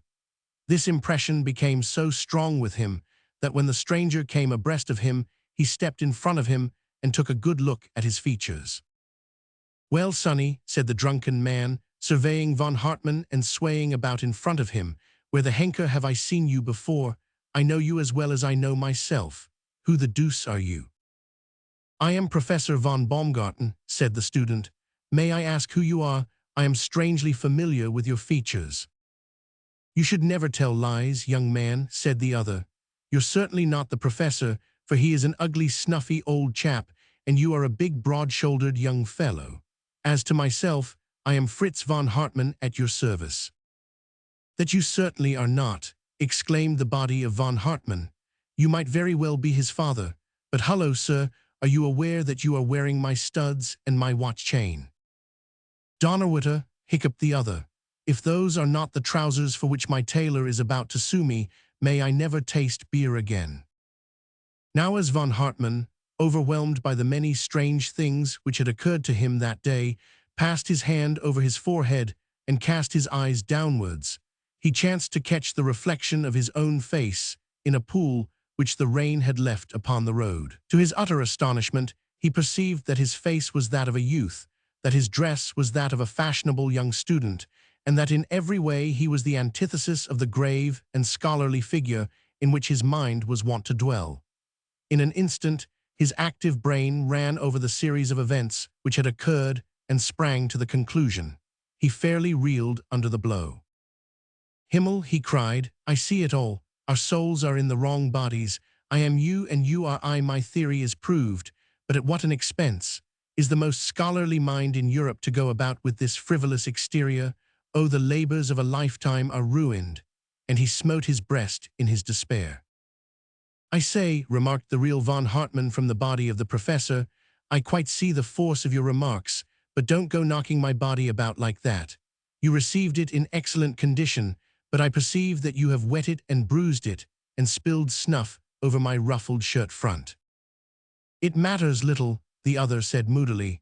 "Such as we are, so must we stay. My theory is triumphantly proved, but the cost is terrible." "If I thought so," said the spirit of the student, "it would be hard indeed. What could I do with these stiff old limbs, and how could I woo Elise and persuade her that I was not her father? No, thank heaven, in spite of the beer which has upset me more than ever it could upset my real self, I can see a way out of it." "How?" gasped the professor. "Why, by repeating the experiment. Liberate our souls once more, and the chances are that they will find their way back into their respective bodies." No drowning man could clutch more eagerly at a straw than did von Baumgarten's spirit at this suggestion. In feverish haste, he dragged his own frame to the side of the road and threw it into a mesmeric trance. He then extracted the crystal ball from the pocket and managed to bring himself into the same condition. Some students and peasants who chanced to pass during the next hour were much astonished to see the worthy professor of physiology and his favorite student both sitting upon a very muddy bank and both completely insensible. Before the hour was up, quite a crowd had assembled, and they were discussing the advisability of sending for an ambulance to convey the pair to hospital, when the learned savant opened his eyes and gazed vacantly around him. For an instant he seemed to forget how he had come there, but next moment he astonished his audience by waving his skinny arms above his head and crying out in a voice of rapture, "Gott sei Dank, I'm myself again. I feel I am." Nor was the amazement lessened when the student, springing to his feet, burst into the same cry, and the two performed a sort of pas de joie in the middle of the road. For some time after that people had some suspicion of the sanity of both the actors in this strange episode.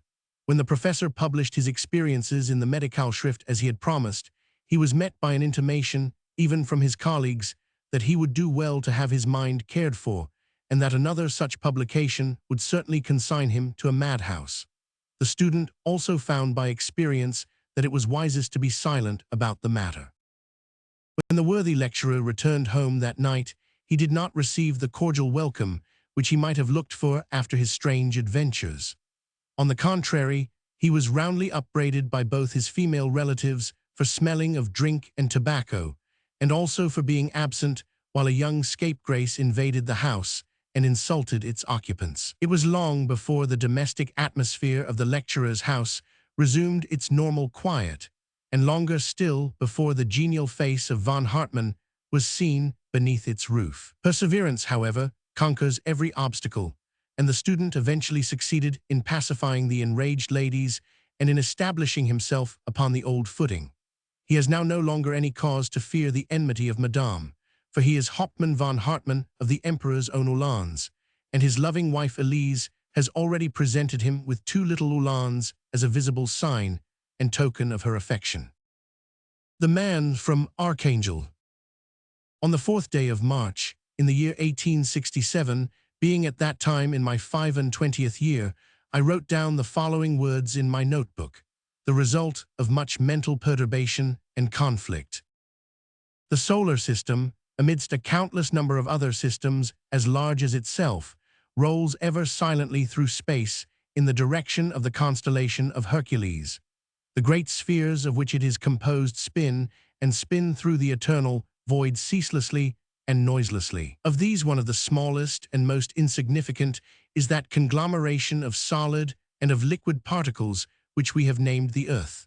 It whirls onwards now as it has done before my birth, and will do after my death, a revolving mystery, coming none know whence, and going none know whither. Upon the outer crust of this moving mass crawl many mites, of whom I, John 1000 Vidi, am one, helpless, impotent, being dragged aimlessly through space. Yet such is the state of things amongst us, that the little energy and glimmering of reason which I possess is entirely taken up with the labors which are necessary in order to procure certain metallic discs, wherewith I may purchase the chemical elements necessary to build up my ever-wasting tissues, and keep a roof over me to shelter me from the inclemency of the weather.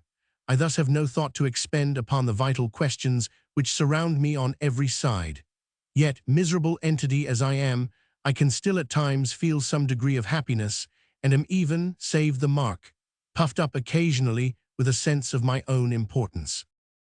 These words, as I have said, I wrote down in my notebook, and they reflected accurately the thoughts which I found rooted far down in my soul, ever present and unaffected by the passing emotions of the hour. At last, however, came a time when my uncle, 1000 Vidi of Glencairn, died, the same who was at one time chairman of committees of the House of Commons. He divided his great wealth among his many nephews, and I found myself with sufficient to provide amply for my wants during the remainder of my life, and became at the same time owner of a bleak tract of land upon the coast of Caithness, which I think the old man must have bestowed upon me in derision, for it was sandy and valueless, and he had ever a grim sense of humor. Up to this time, I had been an attorney in a Midland town in England. Now I saw that I could put my thoughts into effect, and leaving all petty and sordid aims, could elevate my mind by the study of the secrets of nature. My departure from my English home was somewhat accelerated by the fact that I had nearly slain a man in a quarrel, for my temper was fiery, and I was apt to forget my own strength when enraged. There was no legal action taken in the matter, but the papers yelped at me, and folk looked askance when I met them. It ended by my cursing them and their vile, smoke-polluted town, and hurrying to my northern possession, where I might at last find peace and an opportunity for solitary study and contemplation. I borrowed from my capital before I went, and so was able to take with me a choice collection of the most modern philosophical instruments and books, together with chemicals and such other things as I might need in my retirement. The land which I had inherited was a narrow strip, consisting mostly of sand, and extending for rather over 2 miles round the coast of Mancy Bay in Caithness. Upon this strip there had been a rambling grey stone building, when erected or wherefore none could tell me, and this I had repaired, so that it made a dwelling quite good enough for one of my simple tastes. One room was my laboratory, another my sitting room, and in a third, just under the sloping roof, I slung the hammock in which I always slept. There were 3 other rooms, but I left them vacant, except one which was given over to the old crone who kept house for me. Save the youngs and the 1,000 louds, who were fisher folk living round at the other side of Fergus Ness, there were no other people for many miles in each direction. In front of the house was the great bay. Behind it were 2 long barren hills, capped by other loftier ones beyond. There was a glen between the hills, and when the wind was from the land, it used to sweep down this with a melancholy sough and whisper among the branches of the fir trees beneath my attic window. I dislike my fellow mortals. Justice compels me to add that they appear for the most part to dislike me. I hate their little crawling ways, their conventionalities, their deceits, their narrow rights and wrongs. They take offense at my brusque outspokenness, my disregard for their social laws, my impatience of all constraint. Among my books and my drugs in my lonely den at Mancy, I could let the great drove of the human race pass onwards with their politics and inventions and tittle-tattle, and I remained behind stagnant and happy. Not stagnant either, for I was working in my own little groove and making progress. I have reason to believe that Dalton's atomic theory is founded upon error, and I know that mercury is not an element. During the day I was busy with my distillations and analyses. Often I forgot my meals, and when old Madge summoned me to my tea, I found my dinner lying untouched upon the table. At night I read Bacon, Descartes, Spinoza, Kant, all those who have pried into what is unknowable. They are all fruitless and empty, barren of result, but prodigal of polysyllables, reminding me of men who, while digging for gold, have turned up many worms, and then exhibit them exultantly as being what they sought. At times a restless spirit would come upon me, and I would walk 30 and 40 miles without rest or breaking fast. On these occasions, when I used to stalk through the country villages, gaunt, unshaven, and disheveled, the mothers would rush into the road and drag their children indoors, and the rustics would swarm out of their pot-houses to gaze at me. I believe that I was known far and wide as the mad Laird o' Mancy. It was rarely, however, that I made these raids into the country, for I usually took my exercise upon my own beach, where I soothed my spirit with strong black tobacco and made the ocean my friend and my confidant. What companion is there like the great restless, throbbing sea? What human mood is there which it does not match and sympathize with?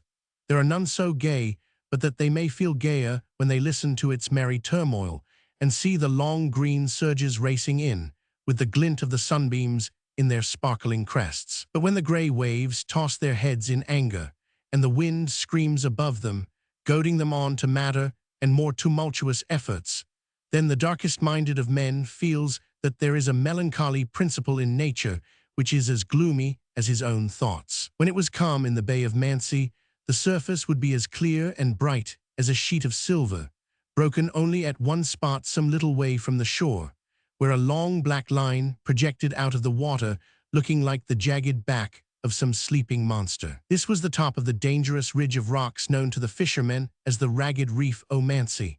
When the wind blew from the east, the waves would break upon it like thunder, and the spray would be tossed far over my house and up to the hills behind. The bay itself was a bold and noble one, but too much exposed to the northern and eastern gales, and too much dreaded for its reef, to be much used by mariners. There was something of romance about this lonely spot. I have lain in my boat upon a calm day, and peering over the edge, I have seen far down the flickering, ghostly forms of great fish, as it seemed to me, such as naturalists never knew, and which my imagination transformed into the genii of that desolate bay. Once, as I stood by the brink of the waters upon a quiet night, a great cry, as of a woman in hopeless grief, rose from the bosom of the deep, and swelled out upon the still air, now sinking and now rising, for a space of 30 seconds. This I heard with my own ears. In this strange spot, with the eternal hills behind me and the eternal sea in front, I worked and brooded for more than 2 years, unpestered by my fellow men. By degrees I had trained my old servant into habits of silence, so that she now rarely opened her lips, though I doubt not that when twice a year she visited her relations in Wick, her tongue during those few days made up for its enforced rest. I had come almost to forget that I was a member of the human family, and to live entirely with the dead whose books I pored over, when a sudden incident occurred which threw all my thoughts into a new channel. 3 rough days in June had been succeeded by one calm and peaceful one. There was not a breath of air that evening. The sun sank down in the west behind a line of purple clouds, and the smooth surface of the bay was gashed with scarlet streaks. Along the beach, the pools left by the tide showed up like gouts of blood against the yellow sand, as if some wounded giant had toilfully passed that way and had left these red traces of his grievous hurt behind him. As the darkness closed in, certain ragged clouds which had lain low on the eastern horizon coalesced and formed a great irregular cumulus. The glass was still low, and I knew that there was mischief brewing. About 9 o'clock, a dull moaning sound came up from the sea, as from a creature who, much harassed, learns that the hour of suffering has come round again. At 10, a sharp breeze sprang up from the eastward. At 11, it had increased to a gale, and by midnight the most furious storm was raging which I ever remember upon that weather-beaten coast. As I went to bed, the shingle and seaweed were pattering up against my attic window, and the wind was screaming as though every gust were a lost soul. By that time, the sounds of the tempest had become a lullaby to me. I knew that the grey walls of the old house would buffet it out, and for what occurred in the world outside, I had small concern. Old Madge was usually as callous to such things as I was myself. It was a surprise to me when, about 3 in the morning, I was awoke by the sound of a great knocking at my door and excited cries in the wheezy voice of my housekeeper. I sprang out of my hammock and roughly demanded of her what was the matter. Meester, meester," she screamed in her hateful dialect. "Come down, mun, come down. There's a muckle ship gone ashore on the reef, and the pure folks are a yammerin' and cayin' for help, and I doobt they'll be drooned. Oh, Meester 1000 viddy, come down." "Hold your tongue, you hag," I shouted back in a passion. "What is it to you whether they are drowned or not? Get back to your bed and leave me alone." I turned in again and drew the blankets over me. "Those men out there," I said to myself, "have already gone through half the horrors of death. If they be saved, they will but have to go through the same once more in the space of a few brief years. It is best, therefore, that they should pass away now, since they have suffered that anticipation which is more than the pain of dissolution." With this thought in my mind, I endeavored to compose myself to sleep once more, for that philosophy which had taught me to consider death as a small and trivial incident in man's eternal and ever-changing career, had also broken me of much curiosity concerning worldly matters. On this occasion I found, however, that the old leaven still fermented strongly in my soul. I tossed from side to side for some minutes, endeavoring to beat down the impulses of the moment by the rules of conduct which I had framed during months of thought. Then I heard a dull roar amid the wild shriek of the gale, and I knew that it was the sound of a signal gun. Driven by an uncontrollable impulse, I rose, dressed, and having lit my pipe, walked out onto the beach. It was pitch dark when I came outside, and the wind blew with such violence that I had to put my shoulder against it and push my way along the shingle. My face pringled and smarted with the sting of the gravel which was blown against it, and the red ashes of my pipe streamed away behind me, dancing fantastically through the darkness. I went down to where the great waves were thundering in, and shading my eyes with my hands to keep off the salt spray, I peered out to sea. I could distinguish nothing, and yet it seemed to me that shouts and great inarticulate cries were borne to me by the blasts. Suddenly, as I gazed, I made out the glint of a light, and then the whole bay and the beach were lit up in a moment by a vivid blue glare. They were burning a colored signal light on board of the vessel. There she lay on her beam ends right in the center of the jagged reef, hurled over to such an angle that I could see all the planking of her deck. She was a large 2-masted schooner of foreign rig, and lay perhaps 180 or 200 yards from the shore. Every spar and rope and writhing piece of cordage showed up hard and clear under the livid light, which sputtered and flickered from the highest portion of the forecastle. Beyond the doomed ship, out of the great darkness, came the long rolling lines of black waves, never ending, never tiring, with a petulant tuft of foam here and there upon their crests. Each, as it reached the broad circle of unnatural light, appeared to gather strength and volume, and to hurry on more impetuously until, with a roar and a jarring crash, it sprang upon its victim. Clinging to the weather shrouds, I could distinctly see some 10 or 12 frightened seamen, who, when their light revealed my presence, turned their white faces towards me and waved their hands imploringly. I felt my gorge rise against these poor cowering worms. Why should they presume to shirk the narrow pathway along which all that is great and noble among mankind has traveled? There was one there who interested me more than they. He was a tall man who stood apart from the others, balancing himself upon the swaying wreck, as though he disdained to cling to rope or bulwark. His hands were clasped behind his back, and his head was sunk upon his breast. But even in that despondent attitude, there was a litheness and decision in his pose, and in every motion which marked him as a man little likely to yield to despair. Indeed, I could see by his occasional rapid glances up and down and all around him that he was weighing every chance of safety. But though he often gazed across the raging surf to where he could see my dark figure upon the beach, his self-respect or some other reason forbade him from imploring my help in any way. He stood, dark, silent, and inscrutable, looking down on the black sea and waiting for whatever fortune fate might send him. It seemed to me that that problem would very soon be settled. As I looked, an enormous billow, topping all the others and coming after them like a driver following a flock, swept over the vessel. Her foremast snapped short off, and the men who clung to the shrouds were brushed away like a swarm of flies. With a rending, riving sound, the ship began to split in two, where the sharp back of the Mancy reef was sawing into her keel. The solitary man upon the forecastle ran rapidly across the deck and seized hold of a white bundle which I had already observed but failed to make out. As he lifted it up, the light fell upon it, and I saw that the object was a woman, with a spar lashed across her body and under her arms in such a way that her head should always rise above water. He bore her tenderly to the side and seemed to speak for a minute or so to her, as though explaining the impossibility of remaining upon the ship. Her answer was a singular one. I saw her deliberately raise her hand and strike him across the face with it. He appeared to be silenced for a moment or so by this, but he addressed her again, directing her, as far as I could gather from his motions, how she should behave when in the water. She shrank away from him, but he caught her in his arms. He stooped over her for a moment and seemed to press his lips against her forehead. Then a great wave came welling up against the side of the breaking vessel, and leaning over, he placed her upon the summit of it as gently as a child might be committed to its cradle. I saw her white dress flickering among the foam on the crest of the dark billow, and then the light sank gradually lower, and the riven ship and its lonely occupant were hidden from my eyes. As I watched those things, my manhood overcame my philosophy, and I felt a frantic impulse to be up and doing. I threw my cynicism to one side as a garment which I might don again at leisure, and I rushed wildly to my boat and my sculls. She was a leaky tub, but what then? Was I, who had cast many a wistful, doubtful glance at my opium bottle, to begin now to weigh chances and to cavil at danger? I dragged her down to the sea with the strength of a maniac and sprang in.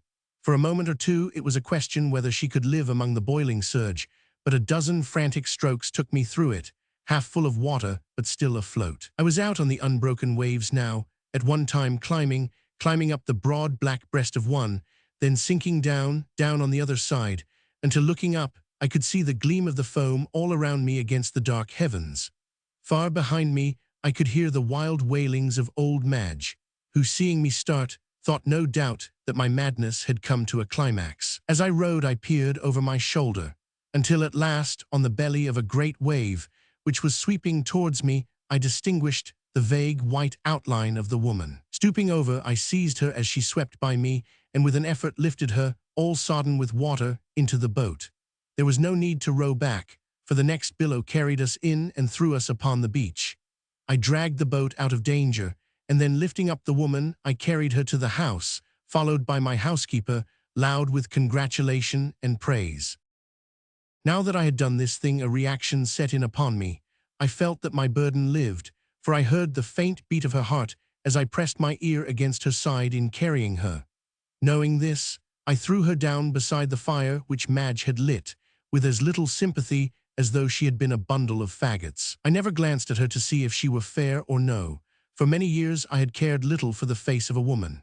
As I lay in my hammock upstairs, however, I heard the old woman as she chafed the warmth back into her, crooning a chorus of the pure lassie, the bonny lassie," from which I gathered that this piece of jetsam was both young and comely. The morning after the gale was peaceful and sunny. As I walked along the long sweep of sand, I could hear the panting of the sea. It was heaving and swirling about the reef, but along the shore it rippled in gently enough. There was no sign of the schooner, nor was there any wreckage upon the beach, which did not surprise me, as I knew there was a great undertow in those waters. A couple of broad-winged gulls were hovering and skimming over the scene of the shipwreck, as though many strange things were visible to them beneath the waves.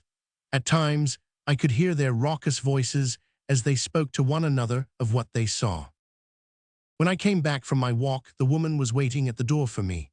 I began to wish when I saw her that I had never saved her, for here was an end of my privacy. She was very young, at the most 19, with a pale, somewhat refined face, yellow hair, merry blue eyes, and shining teeth. Her beauty was of an ethereal type. She looked so white and light and fragile that she might have been the spirit of that storm foam from out of which I plucked her. She had wreathed some of Madge's garments round her in a way which was quaint and not unbecoming. As I strode heavily up the pathway, she put out her hands with a pretty childlike gesture and ran down towards me, meaning, as I surmised, to thank me for having saved her, but I put her aside with a wave of my hand and passed her. At this she seemed somewhat hurt, and the tears sprang into her eyes, but she followed me into the sitting room and watched me wistfully. "What country do you come from?" I asked her suddenly. She smiled when I spoke, but shook her head. "Frankreich," I asked. "Deutsch, Espagnol." Each time she shook her head, and then she rippled off into a long statement in some tongue of which I could not understand one word. After breakfast was over, however, I got a clue to her nationality. Passing along the beach once more, I saw that in a cleft of the ridge a piece of wood had been jammed. I rowed out to it in my boat and brought it ashore. It was part of the sternpost of a boat, and on it, or rather on the piece of wood attached to it, was the word Archangel, painted in strange, quaint lettering. So I thought, as I paddled slowly back, this pale damsel is a Russian, a fit subject for the White Tsar, and a proper dweller on the shores of the White Sea. It seemed to me strange that one of her apparent refinement should perform so long a journey in so frail a craft. When I came back into the house, I pronounced the word Archangel several times in different intonations, but she did not appear to recognize it. I shut myself up in the laboratory all the morning, continuing a research which I was making upon the nature of the allotropic forms of carbon and of sulfur. When I came out at midday for some food, she was sitting by the table with a needle and thread, mending some rents in her clothes, which were now dry. I resented her continued presence, but I could not turn her out on the beach to shift for herself. Presently she presented a new phase of her character. Pointing to herself and then to the scene of the shipwreck, she held up one finger, by which I understood her to be asking whether she was the only one saved. I nodded my head to indicate that she was. On this she sprang out of the chair with a cry of great joy, and holding the garment which she was mending over her head, and swaying it from side to side with the motion of her body, she danced as lightly as a feather all round the room, and then out through the open door into the sunshine. As she whirled round, she sang in a plaintive, shrill voice some uncouth, barbarous chant, expressive of exultation. I called out to her, "Come in, you young fiend, come in and be silent," but she went on with her dance. Then she suddenly ran towards me, and catching my hand before I could pluck it away, she kissed it. While we were at dinner, she spied one of my pencils, and taking it up she wrote the two words, "Sophie Ramusine," upon a piece of paper, and then pointed to herself as a sign that that was her name. She handed the pencil to me, evidently expecting that I would be equally communicative, but I put it in my pocket as a sign that I wished to hold no intercourse with her. Every moment of my life now, I regretted the unguarded precipitancy with which I had saved this woman. What was it to me whether she had lived or died? I was no young, hot-headed youth to do such things. It was bad enough to be compelled to have Madge in the house, but she was old and ugly and could be ignored. This one was young and lively, and so fashioned as to divert attention from graver things. Where could I send her, and what could I do with her? If I sent information to Wicket would mean that officials and others would come to me and pry and peep and chatter, a hateful thought. It was better to endure her presence than that. I soon found that there were fresh troubles in store for me. There is no place safe from the swarming, restless race of which I am a member. In the evening, when the sun was dipping down behind the hills, casting them into dark shadow, but gilding the sands and casting a great glory over the sea, I went, as is my custom, for a stroll along the beach. Sometimes on these occasions I took my book with me. I did so on this night, and stretching myself upon a sand dune, I composed myself to read.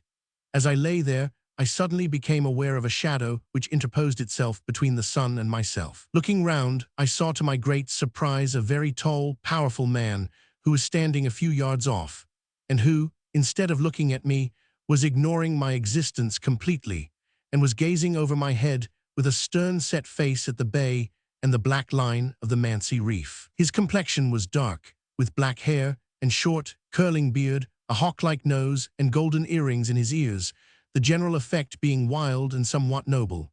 He wore a faded velveteen jacket, a red flannel shirt, and high sea boots, coming halfway up his thighs.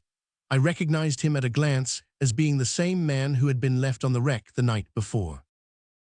"Hullo," I said, in an aggrieved voice. "You got ashore all right, then?" "Yes," he answered in good English. "It was no doing of mine. The waves threw me up. I wish to God I had been allowed to drown." There was a slight foreign lisp in his accent which was rather pleasing. "Two good fishermen, who live round yonder point, pulled me out and cared for me, yet I could not honestly thank them for it." "Ho, ho," thought I, "here is a man of my own kidney. Why do you wish to be drowned?" I asked. "Because," he cried, throwing out his long arms with a passionate, despairing gesture, there in that blue smiling bay, lies my soul, my treasure, everything that I loved and lived for." "Well, well," I said, "people are ruined every day, but there's no use making a fuss about it. Let me inform you that this ground on which you walk is my ground, and that the sooner you take yourself off it, the better pleased I shall be. One of you is quite trouble enough." "One of us," he gasped. "Yes, if you could take her off with you, I should be still more grateful." He gazed at me for a moment, as if hardly able to realize what I said, and then with a wild cry, he ran away from me with prodigious speed, and raced along the sands towards my house. Never before or since have I seen a human being run so fast. I followed as rapidly as I could, furious at this threatened invasion, but long before I reached the house, he had disappeared through the open door. I heard a great scream from the inside, and as I came nearer, the sound of a man's bass voice speaking rapidly and loudly. When I looked in, the girl, Sophie Ramusine, was crouching in a corner, cowering away, with fear and loathing expressed on her averted face and in every line of her shrinking form. The other, with his dark eyes flashing and his outstretched hands quivering with emotion, was pouring forth a torrent of passionate pleading words. He made a step forward to her as I entered, but she writhed still further away and uttered a sharp cry like that of a rabbit when the weasel has him by the throat. "Here," I said, pulling him back from her. "This is a pretty to-do. What do you mean? Do you think this is a wayside inn or place of public accommodation?" "Oh, sir," he said, "excuse me. This woman is my wife, and I feared that she was drowned. You have brought me back to life." "Who are you?" I asked roughly. "I am a man from Archangel," he said simply, "a Russian man." "What is your name?" "Arganov." "Arganov, and hers is Sophie Ramusine. She is no wife of yours, she has no ring." "We are man and wife in the sight of heaven," he said solemnly, looking upwards. "We are bound by higher laws than those of earth."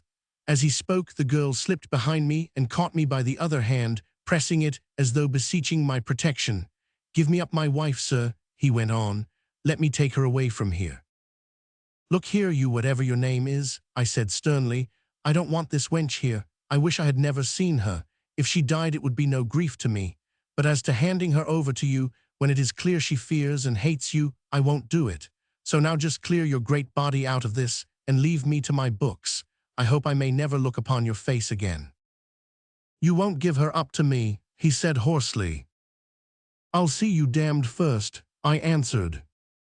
"Suppose I take her," he cried, his dark face growing darker. All my tigerish blood flushed up in a moment. I picked up a billet of wood from beside the fireplace. "Go," I said in a low voice. "Go quick, or I may do you an injury." He looked at me irresolutely for a moment, and then he left the house. He came back again in a moment, however, and stood in the doorway looking in at us. "Have a heed what you do," he said. "The woman is mine, and I shall have her. When it comes to blows, a Russian is as good a man as a Scotchman." "We shall see that," I cried, springing forward, but he was already gone, and I could see his tall form moving away through the gathering darkness. For a month or more after this things went smoothly with us. I never spoke to the Russian girl, nor did she ever address me. Sometimes, when I was at work in my laboratory, she would slip inside the door and sit silently there watching me with her great eyes. At first this intrusion annoyed me, but by degrees, finding that she made no attempt to distract my attention, I suffered her to remain. Encouraged by this concession, she gradually came to move the stool on which she sat nearer and nearer to my table, until after gaining a little every day during some weeks, she at last worked her way right up to me and used to perch herself beside me whenever I worked. In this position she used, still without ever obtruding her presence in any way, to make herself very useful by holding my pens, test tubes, or bottles and handing me whatever I wanted, with never-failing sagacity. By ignoring the fact of her being a human being and looking upon her as a useful automatic machine, I accustomed myself to her presence so far as to miss her on the few occasions when she was not at her post. I have a habit of talking aloud to myself at times when I work, so as to fix my results better in my mind. The girl must have had a surprising memory for sounds, for she could always repeat the words which I let fall in this way, without, of course, understanding in the least what they meant. I have often been amused at hearing her discharge a volley of chemical equations and algebraic symbols at old Madge, and then burst into a ringing laugh when the crone would shake her head, under the impression, no doubt, that she was being addressed in Russian. She never went more than a few yards from the house, and indeed never put her foot over the threshold without looking carefully out of each window in order to be sure that there was nobody about. By this, I knew that she suspected that her fellow countryman was still in the neighborhood and feared that he might attempt to carry her off. She did something else which was significant. I had an old revolver with some cartridges which had been thrown away among the rubbish. She found this one day and at once proceeded to clean it and oil it. She hung it up near the door with the cartridges in a little bag beside it, and whenever I went for a walk, she would take it down and insist upon my carrying it with me. In my absence, she would always bolt the door. Apart from her apprehensions, she seemed fairly happy, busying herself in helping Madge when she was not attending upon me.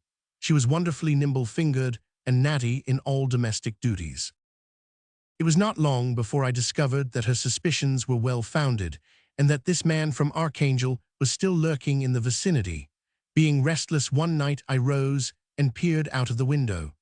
The weather was somewhat cloudy, and I could barely make out the line of the sea and the loom of my boat upon the beach. As I gazed, however, and my eyes became accustomed to the obscurity, I became aware that there was some other dark blur upon the sands, and that in front of my very door, where certainly there had been nothing of the sort the preceding night. As I stood at my diamond-paned lattice, still peering and peeping to make out what this might be, a great bank of clouds rolled slowly away from the face of the moon, and a flood of cold, clear light was poured down upon the silent bay and the long sweep of its desolate shores. Then I saw what this was which haunted my doorstep. It was he, the Russian. He squatted there like a gigantic toad, with his legs doubled under him in strange Mongolian fashion, and his eyes fixed apparently upon the window of the room in which the young girl and the housekeeper slept. The light fell upon his upturned face, and I saw once more the hawk-like grace of his countenance, with the single deeply indented line of care upon his brow and the protruding beard which marks the passionate nature. My first impulse was to shoot him as a trespasser, but as I gazed, my resentment changed into pity and contempt. "Poor fool," I said to myself, "is it then possible that you, whom I have seen looking open-eyed at present death, should have your whole thoughts and ambitions centered upon this wretched slip of a girl? A girl, too, who flies from you and hates you. Most women would love you, were it but for that dark face and great handsome body of yours, and yet you must needs hanker after the one in 1,000 who will have no traffic with you." As I returned to my bed, I chuckled much to myself over this thought. I knew that my bars were strong and my bolts thick. It mattered little to me whether this strange man spent his night at my door or 100 leagues off, so long as he was gone by the morning. As I expected, when I rose and went out there was no sign of him, nor had he left any trace of his midnight vigil. It was not long, however, before I saw him again.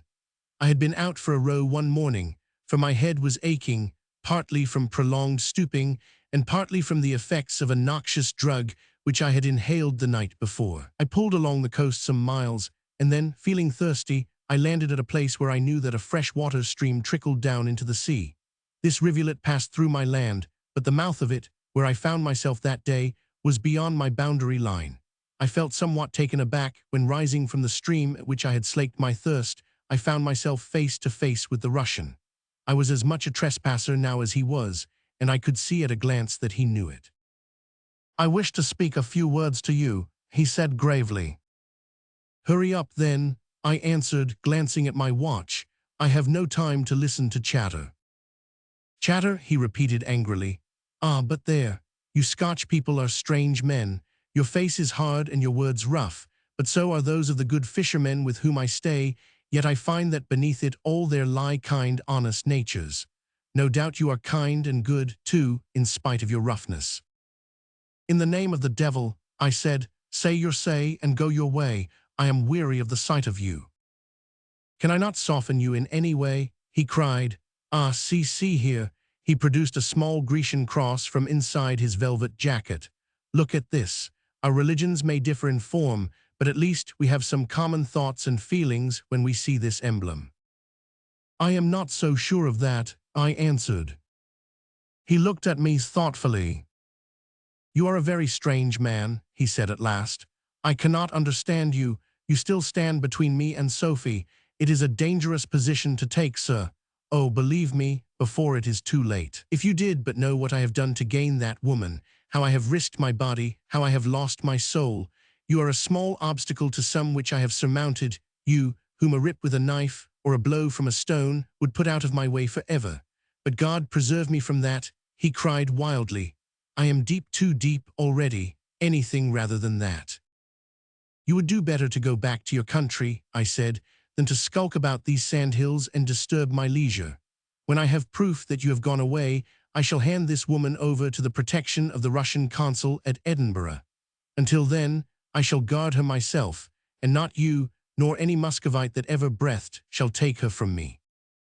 "And what is your object in keeping me from Sophie?" he asked. "Do you imagine that I would injure her? Why, man, I would give my life freely to save her from the slightest harm. Why do you do this thing?" "I do it because it is my good pleasure to act so," I answered. "I give no man reasons for my conduct." "Look here," he cried, suddenly blazing into fury, and advancing towards me with his shaggy mane bristling and his brown hands clenched. "If I thought you had one dishonest thought towards this girl, if for a moment I had reason to believe that you had any base motive for detaining her, as sure as there is a God in heaven, I should drag the heart out of your bosom with my hands." The very idea seemed to have put the man in a frenzy, for his face was all distorted, and his hands opened and shut convulsively. I thought that he was about to spring at my throat. "Stand off," I said, putting my hand on my pistol. "If you lay a finger on me, I shall kill you."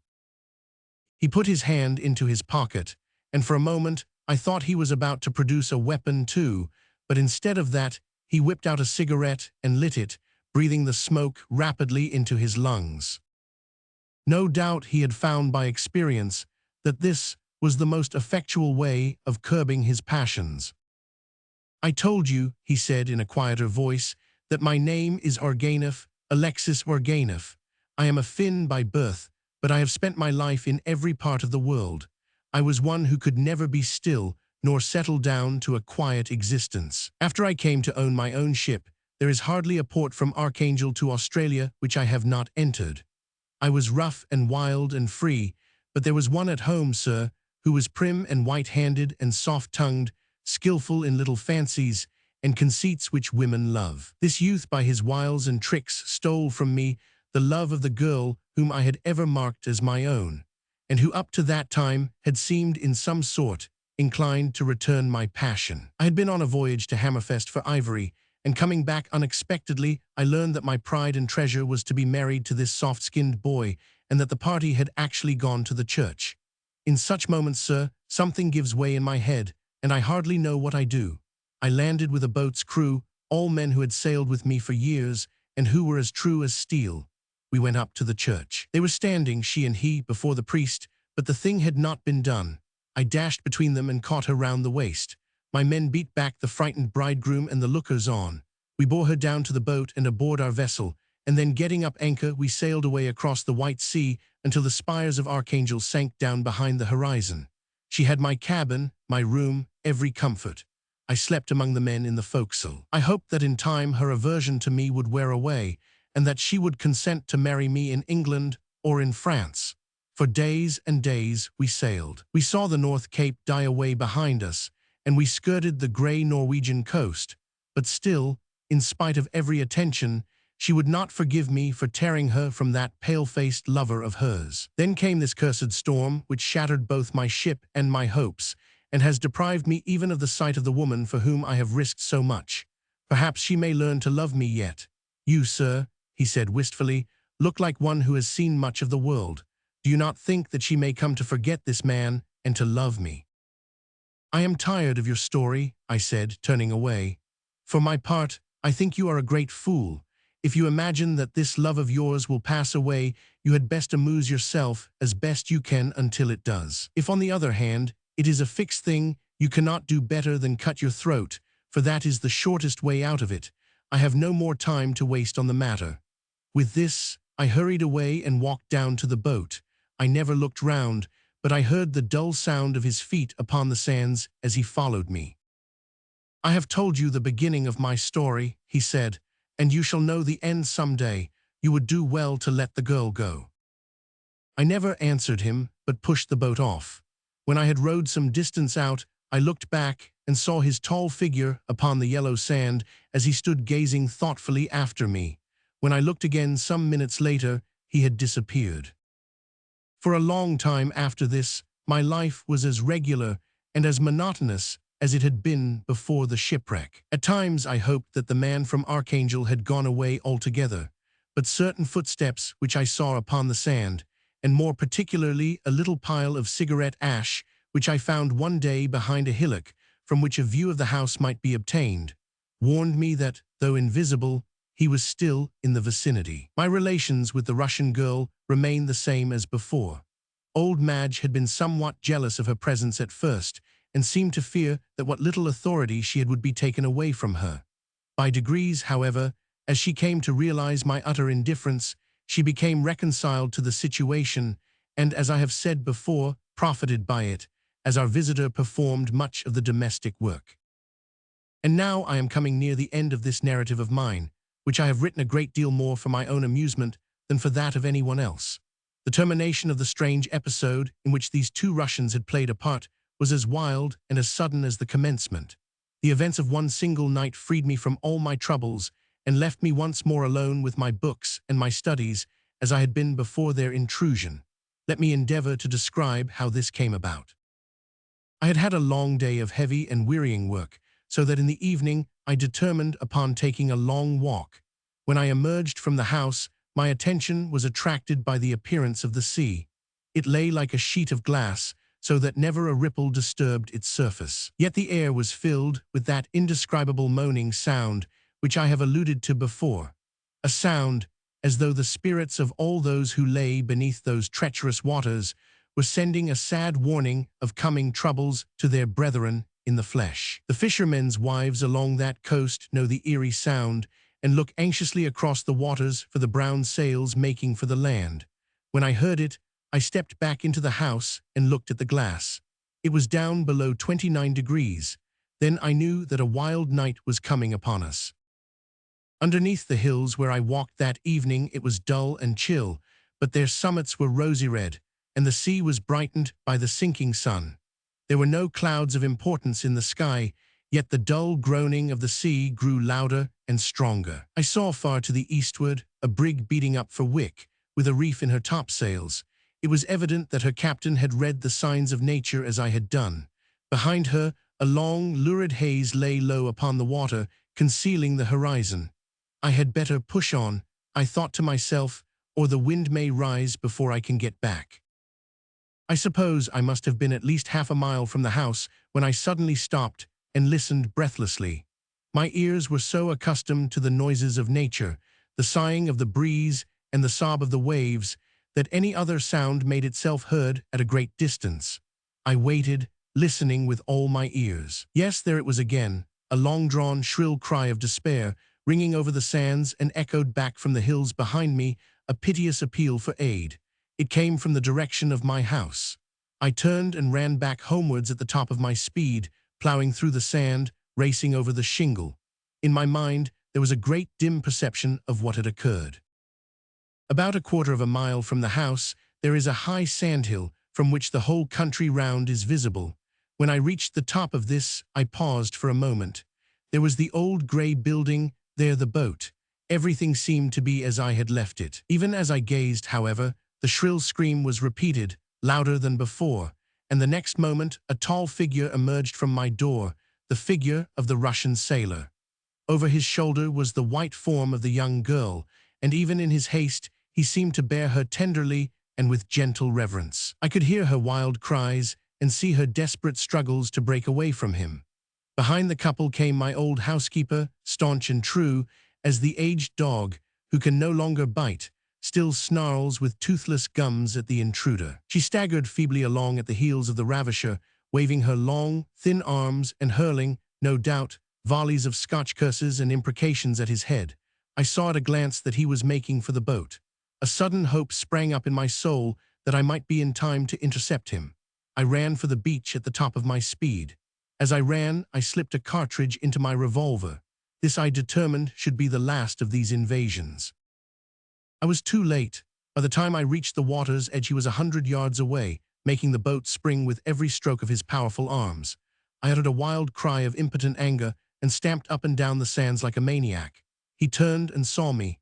Rising from his seat, he made me a graceful bow and waved his hand to me. It was not a triumphant or a derisive gesture. Even my furious and distempered mind recognized it as being a solemn and courteous leave-taking. Then he settled down to his oars once more, and the little skiff shot away out over the bay.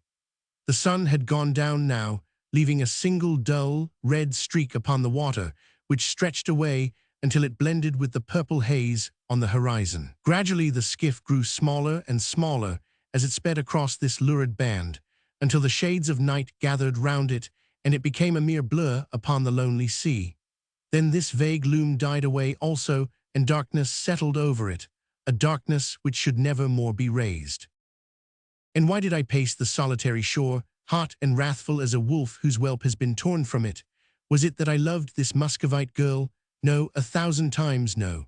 I am not one who, for the sake of a white skin or a blue eye, would belie my own life and change the whole tenor of my thoughts and existence.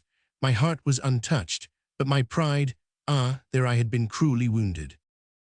To think that I had been unable to afford protection to the helpless one who craved it of me and who relied on me, it was that which made my heart sick and sent the blood buzzing through my ears. That night a great wind rose up from the sea, and the wild waves shrieked upon the shore as though they would tear it back with them into the ocean. The turmoil and the uproar were congenial to my vexed spirit. All night I wandered up and down, wet with spray and rain, watching the gleam of the white breakers and listening to the outcry of the storm. My heart was bitter against the Russian. I joined my feeble pipe to the screaming of the gale. If he would but come back again, I cried with clenched hands, if he would but come back. He came back, when the grey light of morning spread over the eastern sky and lit up the great waste of yellow, tossing waters, with the brown clouds drifting swiftly over them. Then I saw him once again. A few hundred yards off along the sand there lay a long dark object, cast up by the fury of the waves. It was my boat, much shattered and splintered. A little further on, a vague, shapeless something was washing to and fro in the shallow water, all mixed with shingle and with seaweed. I saw at a glance that it was the Russian, face downwards and dead. I rushed into the water and dragged him up onto the beach. It was only when I turned him over that I discovered that she was beneath him, his dead arms encircling her, his mangled body still intervening between her and the fury of the storm. It seemed that the fierce German sea might beat the life from him, but with all its strength, it was unable to tear this one-ideaed man from the woman whom he loved. There were signs which led me to believe that during that awful night, the woman's fickle mind had come at last to learn the worth of the true heart and strong arm which struggled for her and guarded her so tenderly. Why else should her little head be nestling so lovingly on his broad breast, while her yellow hair entwined itself with his flowing beard? Why too should there be that bright smile of ineffable happiness and triumph, which death itself had not had power to banish from his dusky face? I fancy that death had been brighter to him than life had ever been. Madge and I buried them there on the shores of the desolate northern sea. They lie in one grave deep down beneath the yellow sand. Strange things may happen in the world around them. Empires may rise and may fall, dynasties may perish, great wars may come and go, but heedless of it all, those two shall embrace each other forever and aye in their lonely shrine by the side of the sounding ocean. I sometimes have thought that their spirits flit like shadowy sea mews over the wild waters of the bay. No cross or symbol marks their resting place, but old Madge puts wild flowers upon it at times, and when I pass on my daily walk and see the fresh blossoms scattered over the sand, I think of the strange couple who came from afar and broke for a little space the dull tenor of my somber life. That little square box. "All aboard," said the captain. "All aboard, sir," said the mate. "Then stand by to let her go." It was 9 o'clock on a Wednesday morning. The good ship Spartan was lying off Boston Quay with her cargo under hatches, her passengers shipped, and everything prepared for a start. The warning whistle had been sounded twice. The final bell had been rung. Her bowsprit was turned towards England, and the hiss of escaping steam showed that all was ready for her run of 3,000 miles. She strained at the warps that held her like a greyhound at its leash. I have the misfortune to be a very nervous man. A sedentary literary life has helped to increase the morbid love of solitude which, even in my boyhood, was one of my distinguishing characteristics. As I stood upon the quarterdeck of the transatlantic steamer, I bitterly cursed the necessity which drove me back to the land of my forefathers. The shouts of the sailors, the rattle of the cordage, the farewells of my fellow passengers, and the cheers of the mob, each and all jarred upon my sensitive nature. I felt sad too. An indescribable feeling, as of some impending calamity, seemed to haunt me. The sea was calm and the breeze light. There was nothing to disturb the equanimity of the most confirmed of landsmen, yet I felt as if I stood upon the verge of a great, though indefinable danger. I have noticed that such presentiments occur often in men of my peculiar temperament, and that they are not uncommonly fulfilled. There is a theory that it arises from a species of second sight, a subtle spiritual communication with the future. I well remember that Herr Römer, the eminent spiritualist, remarked on one occasion that I was the most sensitive subject, as regards supernatural phenomena, that he had ever encountered in the whole of his wide experience. Be that as it may, I certainly felt far from happy as I threaded my way among the weeping, cheering groups which dotted the white decks of the good ship Spartan.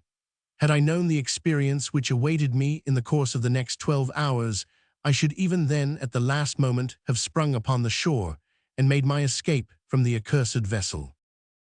"Time's up," said the captain, closing his chronometer with a snap and replacing it in his pocket. "Time's up," said the mate.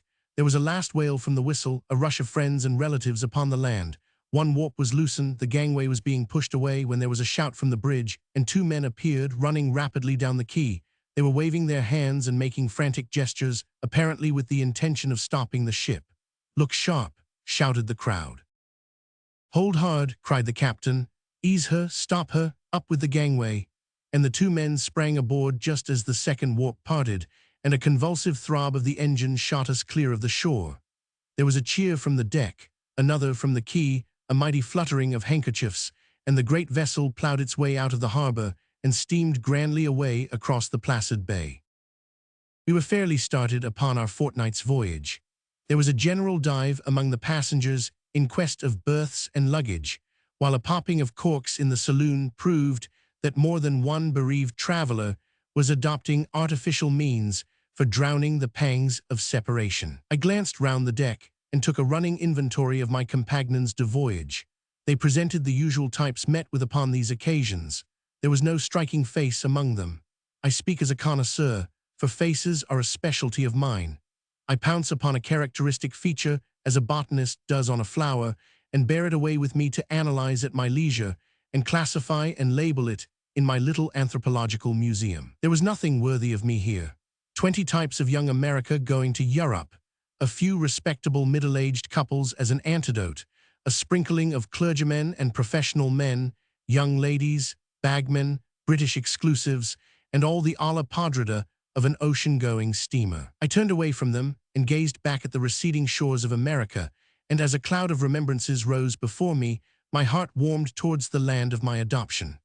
A pile of portmanteaus and luggage chanced to be lying on one side of the deck, awaiting their turn to be taken below. With my usual love for solitude, I walked behind these, and sitting on a coil of rope between them and the vessel's side, I indulged in a melancholy reverie. I was aroused from this by a whisper behind me. "Here's a quiet place," said the voice. "Sit down, and we can talk it over in safety." Glancing through a chink between two colossal chests, I saw that the passengers who had joined us at the last moment were standing at the other side of the pile. They had evidently failed to see me as I crouched in the shadow of the boxes. The one who had spoken was a tall and very thin man with a blue-black beard and a colorless face. His manner was nervous and excited. His companion was a short, plethoric little fellow with a brisk and resolute air. He had a cigar in his mouth and a large ulster slung over his left arm. They both glanced round uneasily as if to ascertain whether they were alone. "This is just the place," I heard the other say. They sat down on a bale of goods with their backs turned towards me, and I found myself, much against my will, playing the unpleasant part of eavesdropper to their conversation. "Well, Muller," said the taller of the two, "we've got it aboard right enough." "Yes," assented the man whom he had addressed as Muller, "it's safe aboard." It was rather a near go. It was that, Flanagan. It wouldn't have done to have missed the ship. No, it would have put our plans out. Ruined them entirely, said the little man, and puffed furiously at his cigar for some minutes. "I've got it here," he said at last. "Let me see it. Is no one looking?"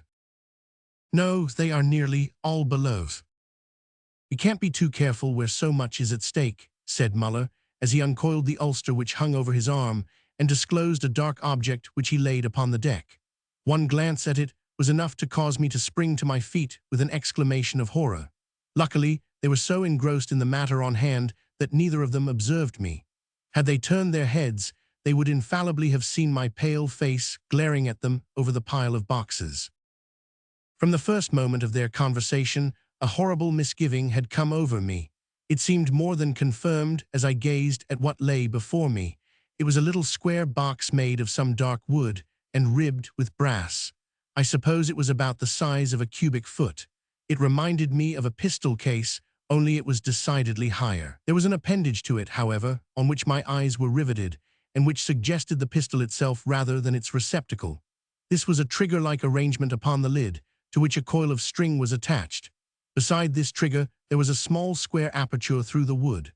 The tall man, Flanagan, as his companion called him, applied his eye to this, and peered in for several minutes with an expression of intense anxiety upon his face.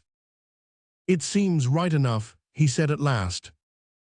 "I tried not to shake it," said his companion.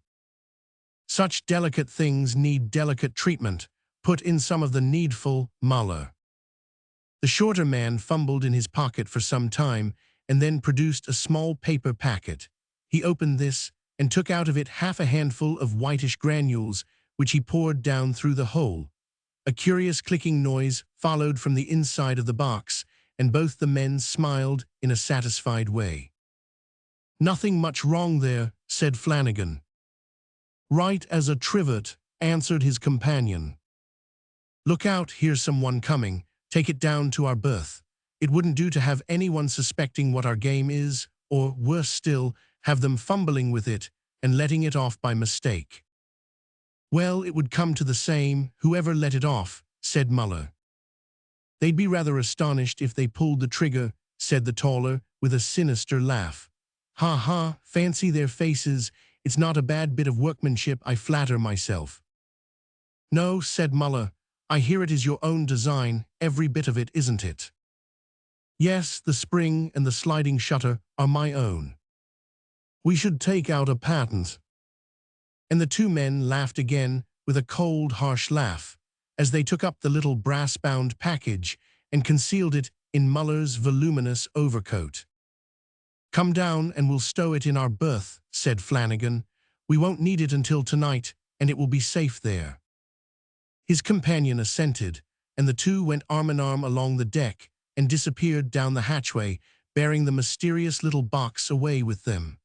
The last words I heard were a muttered injunction from Flanagan to carry it carefully and avoid knocking it against the bulwarks.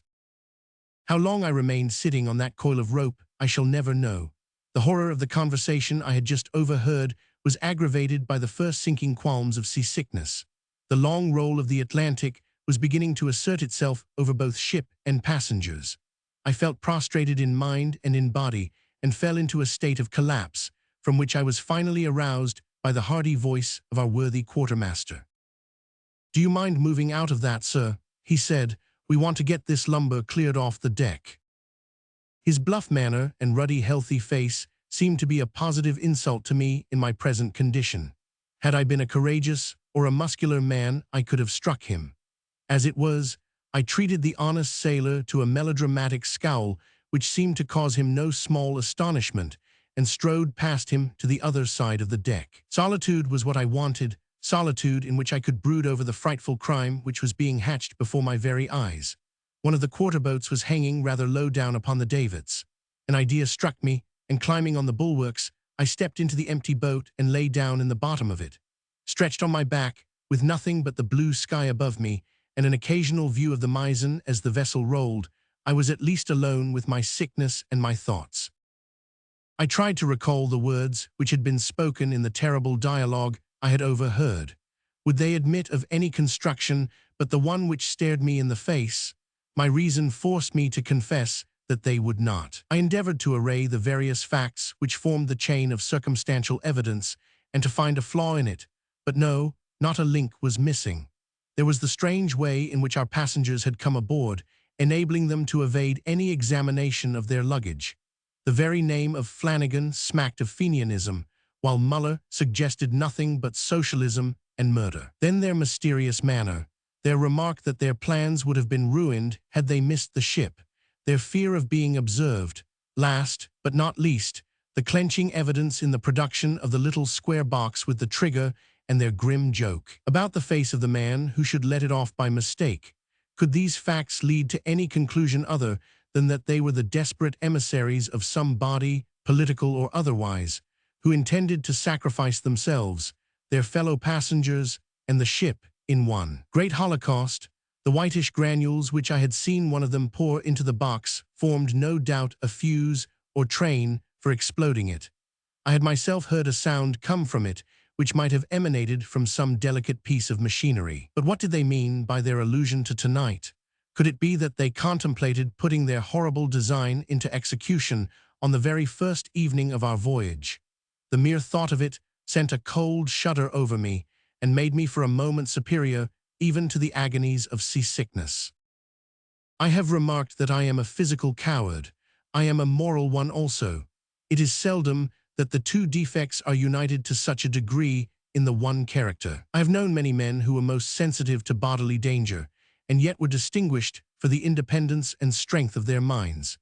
In my own case, however, I regret to say that my quiet and retiring habits had fostered a nervous dread of doing anything remarkable or making myself conspicuous, which exceeded, if possible, my fear of personal peril. An ordinary mortal placed under the circumstances in which I now found myself would have gone at once to the captain, confessed his fears, and put the matter into his hands. To me, however, constituted as I am, the idea was most repugnant. The thought of becoming the observed of all observers, cross-questioned by a stranger, and confronted with two desperate conspirators in the character of a denouncer, was hateful to me. Might it not by some remote possibility prove that I was mistaken? What would be my feelings if there should turn out to be no grounds for my accusation? No, I would procrastinate. I would keep my eye on the two desperados and dog them at every turn. Anything was better than the possibility of being wrong. Then it struck me that even at that moment, some new phase of the conspiracy might be developing itself. The nervous excitement seemed to have driven away my incipient attack of sickness, for I was able to stand up and lower myself from the boat without experiencing any return of it. I staggered along the deck with the intention of descending into the cabin and finding how my acquaintances of the morning were occupying themselves. Just as I had my hand on the companion rail, I was astonished by receiving a hearty slap on the back, which nearly shot me down the steps with more haste than dignity. "Is that you, Hammond?" said a voice which I seemed to recognize. "God bless me," I said as I turned round. "It can't be Dick Merton. Why, how are you, old man?" This was an unexpected piece of luck in the midst of my perplexities. Dick was just the man I wanted, kindly and shrewd in his nature and prompt in his actions. I should have no difficulty in telling him my suspicions, and could rely upon his sound sense to point out the best course to pursue. Since I was a little lad in the second form at Harrow, Dick had been my advisor and protector. He saw at a glance that something had gone wrong with me. "Hullo," he said in his kindly way. "What's put you about, Hammond? You look as white as a sheet. Mal de mer, eh?" "No, not that altogether," said I. "Walk up and down with me, Dick. I want to speak to you. Give me your arm." Supporting myself on Dick's stalwart frame, I tottered along by his side, but it was some time before I could muster resolution to speak. "Have a cigar?" said he, breaking the silence. "No, thanks," said I. "Dick, we shall be all corpses tonight." "That's no reason against your having a cigar now," said Dick, in his cool way, but looking hard at me from under his shaggy eyebrows as he spoke. He evidently thought that my intellect was a little gone. "No," I continued, "it's no laughing matter, and I speak in sober earnest, I assure you. I have discovered an infamous conspiracy, Dick, to destroy this ship and every soul that is in her." And I then proceeded systematically and in order to lay before him the chain of evidence which I had collected. "There, Dick," I said as I concluded, "what do you think of that? And above all, what am I to do?" To my astonishment, he burst into a hearty fit of laughter. "I'd be frightened," he said, "if any fellow but you had told me as much. You always had a way, Hammond, of discovering mares' nests. I like to see the old traits breaking out again. Do you remember at school how you swore there was a ghost in the long room, and how it turned out to be your own reflection in the mirror? Why, man," he continued, "what object would anyone have in destroying this ship? We have no great political guns aboard. On the contrary, the majority of the passengers are Americans. Besides, in this sober 19th century, the most wholesale murderers stop at including themselves among their victims. Depend upon it, you have misunderstood them, and have mistaken a photographic camera or something equally innocent for an infernal machine." "Nothing of the sort, sir," said I, rather touchily. "You will learn to your cost, I fear, that I have neither exaggerated nor misinterpreted a word. As to the box, I have certainly never before seen one like it. It contained delicate machinery, of that I am convinced, from the way in which the men handled it and spoke of it." "You'd make out every packet of perishable goods to be a torpedo," said Dick, "if that is to be your only test." "The man's name was Flanagan," I continued. "I don't think that would go very far in a court of law," said Dick. "But come, I have finished my cigar. Suppose we go down together and split a bottle of claret. You can point out these two Orsini's to me if they are still in the cabin." "All right," I answered. "I am determined not to lose sight of them all day. Don't look hard at them, though, for I don't want them to think that they are being watched." "Trust me," said Dick. "I'll look as unconscious and guileless as a lamb." And with that we passed down the companion and into the saloon. A good many passengers were scattered about the great central table, some wrestling with refractory carpet bags and rug straps, some having their luncheon, and a few reading and otherwise amusing themselves. The objects of our quest were not there. We passed down the room and peered into every berth, but there was no sign of them. Heavens, thought I, perhaps at this very moment they are beneath our feet, in the hold or engine room, preparing their diabolical contrivance. It was better to know the worst than to remain in such suspense. "Steward," said Dick, "are there any other gentlemen about?" "There's two in the smoking room, sir," answered the steward. The smoking room was a little snuggery, luxuriously fitted up, and adjoining the pantry. We pushed the door open and entered. A sigh of relief escaped from my bosom. The very first object on which my eye rested was the cadaverous face of Flanagan, with its hard-set mouth and unwinking eye. His companion sat opposite to him. They were both drinking, and a pile of cards lay upon the table.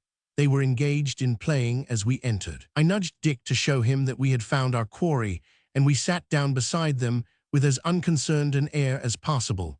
The two conspirators seemed to take little notice of our presence. I watched them both narrowly. The game at which they were playing was Napoleon. Both were adepts at it, and I could not help admiring the consummate nerve of men who, with such a secret at their hearts, could devote their minds to the manipulating of a long suit or the finessing of a queen. Money changed hands rapidly, but the run of luck seemed to be all against the taller of the two players. At last, he threw down his cards on the table with an oath and refused to go on.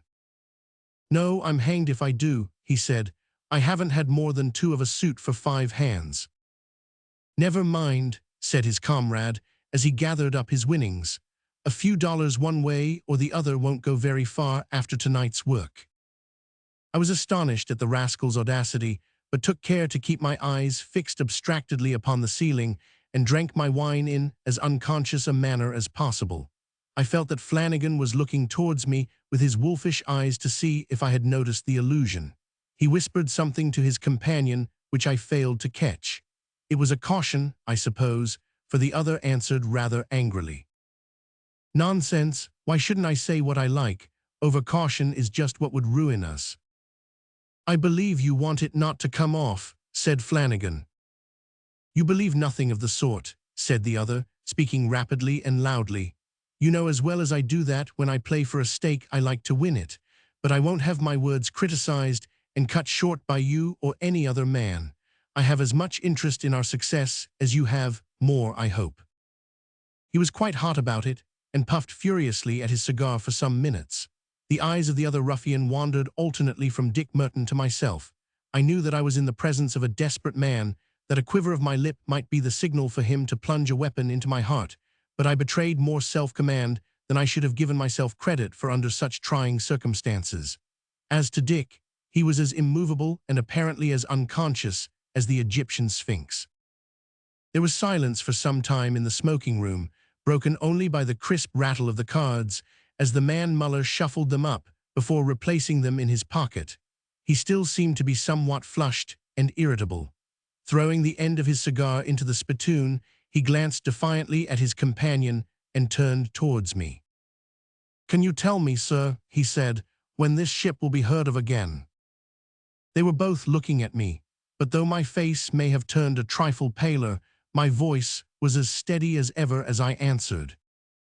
"I presume, sir, that it will be heard of first when it enters Queenstown Harbor." "Ha ha," laughed the angry little man. "I knew you would say that. Don't you kick me under the table, Flanagan. I won't stand it. I know what I am doing. You are wrong, sir," he continued, turning to me, "utterly wrong." "Some passing ship, perhaps," suggested Dick. "No, nor that either." "The weather is fine," I said. "Why should we not be heard of at our destination?" "I didn't say we shouldn't be heard of at our destination. Possibly we may not, and in any case, that is not where we shall be heard of first." "Where then?" asked Dick. "That you shall never know. Suffice it that a rapid and mysterious agency will signal our whereabouts, and that before the day is out. Ha ha," and he chuckled once again. "Come on deck," growled his comrade. "You have drunk too much of that confounded brandy and water. It has loosened your tongue. Come away." And taking him by the arm, he half led him, half forced him out of the smoking room, and we heard them stumbling up the companion together and on to the deck. "Well, what do you think now?" I gasped as I turned towards Dick. He was as imperturbable as ever. "Think," he said. "Why, I think what his companion thinks, that we have been listening to the ravings of a half-drunken man. The fellow stunk of brandy." Nonsense, Dick, you saw how the other tried to stop his tongue. Of course he did. He didn't want his friend to make a fool of himself before strangers. Maybe the short one is a lunatic, and the other his private keeper. It's quite possible. Oh, Dick, I cried, how can you be so blind? Don't you see that every word confirmed our previous suspicion? Humbug, man, said Dick. You're working yourself into a state of nervous excitement. Why, what the devil do you make of all that nonsense about a mysterious agent which would signal our whereabouts? I'll tell you what he meant, Dick, I said, bending forward and grasping my friend's arm. He meant a sudden glare and a flash seen far out at sea by some lonely fisherman off the American coast. That's what he meant. I didn't think you were such a fool, Hammond, said Dick Merton testily. If you try to fix a literal meaning on the twaddle that every drunken man talks, you will come to some queer conclusions. Let us follow their example and go on deck. You need fresh air, I think. Depend upon it, your liver is out of order. A sea voyage will do you a world of good. If ever I see the end of this one, I groaned, I'll promise never to venture on another. They are laying the cloth, so it's hardly worth while my going up. I'll stay below and unpack my things. I hope dinner will find you in a more pleasant state of mind, said Dick, and he went out, leaving me to my thoughts until the clang of the great gong summoned us to the saloon. My appetite, I need hardly say, had not been improved by the incidents which had occurred during the day. I sat down, however, mechanically at the table and listened to the talk which was going on around me. There were nearly 100 first-class passengers, and as the wine began to circulate, their voices combined with the clash of the dishes to form a perfect babel. I found myself seated between a very stout and nervous old lady and a prim little clergyman, and as neither made any advances, I retired into my shell and spent my time in observing the appearance of my fellow voyagers. I could see Dick in the dim distance, dividing his attentions between a jointless fowl in front of him and a self-possessed young lady at his side. Captain Doyle was doing the honors at my end, while the surgeon of the vessel was seated at the other. I was glad to notice that Flanagan was placed almost opposite to me. As long as I had him before my eyes, I knew that, for the time at least, we were safe. He was sitting with what was meant to be a sociable smile on his grim face. It did not escape me that he drank largely of wine, so largely that even before the dessert appeared his voice had become decidedly husky. His friend Muller was seated a few places lower down. He ate little and appeared to be nervous and restless.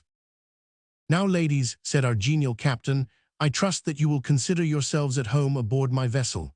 I have no fears for the gentlemen. A bottle of champagne, steward, here est to a fresh breeze and a quick passage. I trust our friends in America will hear of our safe arrival in 8 days, or in 9 at the very latest." I looked up. Quick as was the glance which passed between Flanagan and his confederate, I was able to intercept it. There was an evil smile upon the former's thin lips. The conversation rippled on. Politics, the sea, amusements, religion, each was in turn discussed. I remained a silent though an interested listener. It struck me that no harm could be done by introducing the subject which was ever in my mind. It could be managed in an offhand way, and would at least have the effect of turning the captain's thoughts in that direction. I could watch, too, what effect it would have upon the faces of the conspirators. There was a sudden lull in the conversation. The ordinary subjects of interest appeared to be exhausted. The opportunity was a favorable one. "May I ask, Captain," I said, bending forward and speaking very distinctly, "what you think of Fenian manifestos?" The captain's ruddy face became a shade darker from honest indignation. "They are poor cowardly things," he said, "as silly as they are wicked." "The impotent threats of a set of anonymous scoundrels," said a pompous-looking old gentleman beside him. "Oh, Captain," said the fat lady at my side, "you don't really think they would blow up a ship?" "I have no doubt they would if they could, but I am very sure they shall never blow up mine." "May I ask what precautions are taken against them?" asked an elderly man at the end of the table. "All goods sent aboard the ship are strictly examined," said Captain Doyle.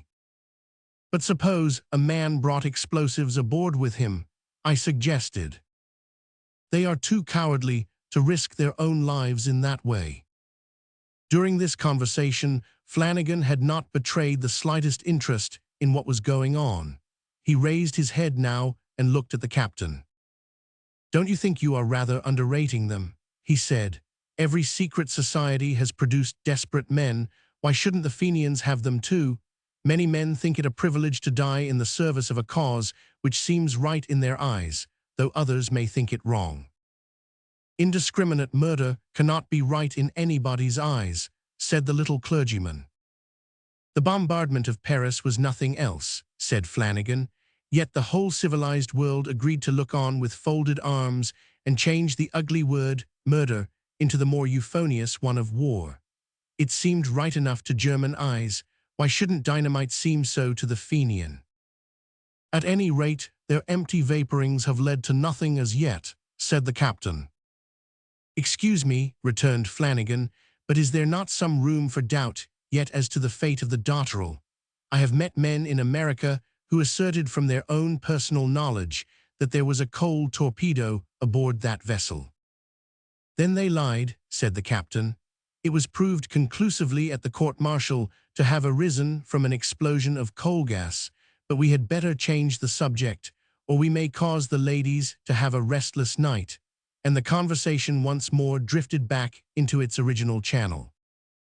During this little discussion, Flanagan had argued his point with a gentlemanly deference and a quiet power for which I had not given him credit. I could not help admiring a man who, on the eve of a desperate enterprise, could courteously argue upon a point which must touch him so nearly.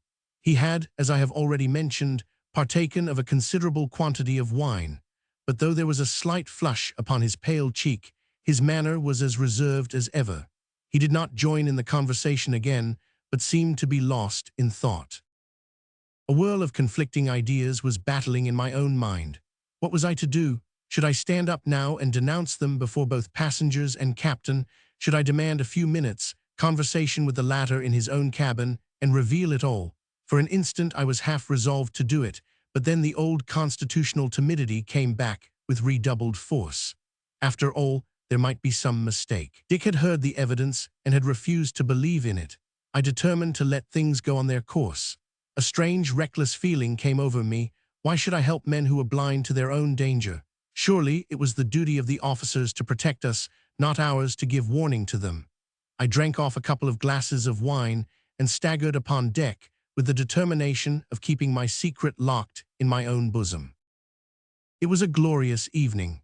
Even in my excited state of mind, I could not help leaning against the bulwarks and enjoying the refreshing breeze. Away to the westward, a solitary sail stood out as a dark speck against the great sheet of flame left by the setting sun. I shuddered as I looked at it. It was grand but appalling. A single star was twinkling faintly above our mainmast, but 1,000 seemed to gleam in the water below with every stroke of our propeller. The only blot in the fair scene was the great trail of smoke, which stretched away behind us like a black slash upon a crimson curtain. It was hard to believe that the great peace which hung over all nature could be marred by a poor miserable mortal. After all, I thought, as I gazed into the blue depths beneath me, if the worst comes to the worst, it is better to die here than to linger in agony upon a sickbed on land. A man's life seems a very paltry thing amid the great forces of nature. All my philosophy could not prevent my shuddering, however, when I turned my head and saw two shadowy figures at the other side of the deck, which I had no difficulty in recognizing. They seemed to be conversing earnestly, but I had no opportunity of overhearing what was said, so I contented myself with pacing up and down and keeping a vigilant watch upon their movements. It was a relief to me when Dick came on deck. Even an incredulous confidant is better than none at all. "Well, old man," he said, giving me a facetious dig in the ribs, "we've not been blown up yet." "No, not yet," said I, "but that's no proof that we are not going to be." "Nonsense, man," said Dick. "I can't conceive what has put this extraordinary idea into your head. I have been talking to one of your supposed assassins, and he seems a pleasant fellow enough. Quite a sporting character, I should think, from the way he speaks." "Dick," I said, I am as certain that those men have an infernal machine, and that we are on the verge of eternity, as if I saw them putting the match to the fuse." "Well, if you really think so," said Dick, half awed for the moment by the earnestness of my manner, "it is your duty to let the captain know of your suspicions." "You are right," I said. "I will. My absurd timidity has prevented my doing so sooner.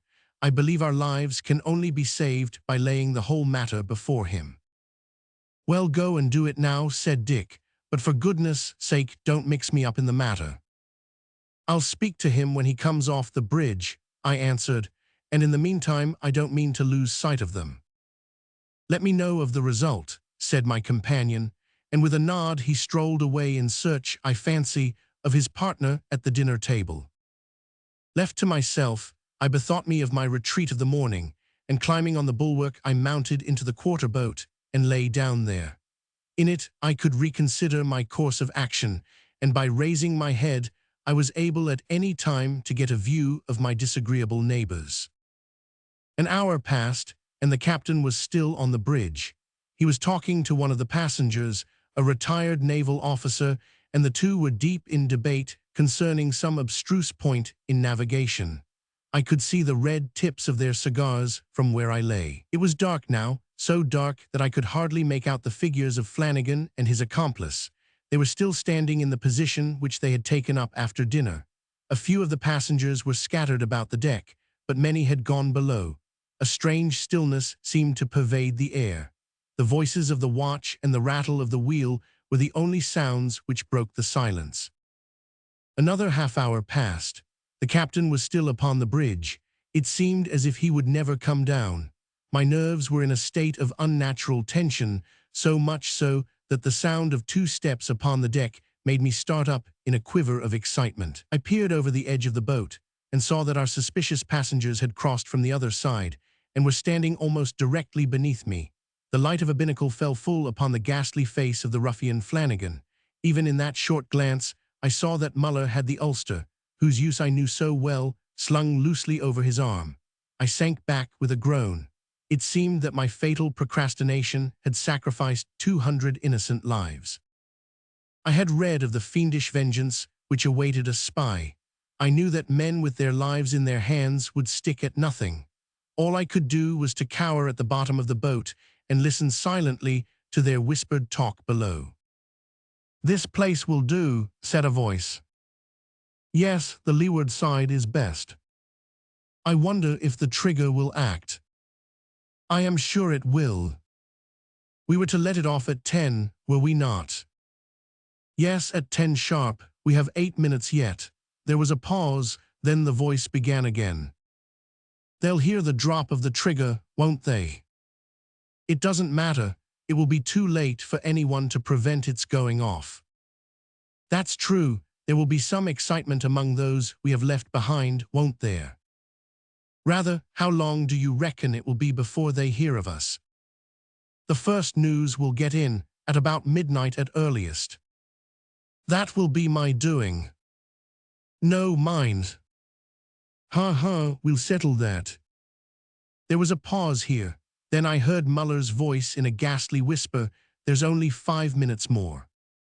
How slowly the moments seemed to pass. I could count them by the throbbing of my heart. "It'll make a sensation on land," said a voice. "Yes, it will make a noise in the newspapers." I raised my head and peered over the side of the boat. There seemed no hope, no help. Death stared me in the face, whether I did or did not give the alarm. The captain had at last left the bridge. The deck was deserted, save for those 2 dark figures crouching in the shadow of the boat. Flanagan had a watch lying open in his hand. 3 minutes more," he said. "Put it down upon the deck." "No, put it here, on the bulwarks." It was the little square box. I knew by the sound that they had placed it near the davit and almost exactly under my head. I looked over again. Flanagan was pouring something out of a paper into his hand. It was white and granular, the same that I had seen him use in the morning. It was meant as a fuse, no doubt, for he shoveled it into the little box, and I heard the strange noise which had previously arrested my attention. "A minute and a half more," he said. "Shall you or I pull the string?" "I will pull it," said Muller. He was kneeling down and holding the end in his hand. Flanagan stood behind with his arms folded and an air of grim resolution upon his face. I could stand it no longer. My nervous system seemed to give way in a moment. "Stop," I screamed, springing to my feet. "Stop, misguided and unprincipled men." They both staggered backwards. I fancy they thought I was a spirit, with the moonlight streaming down upon my pale face. I was brave enough now. I had gone too far to retreat. "Cain was damned," I cried, "and he slew but one. Would you have the blood of 200 upon your sueys?" "He's mad," said Flanagan. "Time's up. Let it off, Muller." I sprang down upon the deck. "You shan't do it," I said.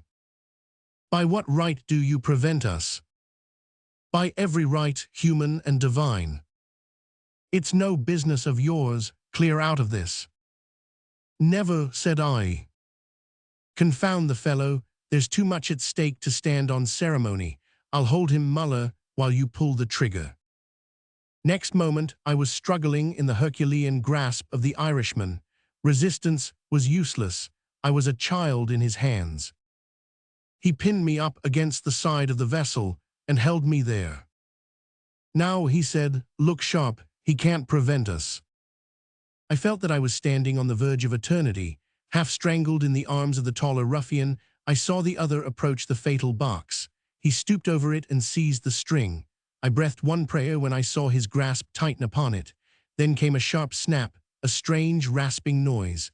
The trigger had fallen, the side of the box flew out and let off 2 gray carrier pigeons. Little more need be said. It is not a subject on which I care to dwell. The whole thing is too utterly disgusting and absurd. Perhaps the best thing I can do is to retire gracefully from the scene and let the sporting correspondent of the New York Herald fill my unworthy place. Here is an extract clipped from its columns shortly after our departure from America. "Pigeon flying extraordinary. A novel match has been brought off last week between the birds of John H. Flanagan of Boston and Jeremiah Muller, a well-known citizen of Lowell. Both men have devoted much time and attention to an improved breed of bird, and the challenge is an old-standing one.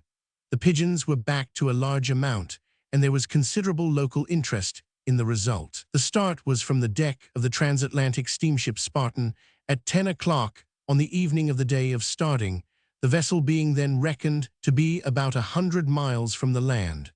The bird which reached home first was to be declared the winner. Considerable caution had, we believe, to be observed, as some captains have a prejudice against the bringing off of sporting events aboard their vessels. In spite of some little difficulty at the last moment, the trap was sprung almost exactly at 10 o'clock. Muller's bird arrived in Lowell in an extreme state of exhaustion on the following morning, while Flanagan's has not been heard of. The backers of the latter have the satisfaction of knowing, however, that the whole affair has been characterized by extreme fairness. The pigeons were confined in a specially invented trap, which could only be opened by the spring. It was thus possible to feed them through an aperture in the top, but any tampering with their wings was quite out of the question. A few such matches would go far towards popularizing pigeon flying in America and form an agreeable variety to the morbid exhibitions of human endurance which have assumed such proportions during the last few years. John Huxford's hiatus. Strange it is and wonderful to mark how upon this planet of ours the smallest and most insignificant of events set a train of consequences in motion which act and react until their final results are portentous and incalculable. Set a force rolling, however small, and who can say where it shall end or what it may lead to? Trifles develop into tragedies, and the bagatelle of one day ripens into the catastrophe of the next. An oyster throws out a secretion to surround a grain of sand, and so a pearl comes into being. A pearl diver fishes it up, a merchant buys it and sells it to a jeweler who disposes of it to a customer. The customer is robbed of it by 2 scoundrels who quarrel over the booty.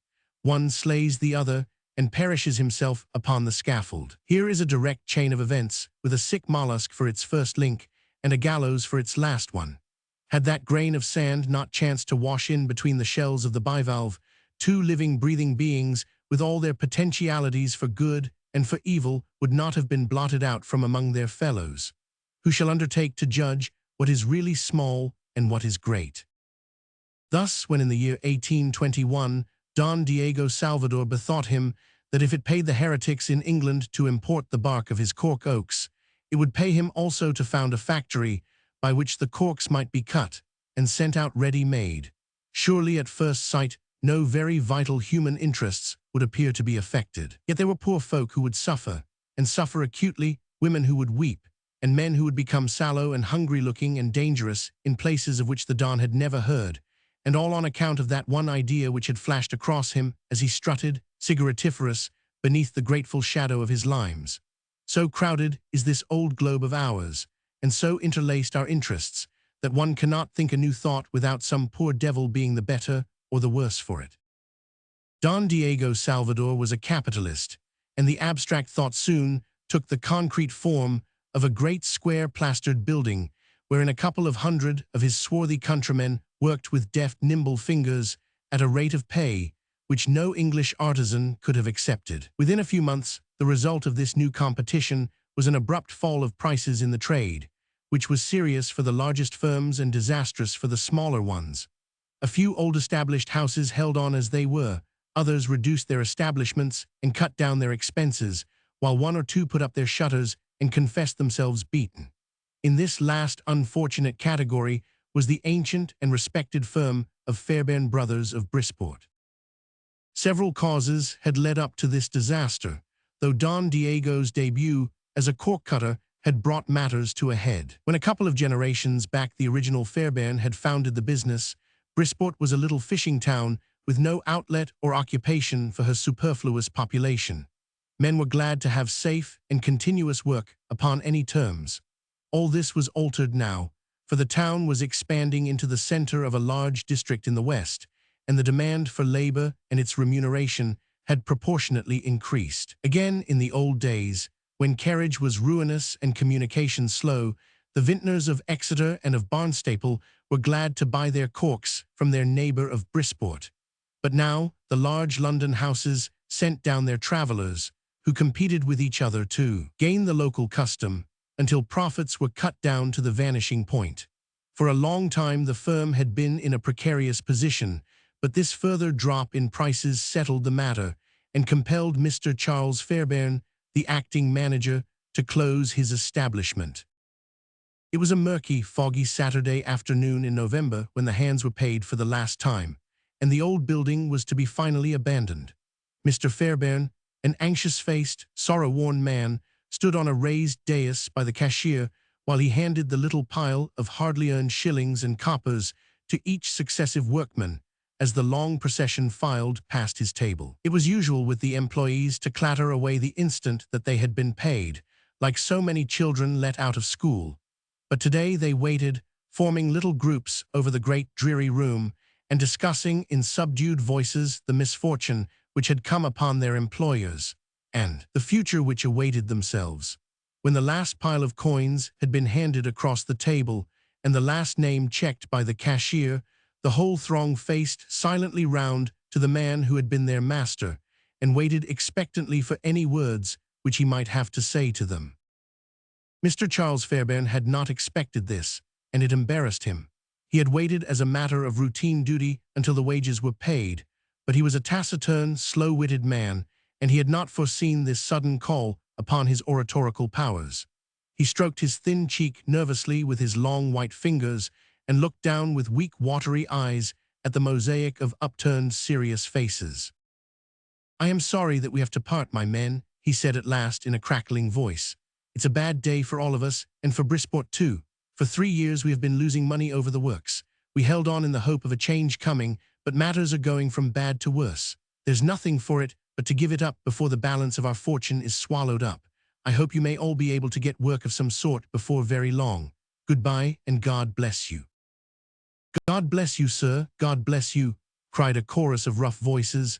"3 cheers for Mr. Charles Fairbairn," shouted a bright-eyed, smart young fellow, springing up upon a bench and waving his peaked cap in the air. The crowd responded to the call, but their huzzas wanted the true ring which only a joyous heart can give. Then they began to flock out into the sunlight, looking back as they went at the long deal tables and the cork-strewn floor, above all at the sad-faced, solitary man, whose cheeks were flecked with color at the rough cordiality of their farewell. "Huxford," said the cashier, touching on the shoulder the young fellow who had led the cheering, "the governor wants to speak to you." The workman turned back and stood swinging his cap awkwardly in front of his ex-employer, while the crowd pushed on until the doorway was clear and the heavy fog wreaths rolled unchecked into the deserted factory. "Ah, John," said Mr. Fairbairn, coming suddenly out of his reverie and taking up a letter from the table. "You have been in my service since you were a boy, and you have shown that you merited the trust which I have placed in you. From what I have heard, I think I am right in saying that this sudden want of work will affect your plans more than it will many of my other hands." "I was to be married at Shrovetide," the man answered, tracing a pattern upon the table with his horny forefinger. "I'll have to find work first." "And work, my poor fellow, is by no means easy to find. You see, you have been in this groove all your life and are unfit for anything else. It's true you've been my foreman, but even that won't help you, for the factories all over England are discharging hands, and there's not a vacancy to be had. It's a bad outlook for you and such as you." "What would you advise then, sir?" asked John Huxford. "That's what I was coming to. I have a letter here from Sheridan and Moore of Montreal asking for a good hand to take charge of a workroom. If you think it will suit you, you can go out by the next boat. The wages are far in excess of anything which I have been able to give you." "Why, sir, this is real kind of you," the young workman said earnestly. "She, my girl Mary, will be as grateful to you as I am. I know what you say is right, and that if I had to look for work, I should be likely to spend the little that I have laid by towards housekeeping before I found it. But, sir, with your leave, I'd like to speak to her about it before I made up my mind. Could you leave it open for a few hours?" "The mail goes out tomorrow," Mr. Fairbairn answered. "If you decide to accept, you can write tonight. Here is their letter, which will give you their address." John Huxford took the precious paper with a grateful heart. An hour ago his future had been all black, but now this rift of light had broken in the west, giving promise of better things. He would have liked to have said something expressive of his feelings to his employer, but the English nature is not effusive, and he could not get beyond a few choking, awkward words which were as awkwardly received by his benefactor. With a scrape and a bow, he turned on his heel and plunged out into the foggy street. So thick was the vapor that the houses over the way were only a vague loom, but the foreman hurried on with springy steps through side streets and winding lanes, past walls where the fishermen's nets were drying, and over cobble-stoned alleys redolent of herring, until he reached a modest line of whitewashed cottages fronting the sea. At the door of one of these, the young man tapped, and then, without waiting for a response, pressed down the latch and walked in. An old silvery-haired woman and a young girl hardly out of her teens were sitting on either side of the fire, and the latter sprang to her feet as he entered. "You've got some good news, John," she cried, putting her hands upon his shoulders and looking into his eyes. "I can tell it from your step. Mr. Fairbairn is going to carry on after all." "No, dear, not so good as that," John Huxford answered, smoothing back her rich brown hair. "But I have an offer of a place in Canada, with good money, and if you think as I do, I shall go out to it, and you can follow with the granny whenever I have made all straight for you at the other side. What say you to that, my lass?" "Why, surely, John, what you think is right must be for the best," said the girl quietly, with trust and confidence in her pale, plain face and loving hazel eyes. "But poor granny, how is she to cross the seas?" "Oh, never mind about me," the old woman broke in cheerfully. "I'll be no drag on you. If you want granny, granny's not too old to travel, and if you don't want her, why, she can look after the cottage and have an English home ready for you whenever you turn back to the old country." "Of course we shall need you, granny," John Huxford said with a cheery laugh. "Fancy leaving granny behind. That would never do, Mary. But if you both come out, and if we are married all snug and proper at Montreal, we'll look through the whole city until we find a house something like this one, and we'll have creepers on the outside just the same, and when the doors are shut and we sit round the fire on the winter's nights, I'm hanged if we'll be able to tell that we're not at home. Besides, Mary, it's the same speech out there, and the same king and the same flag. It's not like a foreign country." "No, of course not," Mary answered with conviction. She was an orphan with no living relations save her old grandmother, and no thought in life but to make a helpful and worthy wife to the man she loved. Where these two were, she could not fail to find happiness. If John went to Canada, then Canada became home to her, for what had Brisport to offer when he was gone? "I'm to write tonight then and accept?" the young man asked. "I knew you would both be of the same mind as myself, but of course I couldn't close with the offer until we had talked it over. I can get started in a week or two, and then in a couple of months I'll have all ready for you on the other side."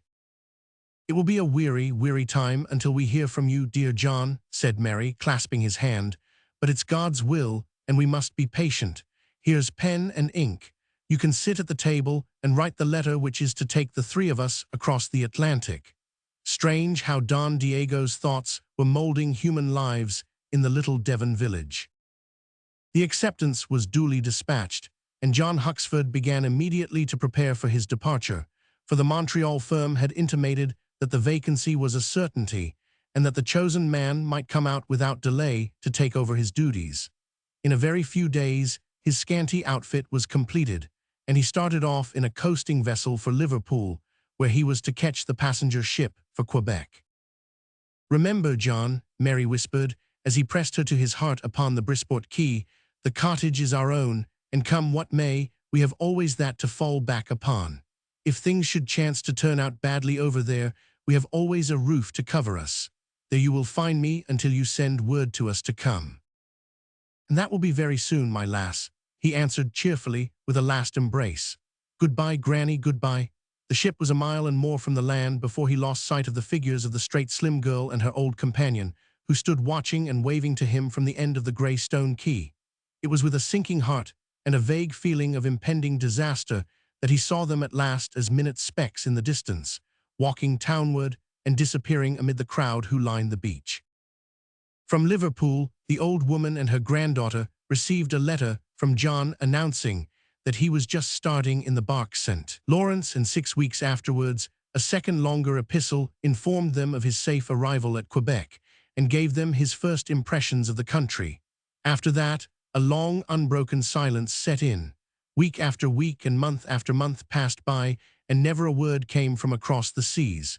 A year went over their heads, and yet another, but no news of the absentee. Sheridan and Moore were written to, and replied that though John Huxford's letter had reached them, he had never presented himself, and they had been forced to fill up the vacancy as best they could. Still Mary and her grandmother hoped against hope, and looked out for the letter carrier every morning with such eagerness that the kind-hearted man would often make a detour rather than pass the two pale, anxious faces which peered at him from the cottage window. At last, 3 years after the young foreman's disappearance, old Granny died, and Mary was left alone, a broken, sorrowful woman, living as best she might on a small annuity which had descended to her, and eating her heart out as she brooded over the mystery which hung over the fate of her lover. Among the shrewd West Country neighbors, there had long, however, ceased to be any mystery in the matter. Huxford arrived safely in Canada, so much was proved by his letter.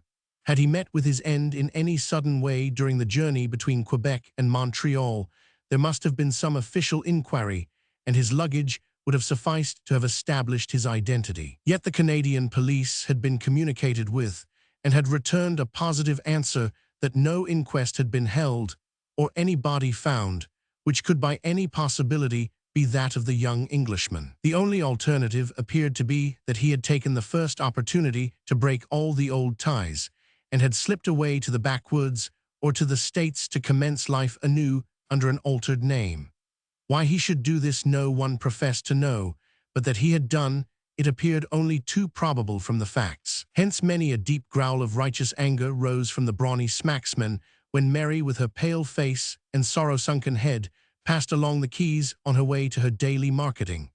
And it is more than likely that if the missing man had turned up in Brisport, he might have met with some rough words or rougher usage.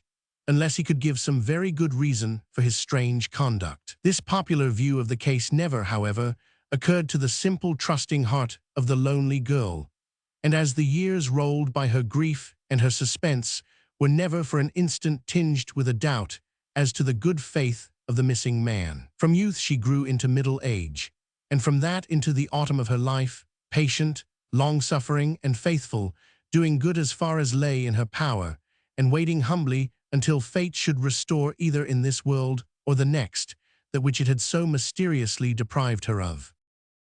In the meantime, neither the opinion held by the minority that John Huxford was dead, nor that of the majority, which pronounced him to be faithless, represented the true state of the case.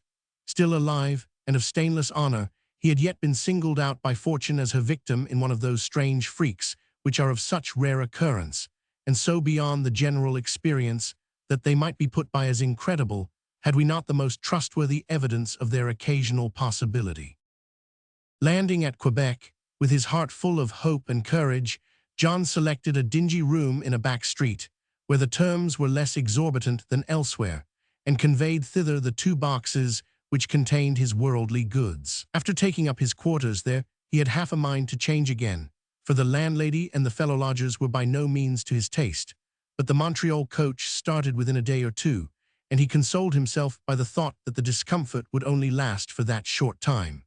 Having written home to Mary to announce his safe arrival, he employed himself in seeing as much of the town as was possible, walking about all day, and only returning to his room at night.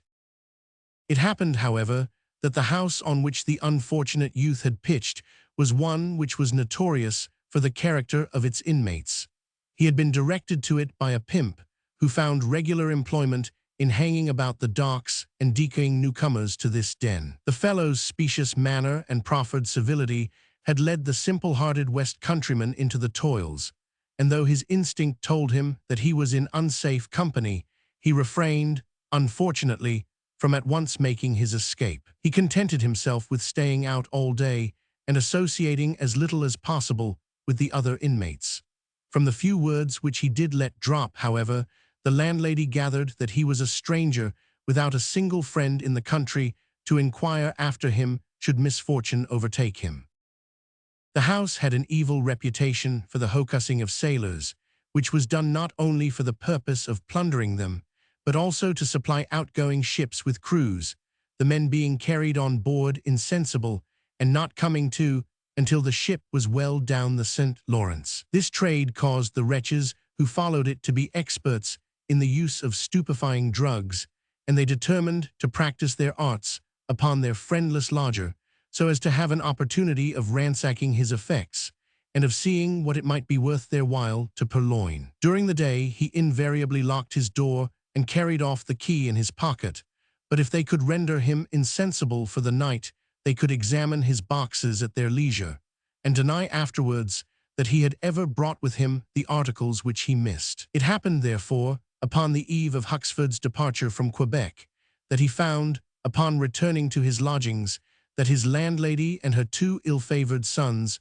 who assisted her in her trade, were waiting up for him over a bowl of punch, which they cordially invited him to share. It was a bitterly cold night, and the fragrant steam overpowered any suspicions which the young Englishman may have entertained, so he drained off a bumper, and then, retiring to his bedroom, threw himself upon his bed without undressing, and fell straight into a dreamless slumber, in which he still lay when the 3 conspirators crept into his chamber, and having opened his boxes, began to investigate his effects.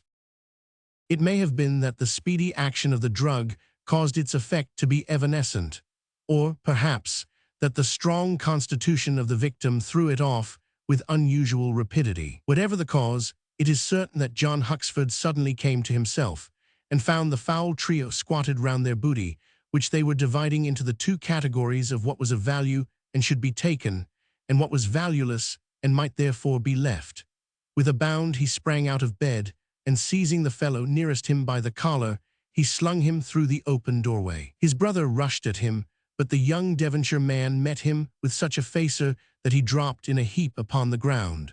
Unfortunately, the violence of the blow caused him to overbalance himself, and tripping over his prostrate antagonist, he came down heavily upon his face. Before he could rise, the old hag sprang upon his back and clung to him, shrieking to her son to bring the poker.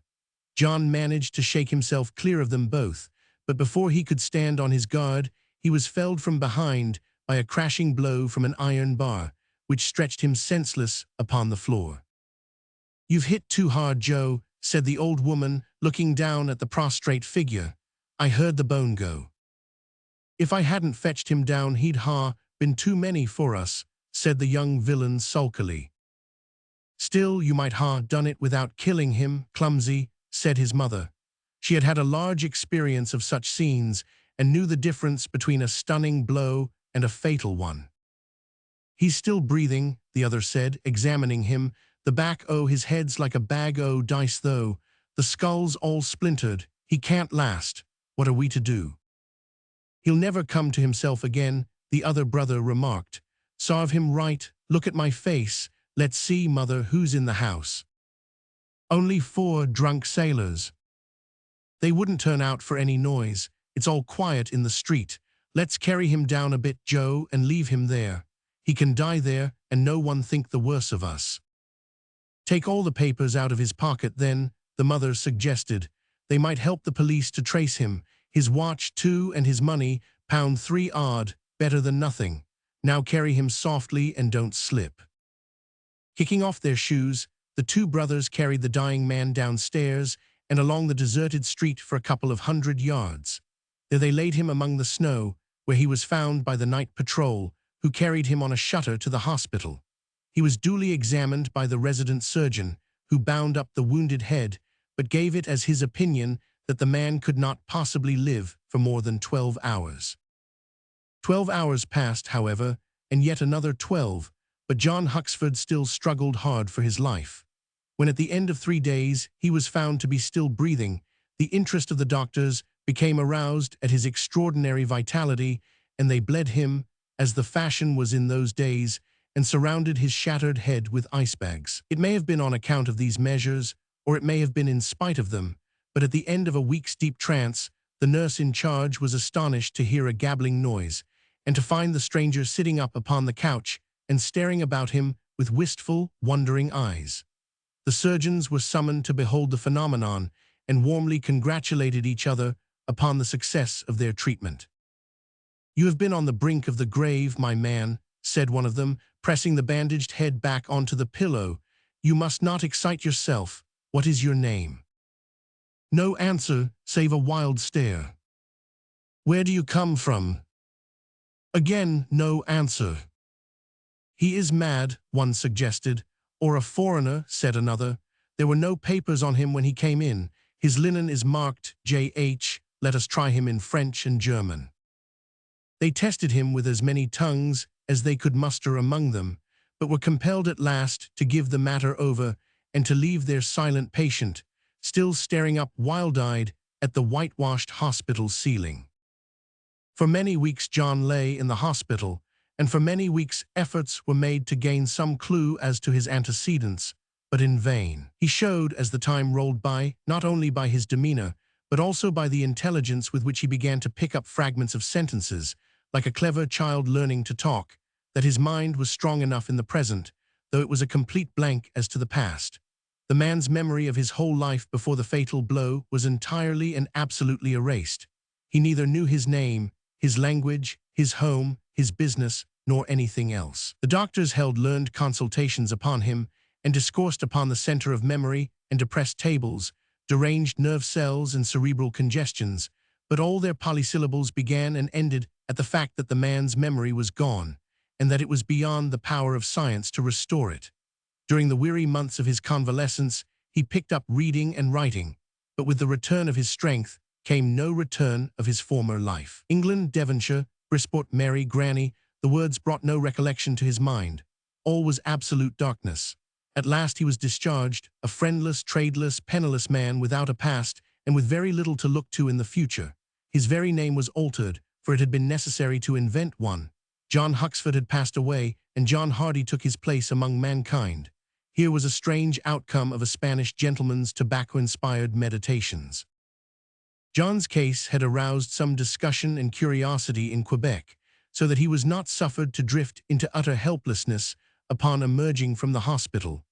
A Scotch manufacturer named 1000 Kinlay found him a post as porter in his establishment, and for a long time he worked at $7 a week at the loading and unloading of vans. In the course of years, it was noticed, however, that his memory, however defective as to the past, was extremely reliable and accurate when concerned with anything which had occurred since his accident. From the factory, he was promoted into the counting house, and the year 1835 found him a junior clerk at a salary of L120 a year.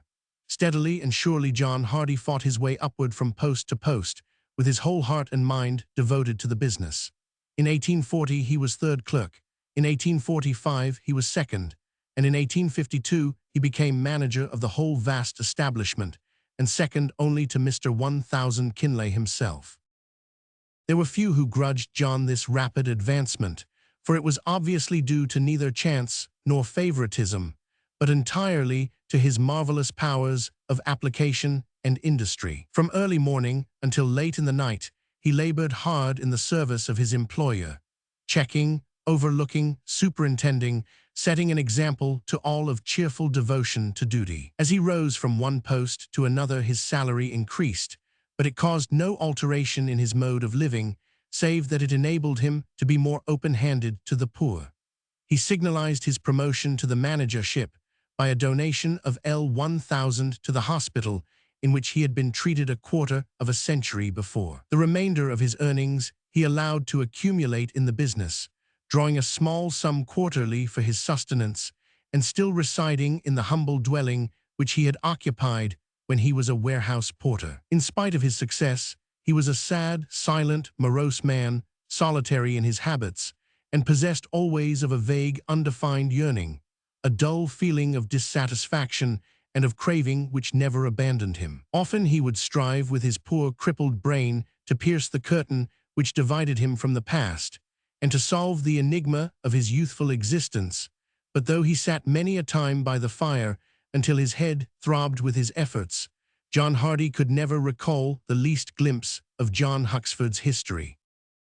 On one occasion he had, in the interests of the firm, to journey to Quebec, and to visit the very cork factory which had tempted him to leave England. Strolling through the workroom with the foreman, John automatically, and without knowing what he was doing, picked up a square piece of the bark and fashioned it with 2 or 3 deft cuts of his penknife into a smooth, tapering cork.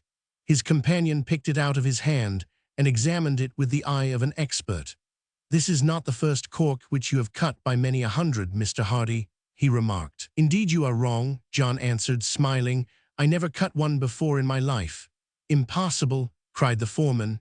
"Here's another bit of cork. Try again." John did his best to repeat the performance, but the brains of the manager interfered with the trained muscles of the cork cutter. The latter had not forgotten their cunning, but they needed to be left to themselves, and not directed by a mind which knew nothing of the matter. Instead of the smooth, graceful shape, he could produce nothing but rough-hewn, clumsy cylinders.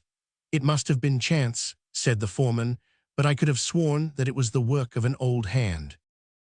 As the years passed, John's smooth English skin had warped and crinkled until he was as brown and as seamed as a walnut.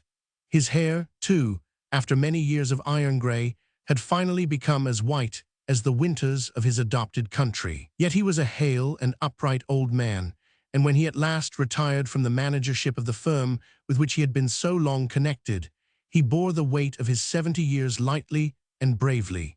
He was in the peculiar position himself of not knowing his own age, as it was impossible for him to do more than guess at how old he was at the time of his accident. The Franco-German War came round, and while the two great rivals were destroying each other, their more peaceful neighbors were quietly ousting them out of their markets and their commerce. Many English ports benefited by this condition of things, but none more than Brisport. It had long ceased to be a fishing village, but was now a large and prosperous town, with a great breakwater in place of the quay on which Mary had stood, and a frontage of terraces and grand hotels where all the grandees of the West Country came when they were in need of a change. All these extensions had made Brisport the center of a busy trade, and her ships found their way into every harbor in the world. Hence, it was no wonder, especially in that very busy year of 1870, that several Brisport vessels were lying in the river and alongside the wharves of Quebec.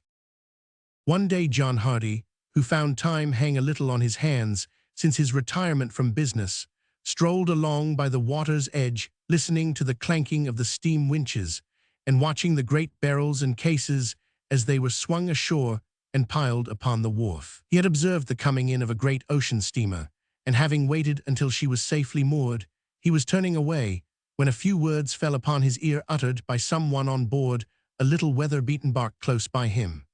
It was only some commonplace order that was bawled out, but the sound fell upon the old man's ears with a strange mixture of disuse and familiarity. He stood by the vessel and heard the seamen at their work, all speaking with the same broad, pleasant, jingling accent. Why did it send such a thrill through his nerves to listen to it? He sat down upon a coil of rope and pressed his hands to his temples, drinking in the long-forgotten dialect and trying to piece together in his mind the thousand half-formed nebulous recollections which were surging up in it. Then he rose, and walking along to the stern, he read the name of the ship, the Sunlight, Brisport. Brisport. Again that flush and tingle through every nerve. Why was that word and the men's speech so familiar to him? He walked moodily home, and all night he lay tossing and sleepless, pursuing a shadowy something which was ever within his reach, and yet which ever evaded him. Early next morning, he was up and down on the wharf, listening to the talk of the West Country sailors. Every word they spoke seemed to him to revive his memory and bring him nearer to the light. From time to time they paused in their work, and seeing the white-haired stranger sitting so silently and attentively, they laughed at him and broke little jests upon him. And even these jests had a familiar sound to the exile, as they very well might, seeing that they were the same which he had heard in his youth, for no one ever makes a new joke in England. So he sat through the long day, bathing himself in the West Country speech and waiting for the light to break. And it happened that, when the sailors broke off for their midday meal, one of them, either out of curiosity or good nature, came over to the old watcher and greeted him. So John asked him to be seated on a log by his side, and began to put many questions to him about the country from which he came and the town, all which the man answered glibly enough, for there is nothing in the world that a sailor loves to talk of so much as of his native place, for it pleases him to show that he is no mere wanderer, but that he has a home to receive him whenever he shall choose to settle down to a quiet life. So the seaman prattled away about the town hall and the Martello Tower and the Esplanade and Pitt Street and the High Street, until his companion suddenly shot out a long, eager arm and caught him by the wrist. "Look here, man," he said, in a low, quick whisper. "Answer me truly as you hope for mercy. Are not the streets that run out of the High Street, Fox Street, Caroline Street, and George Street in the order named?" "They are," the sailor answered, shrinking away from the wild flashing eyes. And at that moment John's memory came back to him, and he saw clear and distinct his life as it had been, and as it should have been, with every minutest detail traced as in letters of fire. Too stricken to cry out, too stricken to weep, he could only hurry away homewards wildly and aimlessly, hurry as fast as his aged limbs would carry him, as if, poor soul, there was some chance yet of catching up the 50 years which had gone by. Staggering and tremulous, he hastened on until a film seemed to gather over his eyes, and throwing his arms into the air with a great cry, "Oh, Mary, Mary, oh, my lost, lost life," he fell senseless upon the pavement. The storm of emotion which had passed through him, and the mental shock which he had undergone, would have sent many a man into a raging fever, but John was too strong-willed and too practical to allow his strength to be wasted at the very time when he needed it most. Within a few days, he realized a portion of his property, and starting for New York, caught the first mail steamer to England. Day and night, night and day, he trod the quarterdeck, until the hardy sailors watched the old man with astonishment and marveled how any human being could do so much upon so little sleep. It was only by this unceasing exercise, by wearing down his vitality until fatigue brought lethargy, that he could prevent himself from falling into a very frenzy of despair. He hardly dared ask himself what was the object of this wild journey. What did he expect? Would Mary be still alive? She must be a very old woman. If he could but see her and mingle his tears with hers, he would be content. Let her only know that it had been no fault of his, and that they had both been victims to the same cruel fate. The cottage was her own, and she had said that she would wait for him there until she heard from him. Poor lass, she had never reckoned on such a wait as this. At last the Irish lights were sighted and passed. Land's End lay like a blue fog upon the water, and the great steamer ploughed its way along the bold Cornish coast until it dropped its anchor in Plymouth Bay. John hurried to the railway station, and within a few hours he found himself back once more in his native town, which he had quitted a poor cork cutter half a century before. But was it the same town? Were it not for the name engraved all over the station and on the hotels, John might have found a difficulty in believing it. The broad, well-paved streets, with the tram lines laid down the center, were very different from the narrow, winding lanes which he could remember. The spot upon which the station had been built was now the very center of the town, but in the old days it would have been far out in the fields.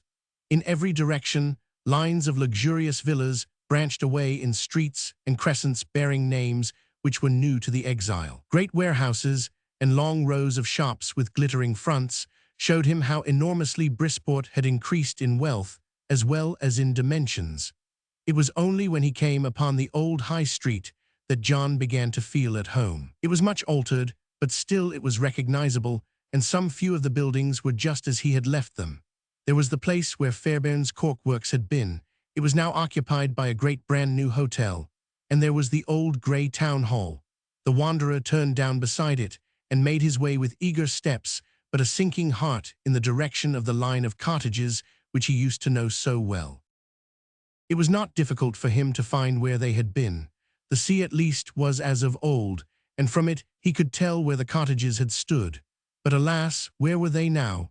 In their place, an imposing crescent of high stone houses reared their tall front to the beach. John walked wearily down past their palatial entrances, feeling heartsore and despairing, when suddenly a thrill shot through him, followed by a warm glow of excitement and of hope. For standing a little back from the line, and looking as much out of place as a bumpkin in a ballroom, was an old whitewashed cottage, with wooden porch and walls bright with creeping plants. He rubbed his eyes and stared again, but there it stood with its diamond-paned windows and white muslin curtains, the very same down to the smallest details, as it had been on the day when he last saw it. Brown hair had become white, and fishing hamlets had changed into cities, but busy hands and a faithful heart had kept Granny's cottage unchanged and ready for the wanderer. And now, when he had reached his very haven of rest, John Huxford's mind became more filled with apprehension than ever, and he came over so deadly sick that he had to sit down upon one of the beach benches which faced the cottage. An old fisherman was perched at one end of it, smoking his black clay pipe, and he remarked upon the wan face and sad eyes of the stranger. "You have overtired yourself," he said. "It doesn't do for old chaps like you and me to forget our years." "I'm better now, thank you," John answered. "Can you tell me, friend, how that one cottage came among all those fine houses?" "Why," said the old fellow, thumping his crutch energetically upon the ground, "that cottage belongs to the most obstinate woman in all England. That woman, if you'll believe me, has been offered the price of the cottage 10 times over, and yet she won't part with it. They have even promised to remove it stone by stone and put it up on some more convenient place, and pay her a good round sum into the bargain, but God bless you, she wouldn't so much as hear of it." "And why was that?" asked John. "Well, that's just the funny part of it. It's all on account of a mistake. You see, her spark went away when I was a youngster, and she's got it into her head that he may come back some day and that he won't know where to go unless the cottage is there. Why, if the fellow were alive, he would be as old as you, but I've no doubt he's dead long ago. She's well quit of him, for he must have been a scamp to abandon her as he did." "Oh, he abandoned her, did he?" "Yes, went off to the States, and never so much as sent a word to bid her goodbye. It was a cruel shame, it was, for the girl has been a-waiting and a-pining for him ever since. It's my belief that it's 50 years weeping that blinded her." "She is blind," cried John, half rising to his feet. "Worse than that," said the fisherman. "She's mortal ill and not expected to live. Why, look ye, there's the doctor's carriage a-waiting at her door." At this evil tidings, old John sprang up and hurried over to the cottage, where he met the physician returning to his brougham. "How is your patient, doctor?" he asked in a trembling voice. Very bad," said the man of medicine pompously. "If she continues to sink, she will be in great danger, but if, on the other hand, she takes a turn, it is possible that she may recover," with which oracular answer he drove away in a cloud of dust. John Huxford was still hesitating at the doorway, not knowing how to announce himself or how far a shock might be dangerous to the sufferer, when a gentleman in black came bustling up. "Can you tell me, my man, if this is where the sick woman is?" he asked. John nodded, and the clergyman passed in, leaving the door half open. The wanderer waited until he had gone into the inner room and then slipped into the front parlor, where he had spent so many happy hours. All was the same as ever, down to the smallest ornaments, for Mary had been in the habit, whenever anything was broken, of replacing it with a duplicate, so that there might be no change in the room. He stood irresolute, looking about him, until he heard a woman's voice from the inner chamber, and stealing to the door, he peeped in. The invalid was reclining upon a couch, propped up with pillows, and her face was turned full towards John as he looked round the door. He could have cried out as his eyes rested upon it, for there were Mary's pale, plain, sweet, homely features, as smooth and as unchanged as though she were still the half-child, half-woman whom he had pressed to his heart on the Brisport quay. Her calm, eventless, unselfish life had left none of those rude traces upon her countenance, which are the outward emblems of internal conflict and an unquiet soul. A chaste melancholy had refined and softened her expression, and her loss of sight had been compensated for by that placidity which comes upon the faces of the blind. With her silvery hair peeping out beneath her snow-white cap, and a bright smile upon her sympathetic face, she was the old Mary improved and developed, with something ethereal and angelic superadded. "You will keep a tenant in the cottage," she was saying to the clergyman, who sat with his back turned to the observer. "Choose some poor deserving folk in the parish who will be glad of a home free. And when he comes, you will tell him that I have waited for him until I have been forced to go on, but that he will find me on the other side still faithful and true. There's a little money too, only a few pounds, but I should like him to have it when he comes, for he may need it, and then you will tell the folk you put in to be kind to him, for he will be grieved, poor lad, and to tell him that I was cheerful and happy up to the end. Don't let him know that I ever fretted, or he may fret too." Now John listened quietly to all this from behind the door, and more than once he had to put his hand to his throat, but when she had finished, and when he thought of her long, blameless, innocent life, and saw the dear face looking straight at him, and yet unable to see him, it became too much for his manhood, and he burst out into an irrepressible choking sob which shook his very frame. And then occurred a strange thing, for though he had spoken no word, the old woman stretched out her arms to him, and cried, "Oh, Johnny, Johnny! Oh, dear, dear Johnny, you have come back to me again." And before the parson could at all understand what had happened, those two faithful lovers were in each other's arms, weeping over each other, and patting each other's silvery heads, with their hearts so full of joy that it almost compensated for all that weary 50 years of waiting. It is hard to say how long they rejoiced together. It seemed a very short time to them, and a very long one to the reverend gentleman, who was thinking at last of stealing away, when Mary recollected his presence and the courtesy which was due to him. "My heart is full of joy, sir," she said. "It is God's will that I should not see my Johnny, but I can call his image up as clear as if I had my eyes. Now stand up, John, and I will let the gentleman see how well I remember you. He is as tall, sir, as the second shelf, as straight as an arrow, his face brown, and his eyes bright and clear. His hair is well nigh black, and his mustache the same. I shouldn't wonder if he had whiskers as well by this time. Now, sir, don't you think I can do without my sight?" The clergyman listened to her description, and looking at the battered, white-haired man before him, he hardly knew whether to laugh or to cry. But it all proved to be a laughing matter in the end, for whether it was that her illness had taken some natural turn, or that John's return had startled it away, it is certain that from that day Mary steadily improved until she was as well as ever. "No special license for me," John had said sturdily. "Looks as if we were ashamed of what we are doing, as though we hadn't the best right to be married of any two folk in the parish." So the banns were put up accordingly, and 3 times it was announced that John Huxford, bachelor, was going to be united to Mary Howden, spinster, after which, no one objecting, they were duly married accordingly. "We may not have very long in this world," said old John, "but at least we shall start fair and square in the next."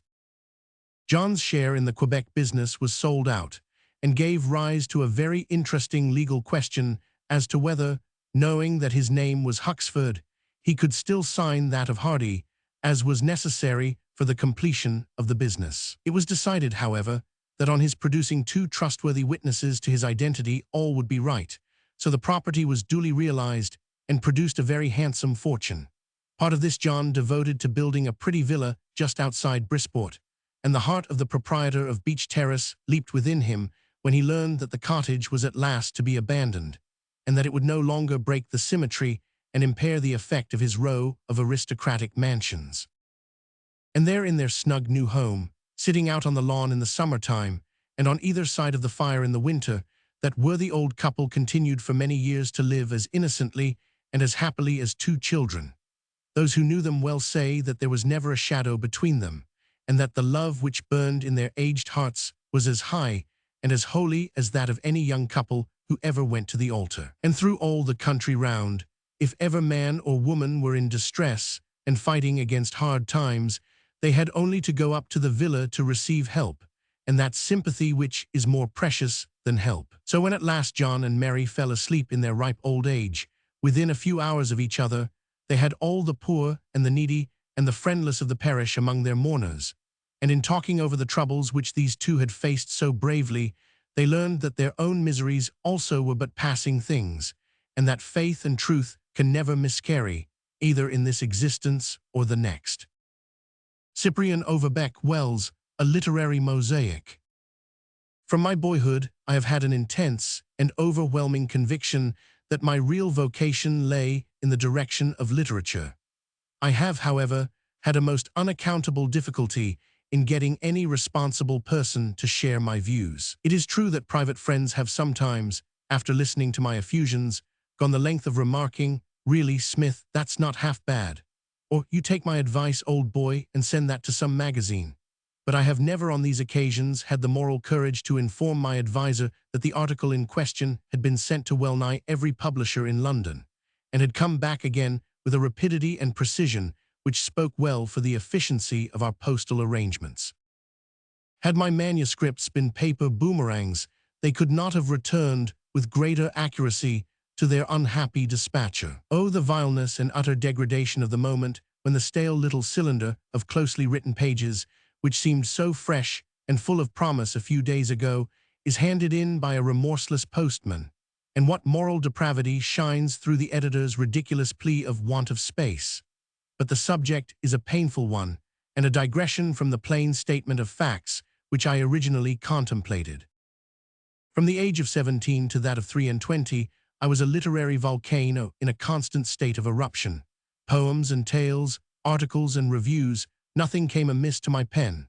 From the great sea serpent to the nebular hypothesis, I was ready to write on anything or everything, and I can safely say that I seldom handled a subject without throwing new lights upon it.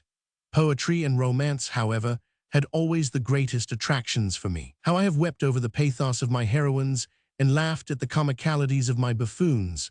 Alas, I could find no one to join me in my appreciation, and solitary admiration for oneself, however genuine, becomes satiating after a time. My father remonstrated with me too on the score of expense and loss of time, so that I was finally compelled to relinquish my dreams of literary independence and to become a clerk in a wholesale mercantile firm connected with the West African trade.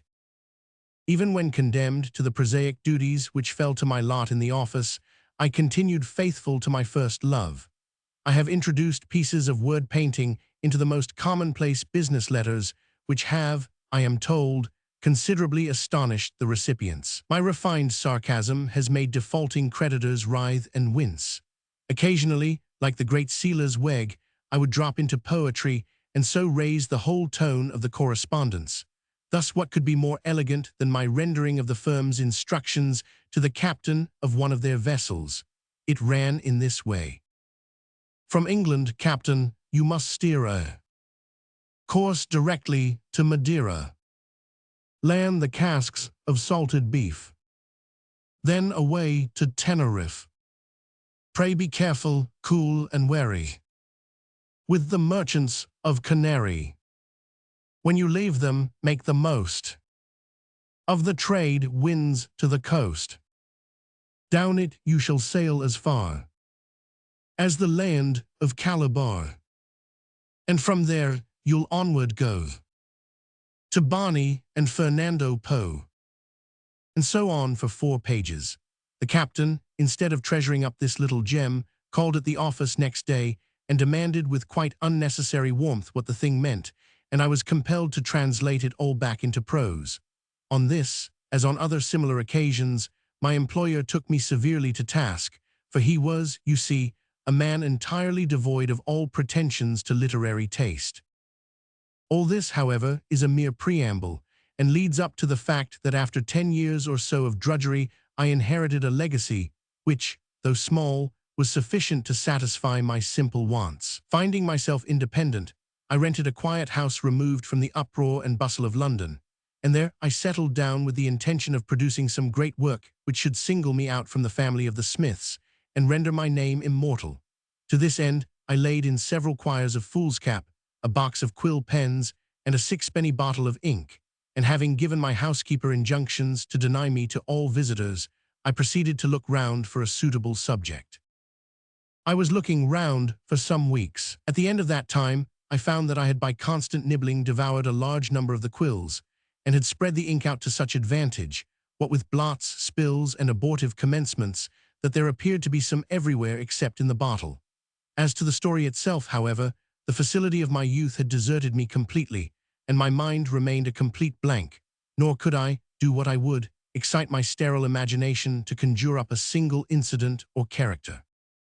In this strait, I determined to devote my leisure to running rapidly through the works of the leading English novelists, from Daniel Defoe to the present day, in the hope of stimulating my latent ideas and of getting a good grasp of the general tendency of literature. For some time past, I had avoided opening any work of fiction, because one of the greatest faults of my youth had been that I invariably and unconsciously mimicked the style of the last author whom I had happened to read. Now, however, I made up my mind to seek safety in a multitude, and by consulting all the English classics to avoid the danger of imitating anyone too closely. I had just accomplished the task of reading through the majority of the standard novels at the time when my narrative commences. It was then about 20 minutes to 10 on the night of the 4th of June, 1886, that after disposing of a pint of beer and a Welsh rarebit for my supper, I seated myself in my armchair, cocked my feet upon a stool, and lit my pipe, as was my custom. Both my pulse and my temperature were, as far as I know, normal at the time. I would give the state of the barometer, but that unlucky instrument had experienced an unprecedented fall of 42 inches from a nail to the ground and was not in a reliable condition. We live in a scientific age, and I flatter myself that I move with the times. Whilst in that comfortable lethargic condition which accompanies both digestion and poisoning by nicotine, I suddenly became aware of the extraordinary fact that my little drawing-room had elongated into a great salon, and that my humble table had increased in proportion. Round this colossal mahogany was seated a great number of people who were talking earnestly together, and the surface in front of them was strewn with books and pamphlets. I could not help observing that these persons were dressed in a most extraordinary mixture of costumes, for those at the end nearest to me wore peruke wigs, swords, and all the fashions of 2 centuries back. Those about the center had tight knee breeches, high cravats, and heavy bunches of seals, while among those at the far side, the majority were dressed in the most modern style, and among them I saw, to my surprise, several eminent men of letters whom I had the honor of knowing. There were 2 or 3 women in the company. I should have risen to my feet to greet these unexpected guests, but all power of motion appeared to have deserted me, and I could only lie still and listen to their conversation, which I soon perceived to be all about myself. "Egad," exclaimed a rough, weather-beaten man, who was smoking a long churchwarden pipe at my end of the table, "my heart softens for him.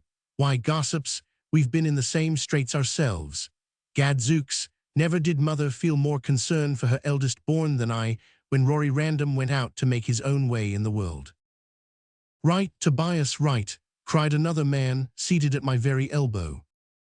"By my troth, I lost more flesh over poor Robin on his island than had I the sweating sickness twice told." The tale was well nigh done when in swaggers my Lord of Rochester, a merry gallant, and one whose word in matters literary might make or march. "How now, Defoe," quoth he, "hast a tale on hand?" "Even so, your lordship," I returned. "A right merry one, I trust," quoth he. "Discourse unto me concerning thy heroine, a comely lass, Dan, or I mistake." "Nay," I replied, "there is no heroine in the matter." "Split not your phrases," quoth he, "thou weighest every word like a scald attorney. Speak to me of thy principal female character, be she heroine or no." "My lord," I answered, "there is no female character." "Then out upon thyself and thy book too," he cried. "Thou hadst best burn it." And so out in great dudgeon, whilst I fell to mourning over my poor romance, which was thus, as it were, sentenced to death before its birth. Yet there are 1,000 now who have read of Robin and his man Friday, to one who has heard of my Lord of Rochester. "Very true, Defoe," said a genial-looking man in a red waistcoat, who was sitting at the modern end of the table. "But all this won't help our good friend Smith in making a start at his story, which, I believe, was the reason why we assembled." "The dickens it is," stammered a little man beside him, and everybody laughed, especially the genial man, who cried out, Charlie Lamb, you'll never alter. You would make a pun if you were hanged for it." "That would be a case of haltering," returned the other, on which everybody laughed again. By this time I had begun to dimly realize in my confused brain the enormous honor which had been done me. The greatest masters of fiction in every age of English letters had apparently made a rendezvous beneath my roof in order to assist me in my difficulties.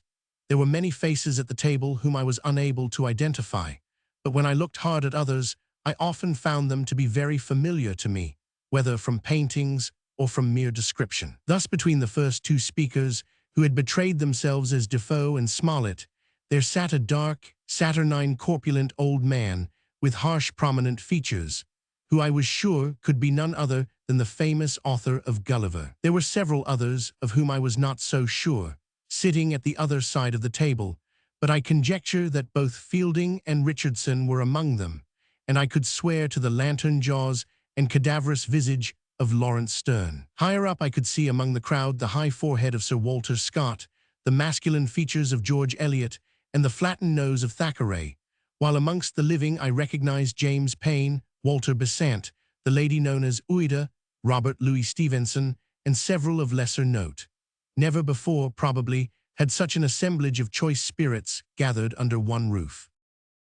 "Well," said Sir Walter Scott, speaking with a pronounced accent, "ye ken the auld proverb, sirs, ower money cooks, or as the border minstrels sang, Black Johnstone, why his troopers 10 might mak the heart turn cold, but Johnstone, when he's a lane, is war 10 thousand fauld." The Johnstons were one of the Redesdale families, second cousins of the Armstrongs, and connected by marriage too. "Perhaps, Sir Walter," interrupted Thackeray, "you would take the responsibility off our hands by yourself, dictating the commencement of a story to this young literary aspirant." "Na," cried Sir Walter, "I'll do my share, but there's Charlie over there as full o' what as a radical's full o' treason. He's the laddie to give a cheery opening to it." Dickens was shaking his head and apparently about to refuse the honor when a voice from among the moderns, I could not see who it was for the crowd, said, "Suppose we begin at the end of the table and work round, anyone contributing a little as the fancy seizes him." "Agreed, agreed," cried the whole company, and every eye was turned on Defoe, who seemed very uneasy and filled his pipe from a great tobacco box in front of him. "Nay, gossips," he said, "there are others more worthy," but he was interrupted by loud cries of "No, no," from the whole table, and Smollett shouted out, "Stand to it, Dan, stand to it. You and I and the Dean here will make 3 short tacks just to fetch her out of harbor, and then she may drift where she pleases." Thus encouraged, Defoe cleared his throat and began in this way, talking between the puffs of his pipe.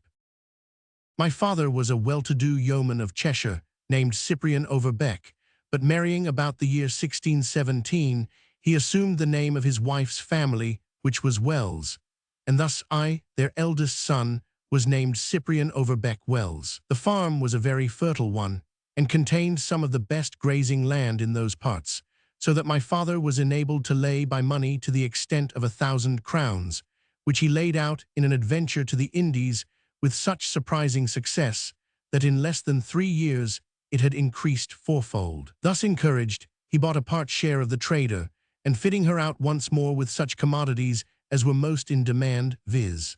old muskets, hangers and axes, besides glasses, needles, and the like, he placed me on board as supercargo to look after his interests, and dispatched us upon our voyage.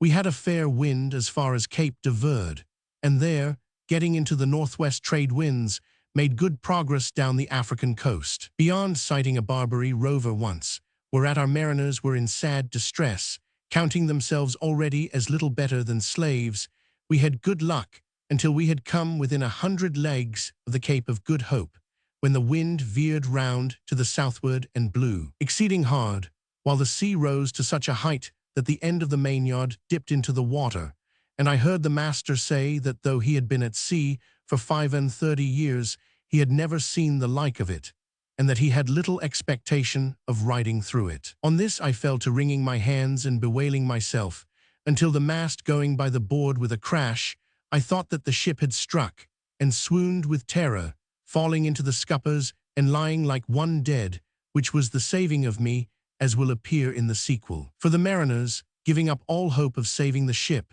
and being in momentary expectation that she would founder, pushed off in the longboat, whereby I fear that they met the fate which they hoped to avoid, since I have never from that day heard anything of them. For my own part, on recovering from the swoon into which I had fallen, I found that, by the mercy of Providence, the sea had gone down, and that I was alone in the vessel.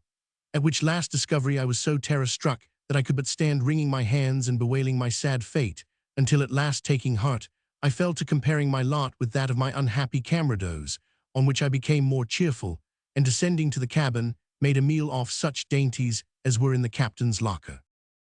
Having got so far, Defoe remarked that he thought he had given them a fair start, and handed over the story to Dean Swift, who, after premising that he feared he would find himself as much at sea as Master Cyprian Overbeck Wells, continued in this way. For 2 days I drifted about in great distress, fearing that there should be a return of the gale, and keeping an eager lookout for my late companions. Upon the 3rd day, towards evening, I observed to my extreme surprise that the ship was under the influence of a very powerful current, which ran to the northeast with such violence that she was carried, now bows on, now stern on, and occasionally drifting sideways like a crab, at a rate which I cannot compute at less than 12 or 15 knots an hour. For several weeks I was borne away in this manner, until one morning, to my inexpressible joy, I sighted an island upon the starboard quarter. The current would, however, have carried me past it had I not made shift, though single-handed, to set the flying jib so as to turn her bows, and then clapping on the spritsail, studding sail, and foresail, I clewed up the halyards upon the port side, and put the wheel down hard a starboard, the wind being at the time northeast half-east. At the description of this nautical maneuver, I observed that Smollett grinned, and a gentleman who was sitting higher up the table in the uniform of the Royal Navy, and who I guessed to be Captain Marryat, became very uneasy and fidgeted in his seat. By this means I got clear of the current, and was able to steer within 1/4 of a mile of the beach, which indeed I might have approached still nearer by making another tack, but being an excellent swimmer, I deemed it best to leave the vessel, which was almost waterlogged, and to make the best of my way to the shore. I had had my doubts hitherto as to whether this new-found country was inhabited or no, but as I approached nearer to it, being on the summit of a great wave, I perceived a number of figures on the beach, engaged apparently in watching me and my vessel. My joy, however, was considerably lessened when, on reaching the land, I found that the figures consisted of a vast concourse of animals of various sorts, who were standing about in groups, and who hurried down to the water's edge to meet me. I had scarce put my foot upon the sand before I was surrounded by an eager crowd of deer, dogs, wild boars, buffaloes, and other creatures, none of whom showed the least fear either of me or of each other, but on the contrary were animated by a common feeling of curiosity, as well as, it would appear, by some degree of disgust. "A second edition," whispered Lawrence Sterne to his neighbor, "Gulliver served up cold." "Did you speak, sir?" asked the dean very sternly, having evidently overheard the remark. "My words were not addressed to you, sir," answered Sterne, looking rather frightened. "They were none the less insolent," roared the dean. "Your reverence would fain make a sentimental journey of the narrative, I doubt not, and find pathos in a dead donkey, though faith, no man can blame thee for mourning over thy own kith and kin." "Better that than to wallow in all the filth of Yahoo land," returned Sterne warmly, and a quarrel would certainly have ensued but for the interposition of the remainder of the company. As it was, the dean refused indignantly to have any further hand in the story, and Sterne also stood out of it, remarking with a sneer that he was loth to fit a good blade on to a poor handle. Under these circumstances, some further unpleasantness might have occurred had not Smollett rapidly taken up the narrative, continuing it in the third person instead of the first. Our hero, being considerably alarmed at this strange reception, lost little time in plunging into the sea again and regaining his vessel, being convinced that the worst which might befall him from the elements would be as nothing compared to the dangers of this mysterious island. It was as well that he took this course, for before nightfall his ship was overhauled and he himself picked up by a British man-of-war, the Lightning, then returning from the West Indies, where it had formed part of the fleet under the command of Admiral Benbow. Young Wells, being a likely lad enough, well-spoken and high-spirited, was at once entered on the books as officer's servant, in which capacity he both gained great popularity on account of the freedom of his manners, and found an opportunity for indulging in those practical pleasantries for which he had all his life been famous. Among the quartermasters of the Lightning there was one named Jedediah Anchorstock, whose appearance was so remarkable that it quickly attracted the attention of our hero. He was a man of about 50, dark with exposure to the weather, and so tall that as he came along the 'tween decks he had to bend himself nearly double. The most striking peculiarity of this individual was, however, that in his boyhood some evil-minded person had tattooed eyes all over his countenance with such marvelous skill that it was difficult at a short distance to pick out his real ones among so many counterfeits. On this strange personage Master Cyprian determined to exercise his talents for mischief, the more so as he learned that he was extremely superstitious, and also that he had left behind him in Portsmouth a strong-minded spouse of whom he stood in mortal terror. With this object he secured one of the sheep which were kept on board for the officer's table, and pouring a can of rumbo down its throat, reduced it to a state of utter intoxication.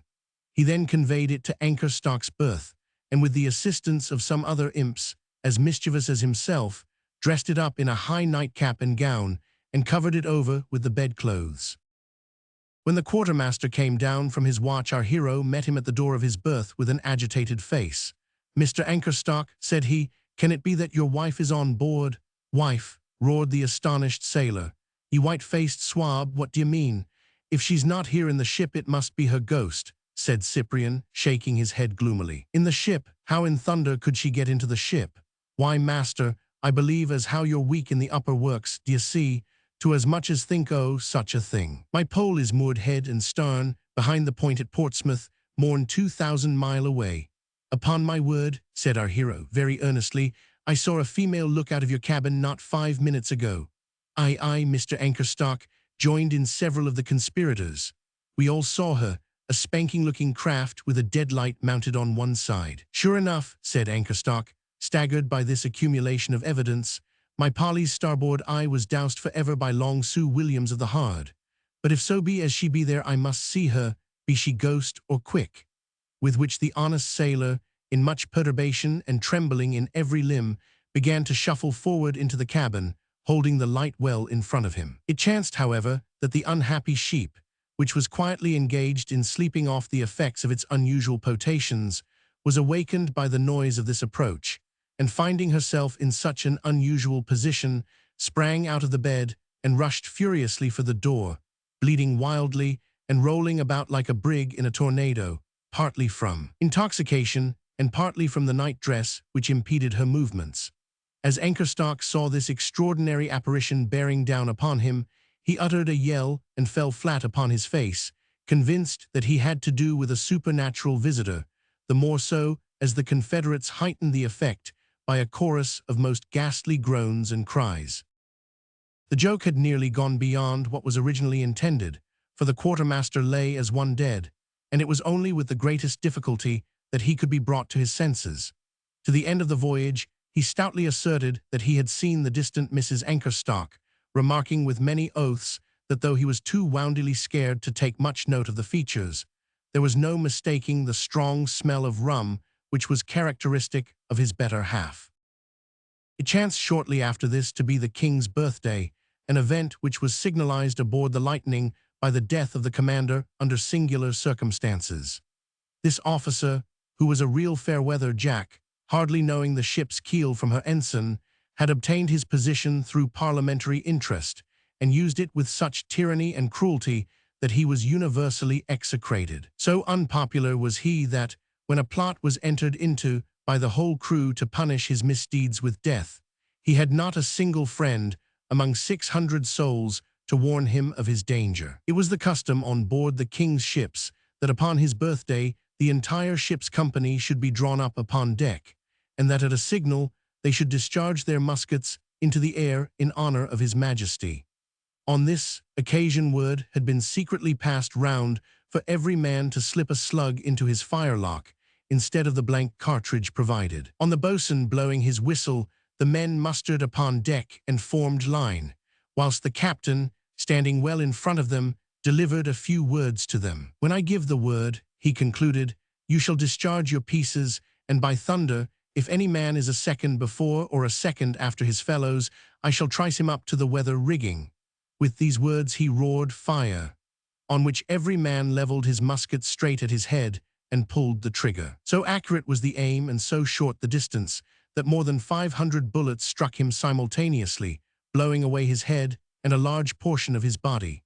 There were so many concerned in this matter, and it was so hopeless to trace it to any individual, that the officers were unable to punish anyone for the affair, the more readily as the captain's haughty ways and heartless conduct had made him quite as hateful to them as to the men whom they commanded. By his pleasantries and the natural charm of his manners our hero so far won the good wishes of the ship's company that they parted with infinite regret upon their arrival in England. Filial duty, however, urged him to return home and report himself to his father, with which object he posted from Portsmouth to London, intending to proceed thence to Shropshire. As it chanced, however, one of the horses sprained his off foreleg while passing through Chichester, and as no change could be obtained, Cyprian found himself compelled to put up at the Crown and Bull for the night. "Odds bodikins," continued Smollett, laughing, "I never could pass a comfortable hostel without stopping, and so, with your permission, I'll e'en stop here, and whoever wills may lead friend Cyprian to his further adventures. Do you, Sir Walter, give us a touch of the Wizard of the North." With these words Smollett produced a pipe, and filling it at Defoe's tobacco pot, waited patiently for the continuation of the story. "If I must, I must," remarked the illustrious Scotchman, taking a pinch of snuff, "but I must beg leave to put Mr. Wells back a few 100 years, for of all things I love the true medieval smack. To proceed then." Our hero, being anxious to continue his journey, and learning that it would be some time before any conveyance would be ready, determined to push on alone, mounted on his gallant grey steed. Travelling was particularly dangerous at that time, for besides the usual perils which beset wayfarers, the southern parts of England were in a lawless and disturbed state which bordered on insurrection. The young man, however, having loosened his sword in his sheath, so as to be ready for every eventuality, galloped cheerily upon his way, guiding himself to the best of his ability by the light of the rising moon. He had not gone far before he realized that the cautions which had been impressed upon him by the landlord, and which he had been inclined to look upon as self-interested advice, were only too well justified. At a spot where the road was particularly rough and ran across some marshland, he perceived a short distance from him a dark shadow, which his practiced eye detected at once as a body of crouching men. Reining up his horse within a few yards of the ambuscade, he wrapped his cloak round his bridle arm and summoned the party to stand forth. "What ho, my masters!" he cried. "Are beds so scarce, then, that ye must hamper the high road of the king with your bodies? Now, by St. Ursula of Alpuxerra, there be those who might think that birds who fly o' nights were after higher game than the moorhen or the woodcock." "Blades and targets, comrades!" exclaimed a tall, powerful man, springing into the center of the road with several companions and standing in front of the frightened horse. "Who is this swashbuckler who summons his majesty's lieges from their repose? A very soldado, o truth. Hark ye, sir, or my lord, or thy grace, or whatsoever title your honour's honour may be pleased to approve, thou must curb thy tongue play, or by the 7 witches of Gambleside thou may find thyself in but a sorry plight. I prithee then, that thou wilt expound to me who and what ye are," quoth our hero, "and whether your purpose be such as an honest man may approve of. As to your threats, they turn from my mind, as your caitiffly weapons would shiver upon my hauberk from Milan."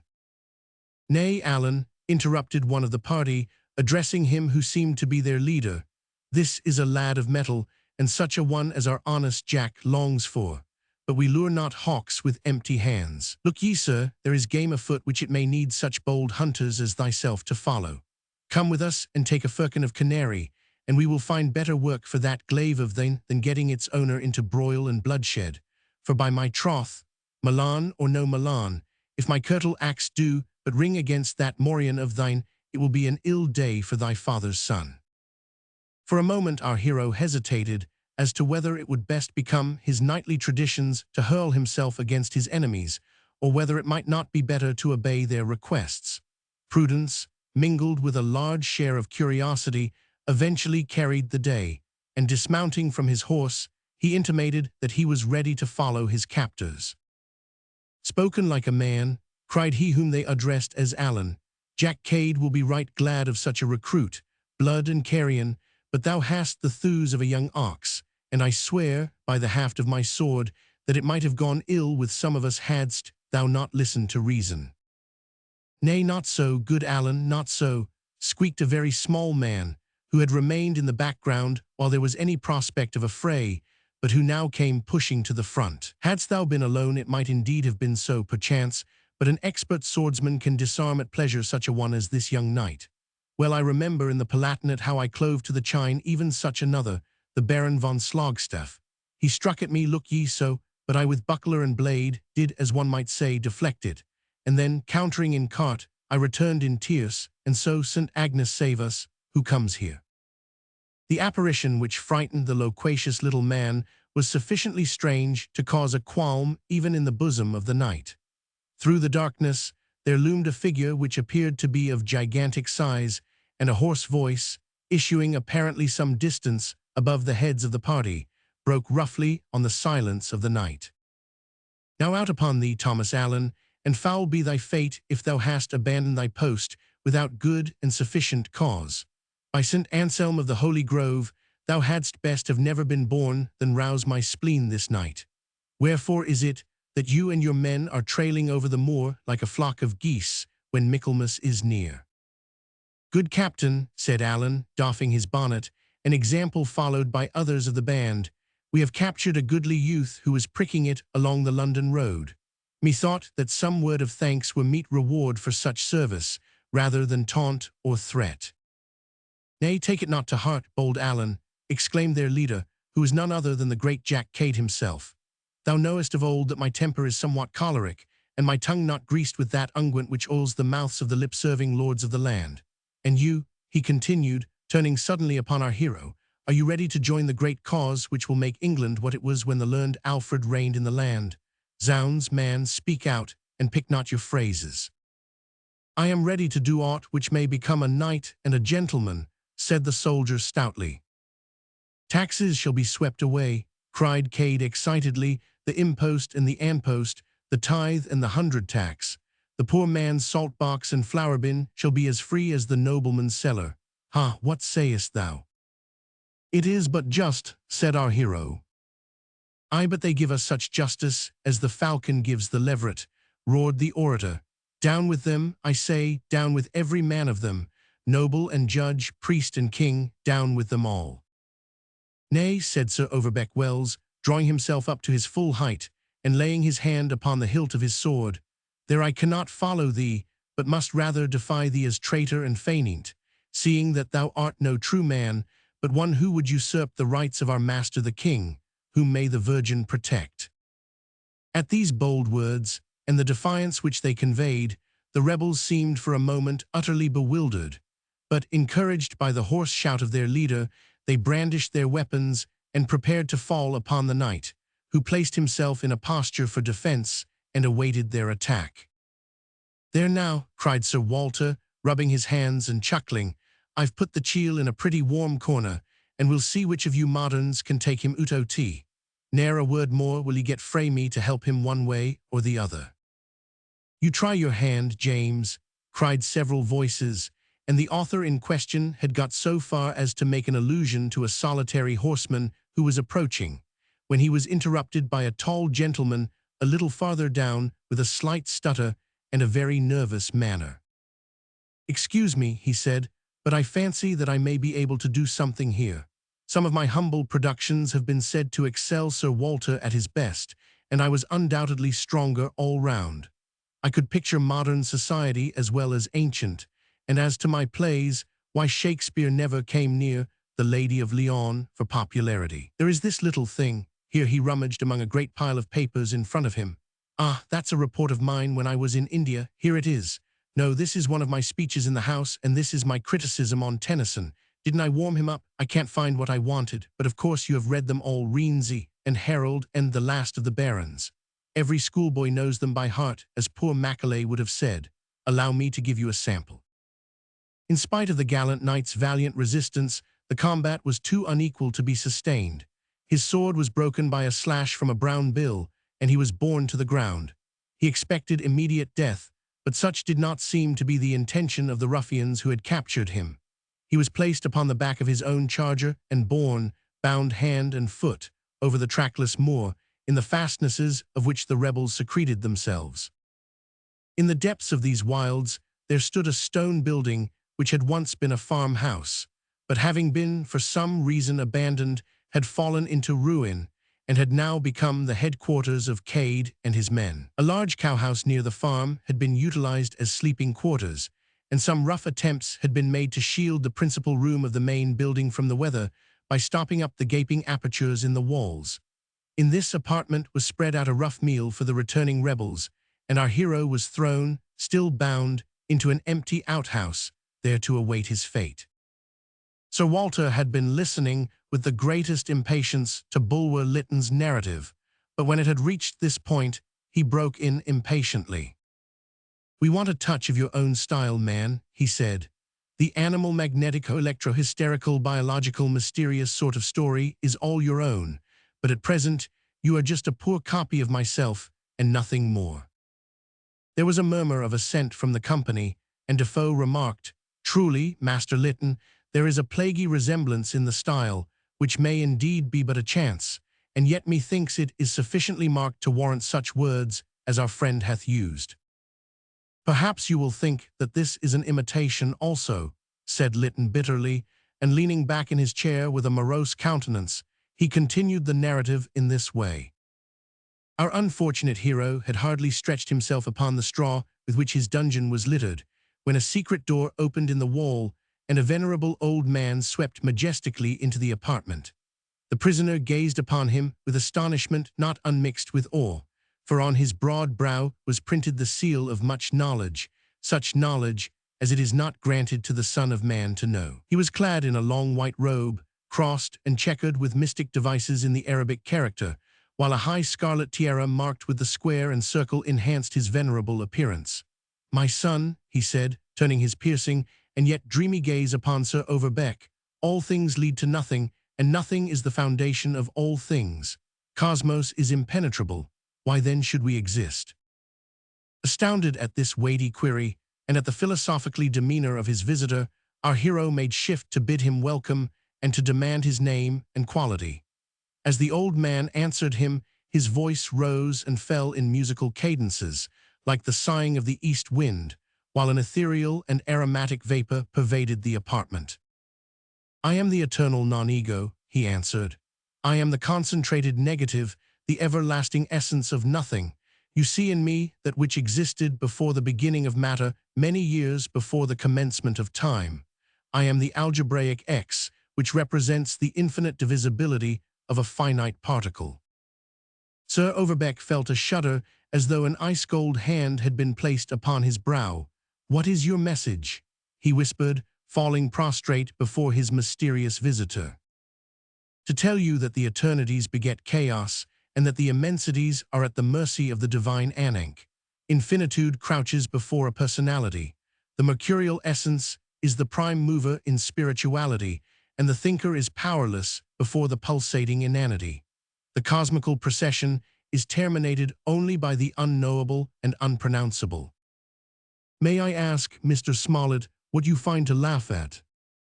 "Gadzooks, master," cried Smollett, who had been sniggering for some time back. "It seems to me that there is little danger of anyone venturing to dispute that style with you." "It's all your own," murmured Sir Walter. "And very pretty, too," quoth Lawrence Sterne with a malignant grin. "Pray, sir, what language do you call it?" Lytton was so enraged at these remarks, and at the favor with which they appeared to be received, that he endeavored to stutter out some reply, and then, losing control of himself completely, picked up all his loose papers and strode out of the room, dropping pamphlets and speeches at every step. This incident amused the company so much that they laughed for several minutes without cessation. Gradually, the sound of their laughter sounded more and more harshly in my ears. The lights on the table grew dim, and the company more misty, until they and their symposium vanished away altogether. I was sitting before the embers of what had been a roaring fire, but was now little more than a heap of grey ashes, and the merry laughter of the august company had changed to the recriminations of my wife, who was shaking me violently by the shoulder and exhorting me to choose some more seasonable spot for my slumbers. So ended the wondrous adventures of Master Cyprian Overbeck Wells, but I still live in the hopes that in some future dream the great masters may themselves finish that which they have begun.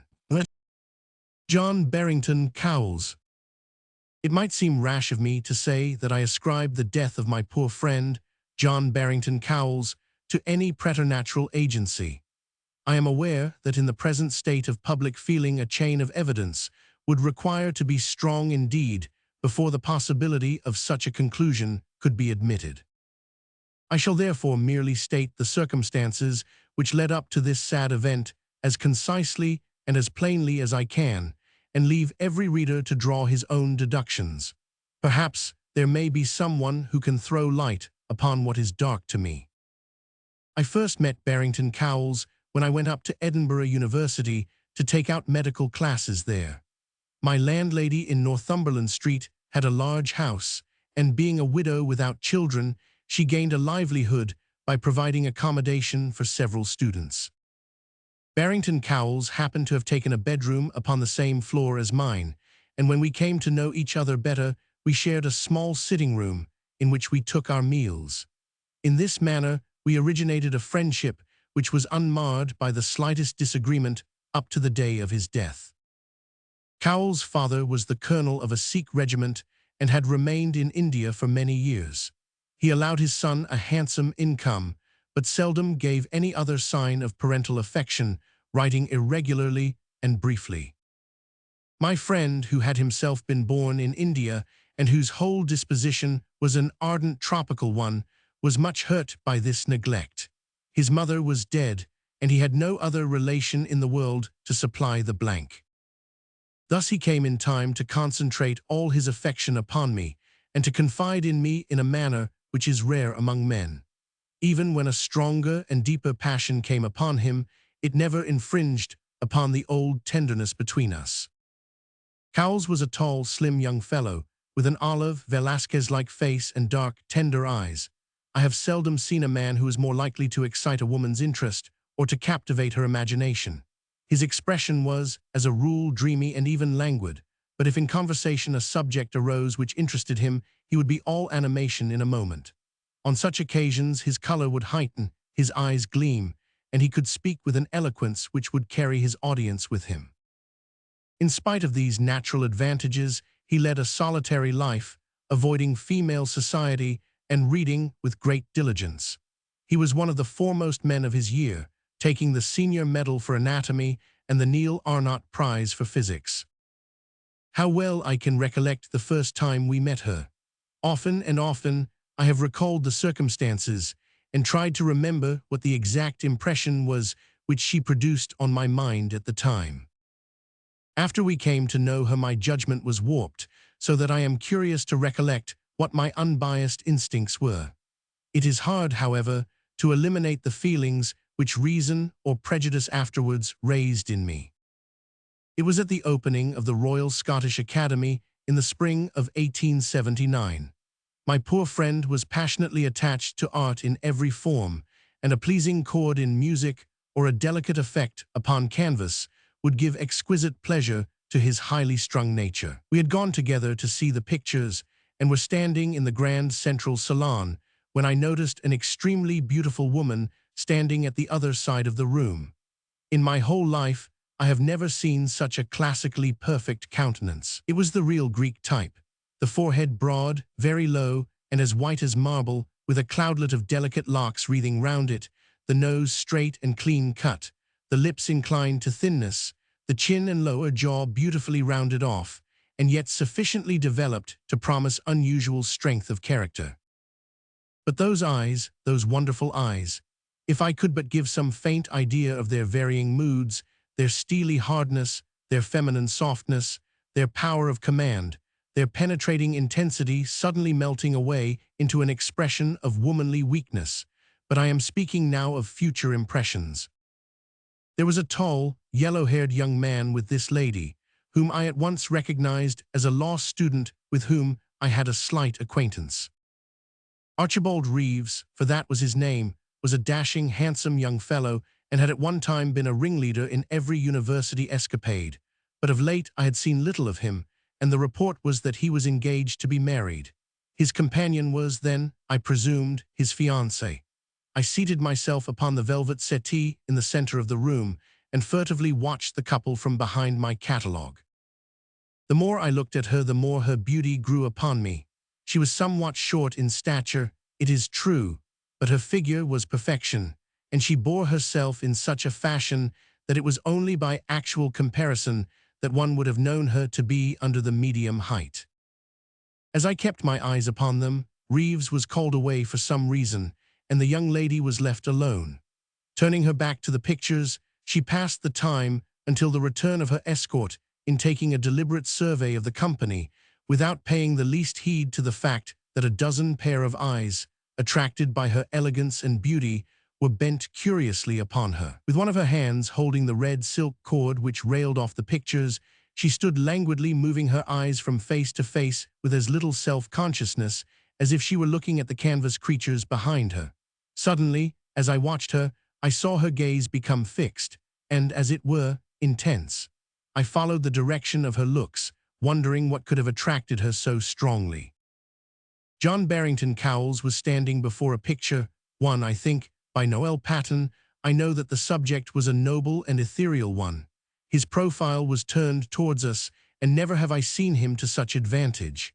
I have said that he was a strikingly handsome man, but at that moment he looked absolutely magnificent. It was evident that he had momentarily forgotten his surroundings, and that his whole soul was in sympathy with the picture before him.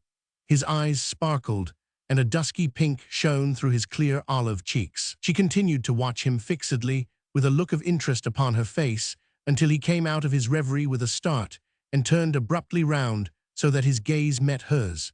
She glanced away at once, but his eyes remained fixed upon her for some moments.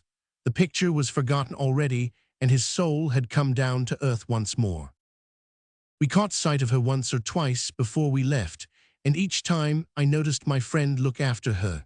He made no remark, however, until we got out into the open air and were walking arm in arm along Prince's Street. "Did you notice that beautiful woman in the dark dress with the white fur?" he asked. "Yes, I saw her," I answered. "Do you know her?" he asked eagerly. "Have you any idea who she is?"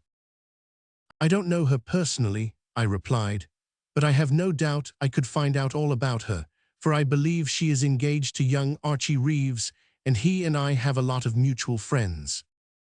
"Engaged?" ejaculated Cowles.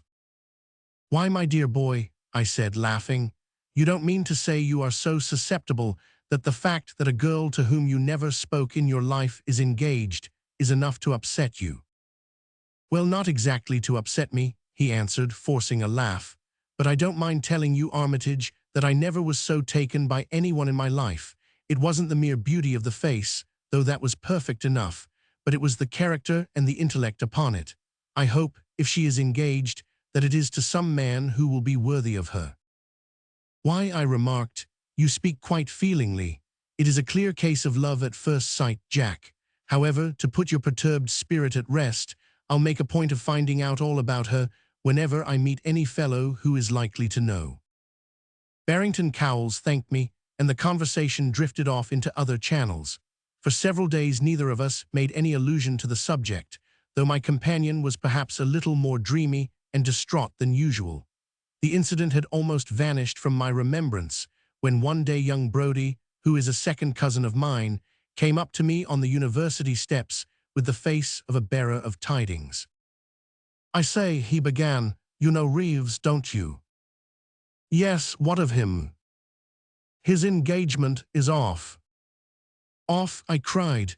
"Why, I only learned the other day that it was on." "Oh yes, it's all off. His brother told me so.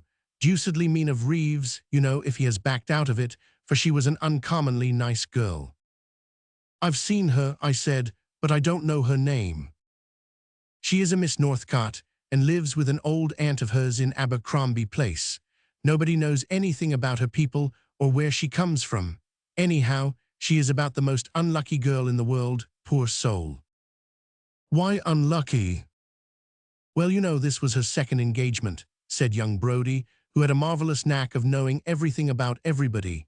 "She was engaged to Prescott, William Prescott, who died. That was a very sad affair. The wedding day was fixed, and the whole thing looked as straight as a die when the smash came."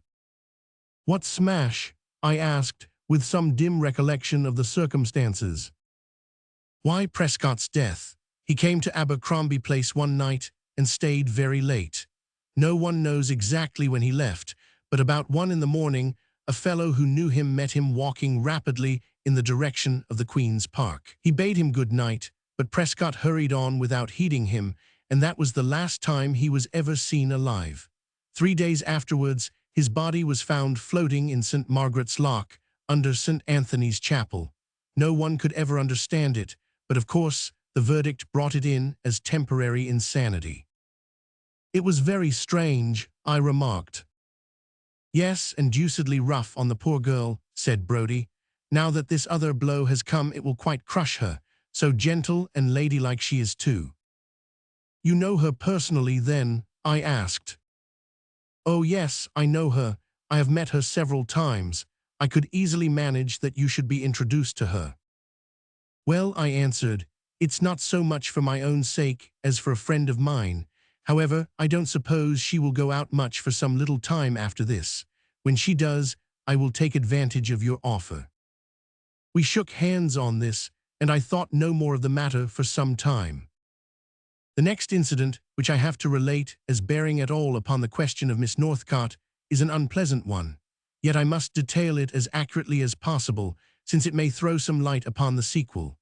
One cold night, several months after the conversation with my second cousin, which I have quoted above, I was walking down one of the lowest streets in the city on my way back from a case which I had been attending. It was very late, and I was picking my way among the dirty loungers who were clustering round the doors of a great gin palace, when a man staggered out from among them and held out his hand to me with a drunken leer. The gaslight fell full upon his face, and to my intense astonishment, I recognized in the degraded creature before me my former acquaintance, young Archibald Reeves, who had once been famous as one of the most dressy and particular men in the whole college. I was so utterly surprised that for a moment I almost doubted the evidence of my own senses, but there was no mistaking those features, which, though bloated with drink, still retained something of their former comeliness. I was determined to rescue him, for one night at least, from the company into which he had fallen.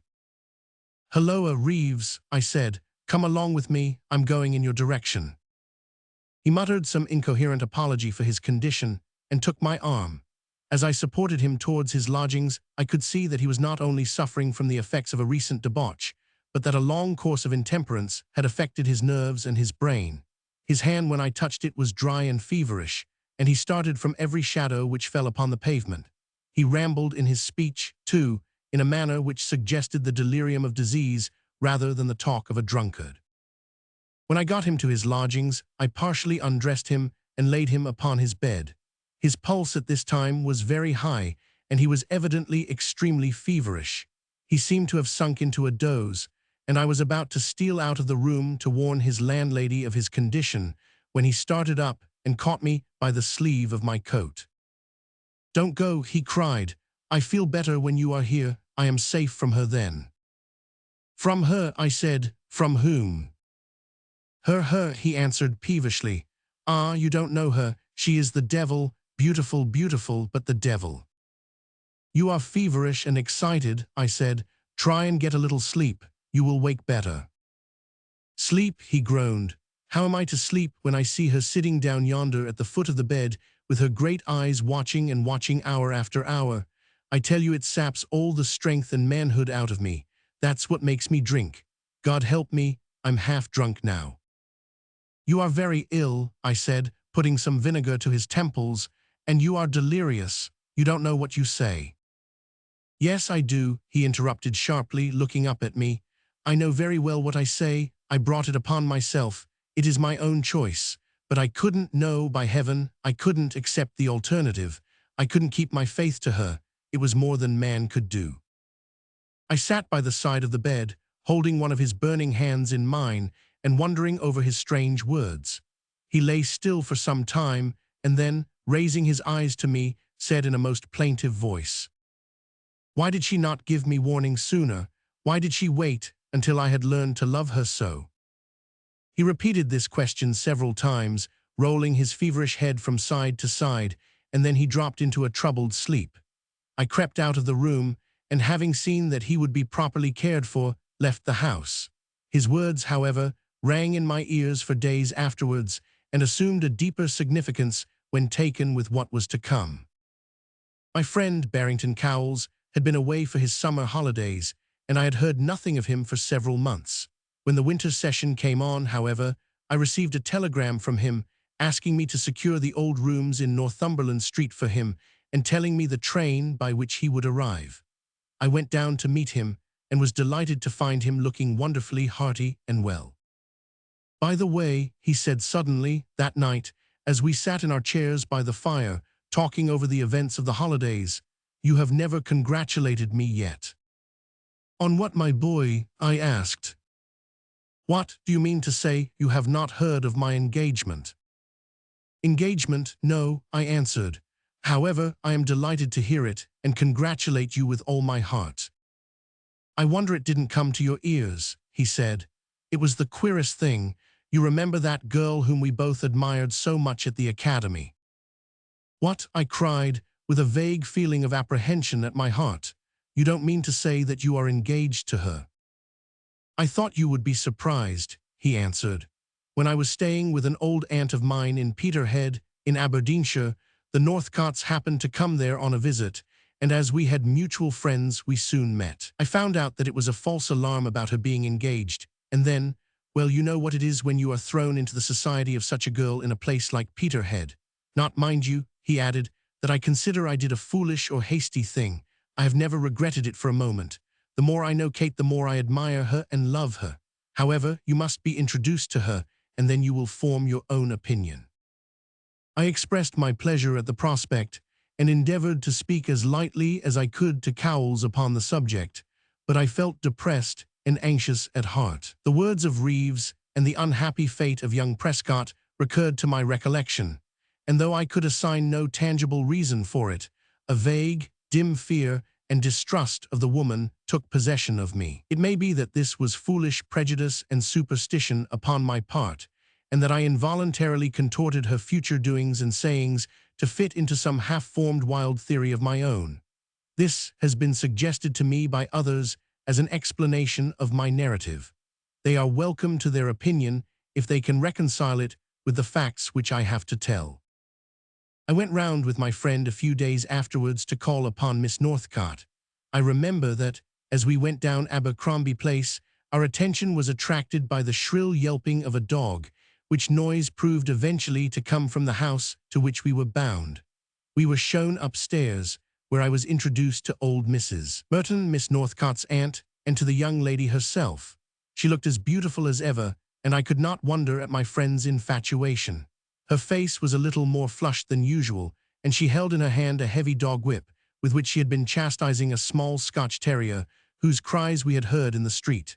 The poor brute was cringing up against the wall, whining piteously, and evidently completely cowed.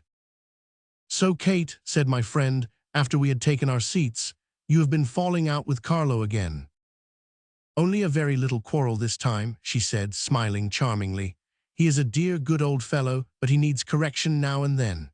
Then, turning to me, "We all do that, Mr. Armitage, don't we? What a capital thing if, instead of receiving a collective punishment at the end of our lives, we were to have one at once, as the dogs do when we did anything wicked. It would make us more careful, wouldn't it?" I acknowledged that it would. Supposing that every time a man misbehaved himself, a gigantic hand were to seize him, and he were lashed with a whip until he fainted. She clenched her white fingers as she spoke, and cut out viciously with the dog whip. It would do more to keep him good than any number of high-minded theories of morality. "Why, Kate," said my friend, "you are quite savage today." "No, Jack," she laughed. "I'm only propounding a theory for Mr. Armitage's consideration." The two began to chat together about some Aberdeenshire reminiscence, and I had time to observe Mrs. Merton, who had remained silent during our short conversation. She was a very strange-looking old lady. What attracted attention most in her appearance was the utter want of color which she exhibited. Her hair was snow-white, and her face extremely pale. Her lips were bloodless, and even her eyes were of such a light tinge of blue that they hardly relieved the general pallor. Her dress was a gray silk, which harmonized with her general appearance. She had a peculiar expression of countenance, which I was unable at the moment to refer to its proper cause. She was working at some old-fashioned piece of ornamental needlework, and as she moved her arms, her dress gave forth a dry, melancholy rustling, like the sound of leaves in the autumn. There was something mournful and depressing in the sight of her. I moved my chair a little nearer and asked her how she liked Edinburgh and whether she had been there long. When I spoke to her, she started and looked up at me with a scared look on her face. Then I saw in a moment what the expression was which I had observed there. It was one of fear, intense and overpowering fear. It was so marked that I could have staked my life on the woman before me, having at some period of her life been subjected to some terrible experience or dreadful misfortune. "Oh yes, I like it," she said in a soft, timid voice, "and we have been here long, that is, not very long. We move about a great deal." She spoke with hesitation, as if afraid of committing herself. "You are a native of Scotland, I presume," I said. "No, that is, not entirely. We are not natives of any place. We are cosmopolitan, you know." She glanced round in the direction of Miss Northcott as she spoke, but the two were still chatting together near the window. Then she suddenly bent forward to me with a look of intense earnestness upon her face and said, "Don't talk to me any more, please. She does not like it, and I shall suffer for it afterwards. Please don't do it." I was about to ask her the reason for this strange request, but when she saw I was going to address her, she rose and walked slowly out of the room. As she did so, I perceived that the lovers had ceased to talk and that Miss Northcott was looking at me with her keen, gray eyes. "You must excuse my aunt, Mr. Armitage," she said. "She is odd and easily fatigued. Come over and look at my album." We spent some time examining the portraits. Miss Northcott's father and mother were apparently ordinary mortals enough, and I could not detect in either of them any traces of the character which showed itself in their daughter's face. There was one old daguerreotype, however, which arrested my attention. It represented a man of about the age of 40 and strikingly handsome. He was clean-shaven, and extraordinary power was expressed upon his prominent lower jaw and firm, straight mouth. His eyes were somewhat deeply set in his head, however, and there was a snake-like flattening at the upper part of his forehead, which detracted from his appearance. I almost involuntarily, when I saw the head, pointed to it and exclaimed, "There is your prototype in your family, Miss Northcott." "Do you think so?" she said. "I am afraid you are paying me a very bad compliment. Uncle Anthony was always considered the black sheep of the family." "Indeed," I answered, "my remark was an unfortunate one then." "Oh, don't mind that," she said. "I always thought myself that he was worth all of them put together. He was an officer in the 41st Regiment, and he was killed in action during the Persian War, so he died nobly at any rate." "That's the sort of death I should like to die," said Cowles, his dark eyes flashing, as they would when he was excited. "I often wish I had taken to my father's profession instead of this vile pill-compounding drudgery." "Come, Jack, you are not going to die any sort of death yet," she said, tenderly taking his hand in hers.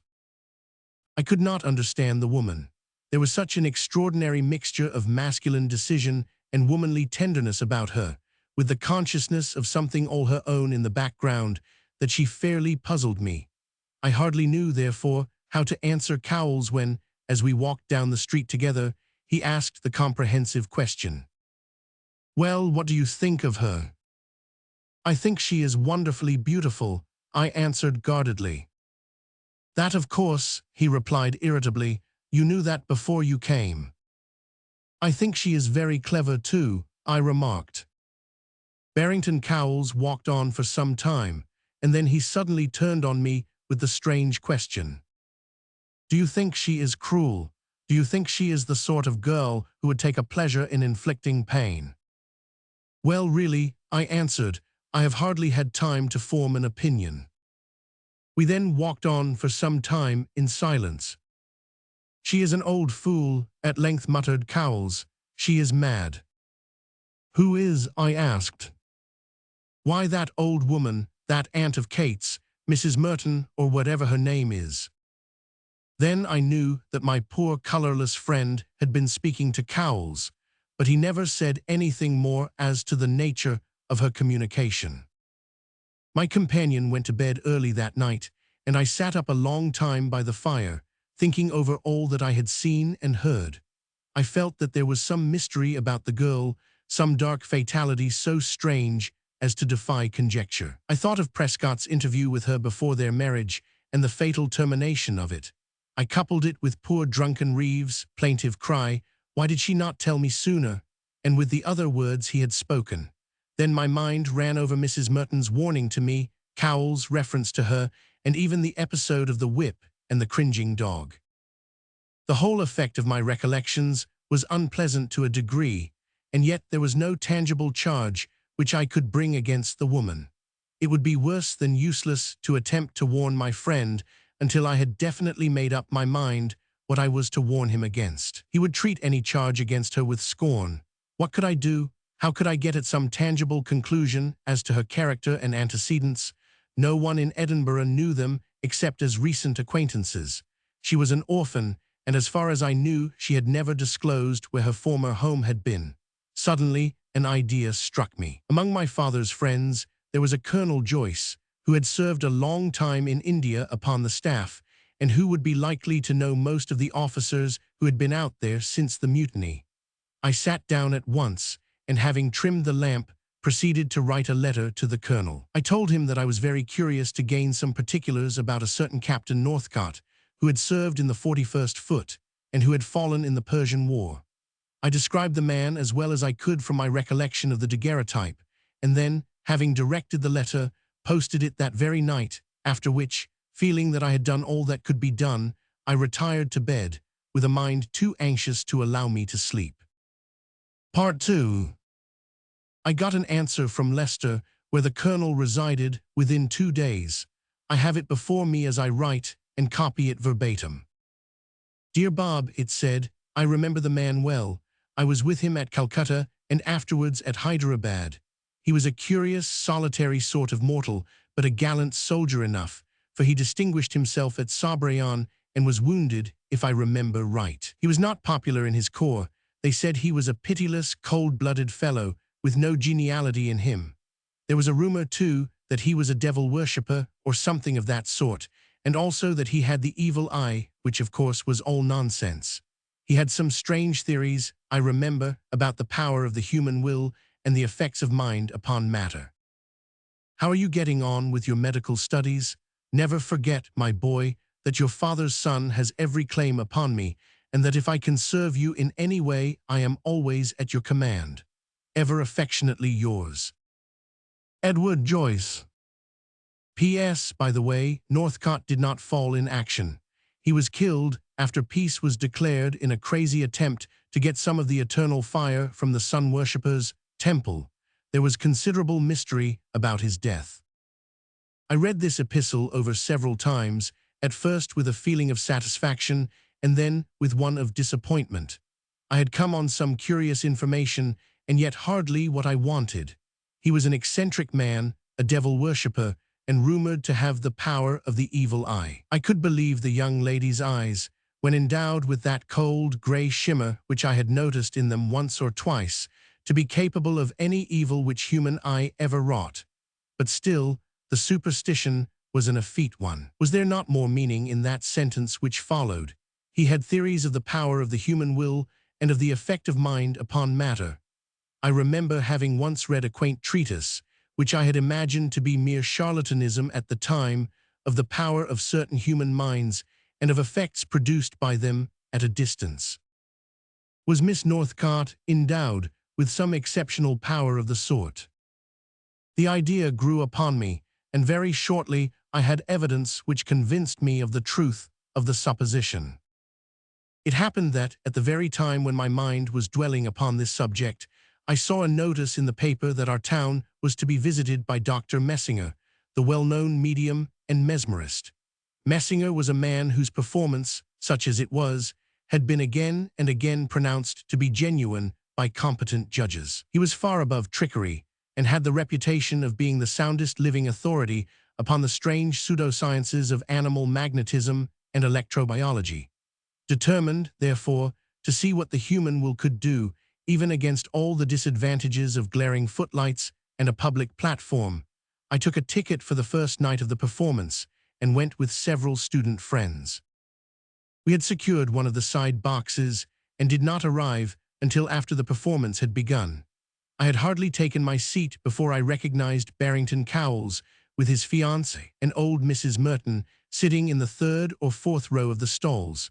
They caught sight of me at almost the same moment, and we bowed to each other. The first portion of the lecture was somewhat commonplace, the lecturer giving tricks of pure legerdemain, with one or two manifestations of mesmerism performed upon a subject whom he had brought with him. He gave us an exhibition of clairvoyance too, throwing his subject into a trance and then demanding particulars as to the movements of absent friends and the whereabouts of hidden objects, all of which appeared to be answered satisfactorily.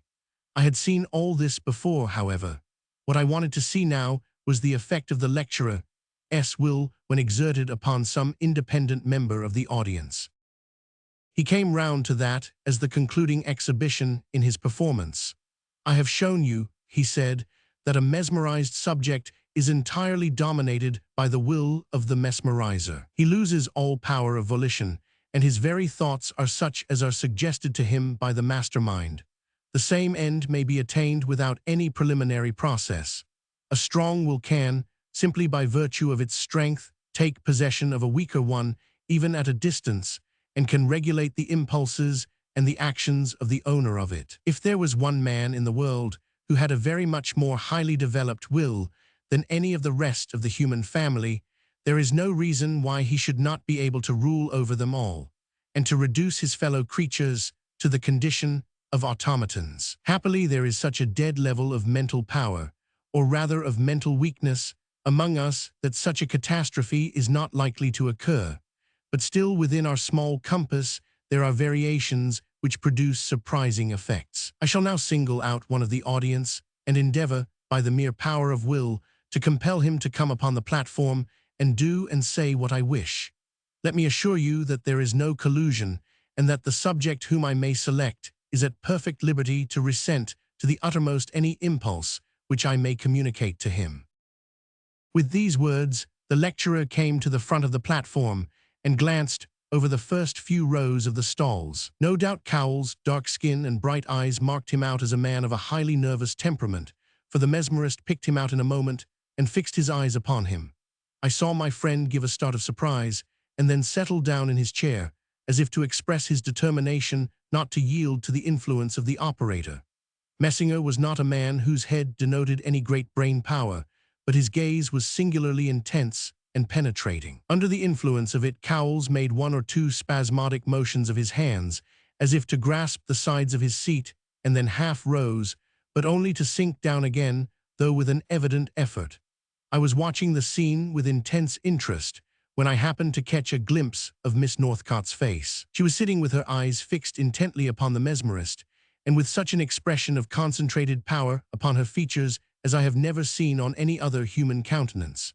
Her jaw was firmly set, her lips compressed, and her face as hard as if it were a beautiful sculpture cut out of the whitest marble. Her eyebrows were drawn down, however, and from beneath them her grey eyes seemed to sparkle and gleam with a cold light. I looked at Cowles again, expecting every moment to see him rise and obey the mesmerist's wishes, when there came from the platform a short, gasping cry, as of a man utterly worn out and prostrated by a prolonged struggle. Messinger was leaning against the table, his hand to his forehead, and the perspiration pouring down his face. "I won't go on," he cried, addressing the audience. "There is a stronger will than mine acting against me. You must excuse me for tonight." The man was evidently ill and utterly unable to proceed, so the curtain was lowered and the audience dispersed, with many comments upon the lecturer's sudden indisposition. I waited outside the hall until my friend and the ladies came out. Cowles was laughing over his recent experience. "He didn't succeed with me, Bob," he cried triumphantly as he shook my hand. "I think he caught a Tartar that time."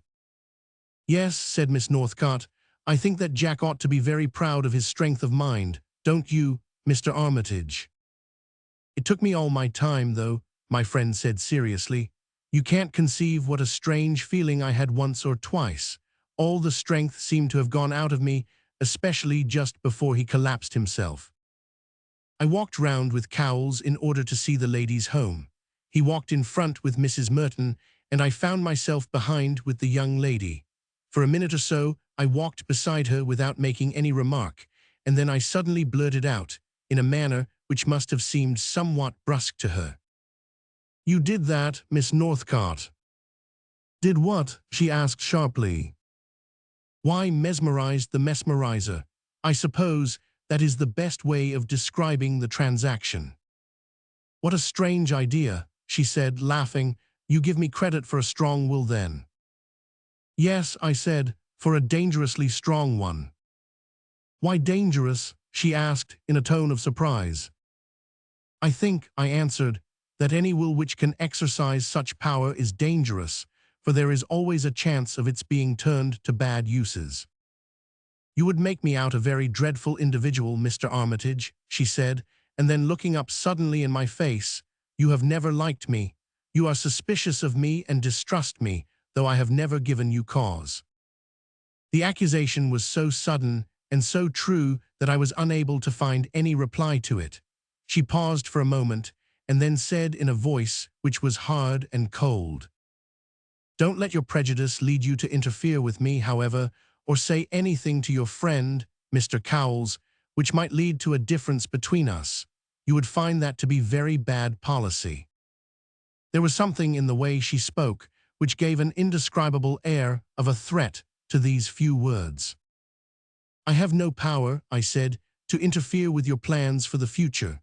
I cannot help, however, from what I have seen and heard, having fears for my friend." "Fears," she repeated scornfully. "Pray, what have you seen and heard? Something from Mr. Reeves, perhaps. I believe he is another of your friends."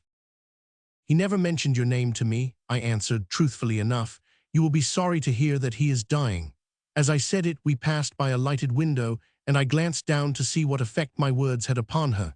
She was laughing, there was no doubt of it. She was laughing quietly to herself. I could see merriment in every feature of her face. I feared and mistrusted the woman from that moment more than ever. We said little more that night. When we parted, she gave me a quick, warning glance, as if to remind me of what she had said about the danger of interference. Her cautions would have made little difference to me could I have seen my way to benefiting Barrington Cowles by anything which I might say. But what could I say? I might say that her former suitors had been unfortunate. I might say that I believed her to be a cruel-hearted woman. I might say that I considered her to possess wonderful and almost preternatural powers. What impression would any of these accusations make upon an ardent lover, a man with my friend's enthusiastic temperament? I felt that it would be useless to advance them, so I was silent. And now I come to the beginning of the end. Hitherto much has been surmise and inference and hearsay. It is my painful task to relate now, as dispassionately and as accurately as I can, what actually occurred under my own notice, and to reduce to writing the events which preceded the death of my friend. Towards the end of the winter, Cowles remarked to me that he intended to marry Miss Northcott as soon as possible, probably some time in the spring. He was, as I have already remarked, fairly well off, and the young lady had some money of her own, so that there was no pecuniary reason for a long engagement. "We are going to take a little house out at Corstorphine," he said, "and we hope to see your face at our table, Bob, as often as you can possibly come." I thanked him and tried to shake off my apprehensions and persuade myself that all would yet be well. It was about 3 weeks before the time fixed for the marriage that Cowles remarked to me one evening that he feared he would be late that night. "I have had a note from Kate," he said, "asking me to call about 11 o'clock tonight, which seems rather a late hour, but perhaps she wants to talk over something quietly after old Mrs. Merton retires." It was not until after my friend's departure that I suddenly recollected the mysterious interview which I had been told of as preceding the suicide of young Prescott. Then I thought of the ravings of poor Reeves, rendered more tragic by the fact that I had heard that very day of his death. What was the meaning of it all? Had this woman some baleful secret to disclose which must be known before her marriage? Was it some reason which forbade her to marry, or was it some reason which forbade others to marry her? I felt so uneasy that I would have followed Cowles, even at the risk of offending him, and endeavored to dissuade him from keeping his appointment, but a glance at the clock showed me that I was too late. I was determined to wait up for his return, so I piled some coals upon the fire and took down a novel from the shelf. My thoughts proved more interesting than the book, however, and I threw it on one side. An indefinable feeling of anxiety and depression weighed upon me. 12 o'clock came, and then 1:30, without any sign of my friend. It was nearly 1 when I heard a step in the street outside, and then a knocking at the door. I was surprised, as I knew that my friend always carried a key. However, I hurried down and undid the latch. As the door flew open, I knew in a moment that my worst apprehensions had been fulfilled. Barrington Cowles was leaning against the railings outside with his face sunk upon his breast, and his whole attitude expressive of the most intense despondency.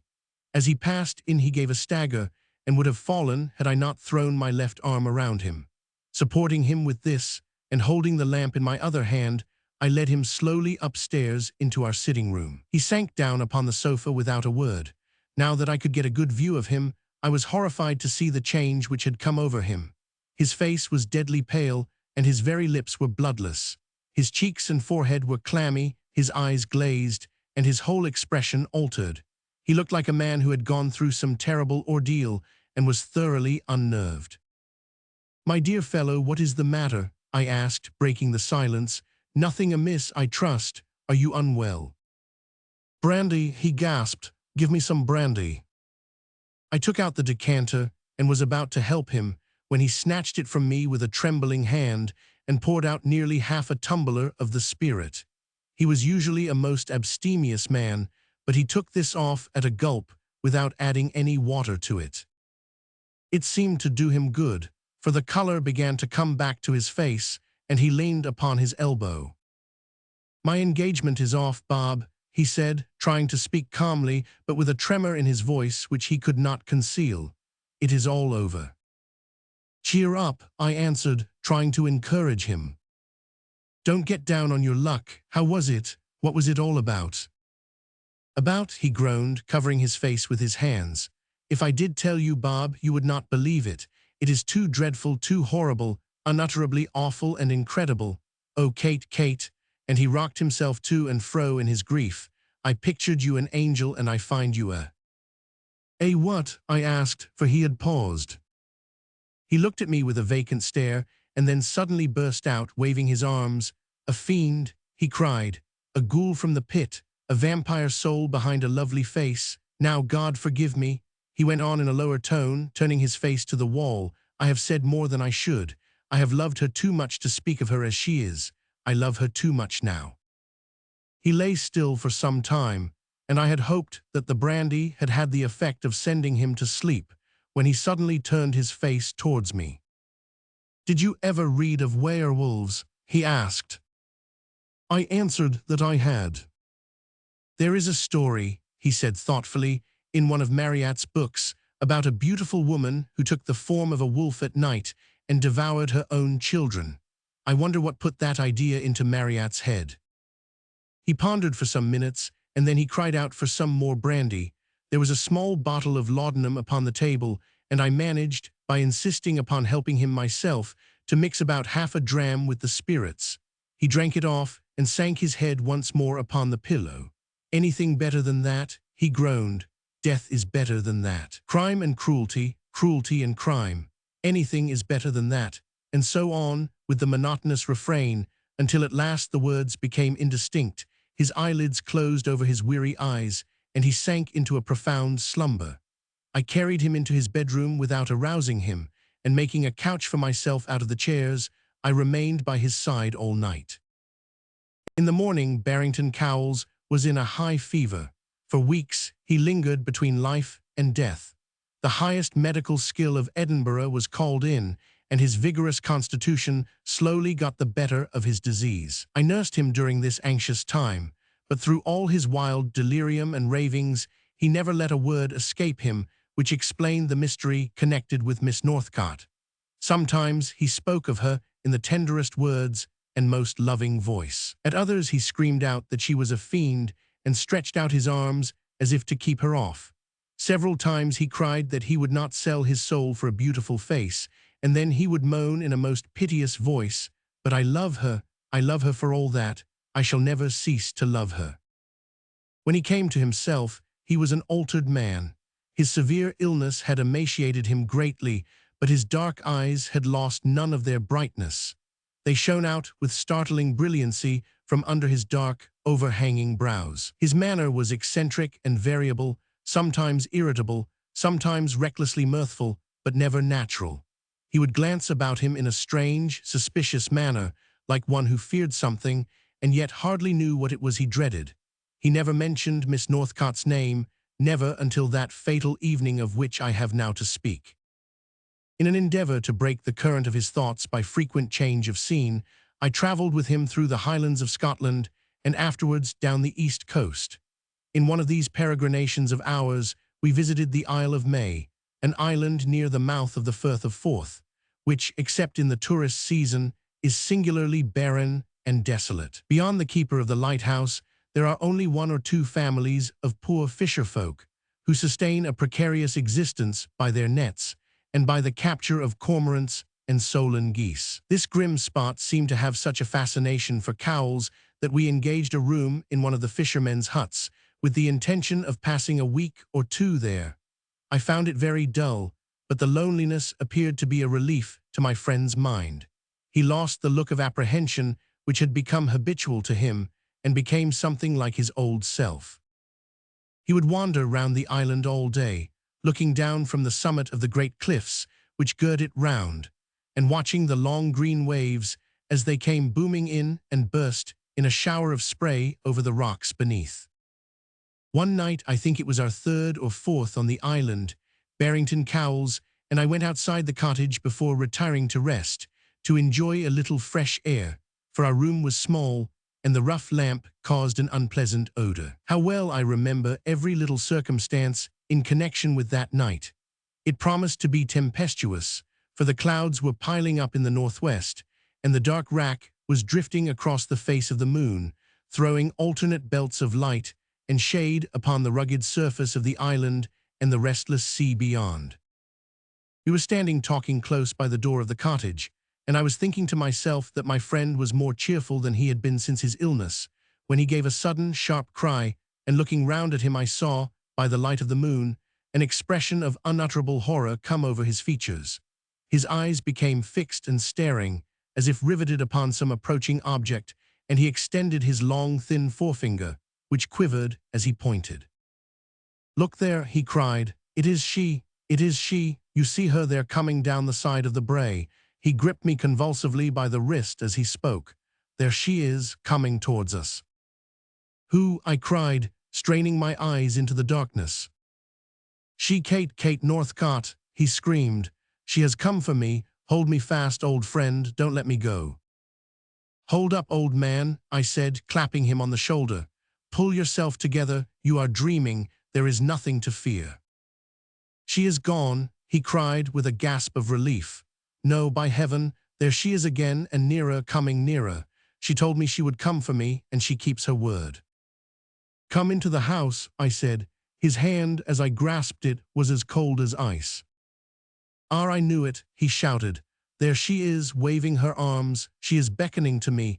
It is the signal. I must go. I am coming, Kate, I am coming." I threw my arms around him, but he burst from me with superhuman strength and dashed into the darkness of the night. I followed him, calling to him to stop, but he ran the more swiftly.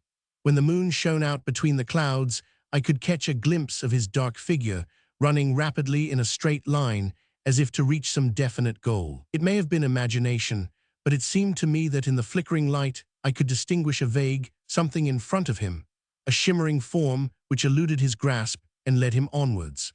I saw his outlines stand out hard against the sky behind him as he surmounted the brow of a little hill.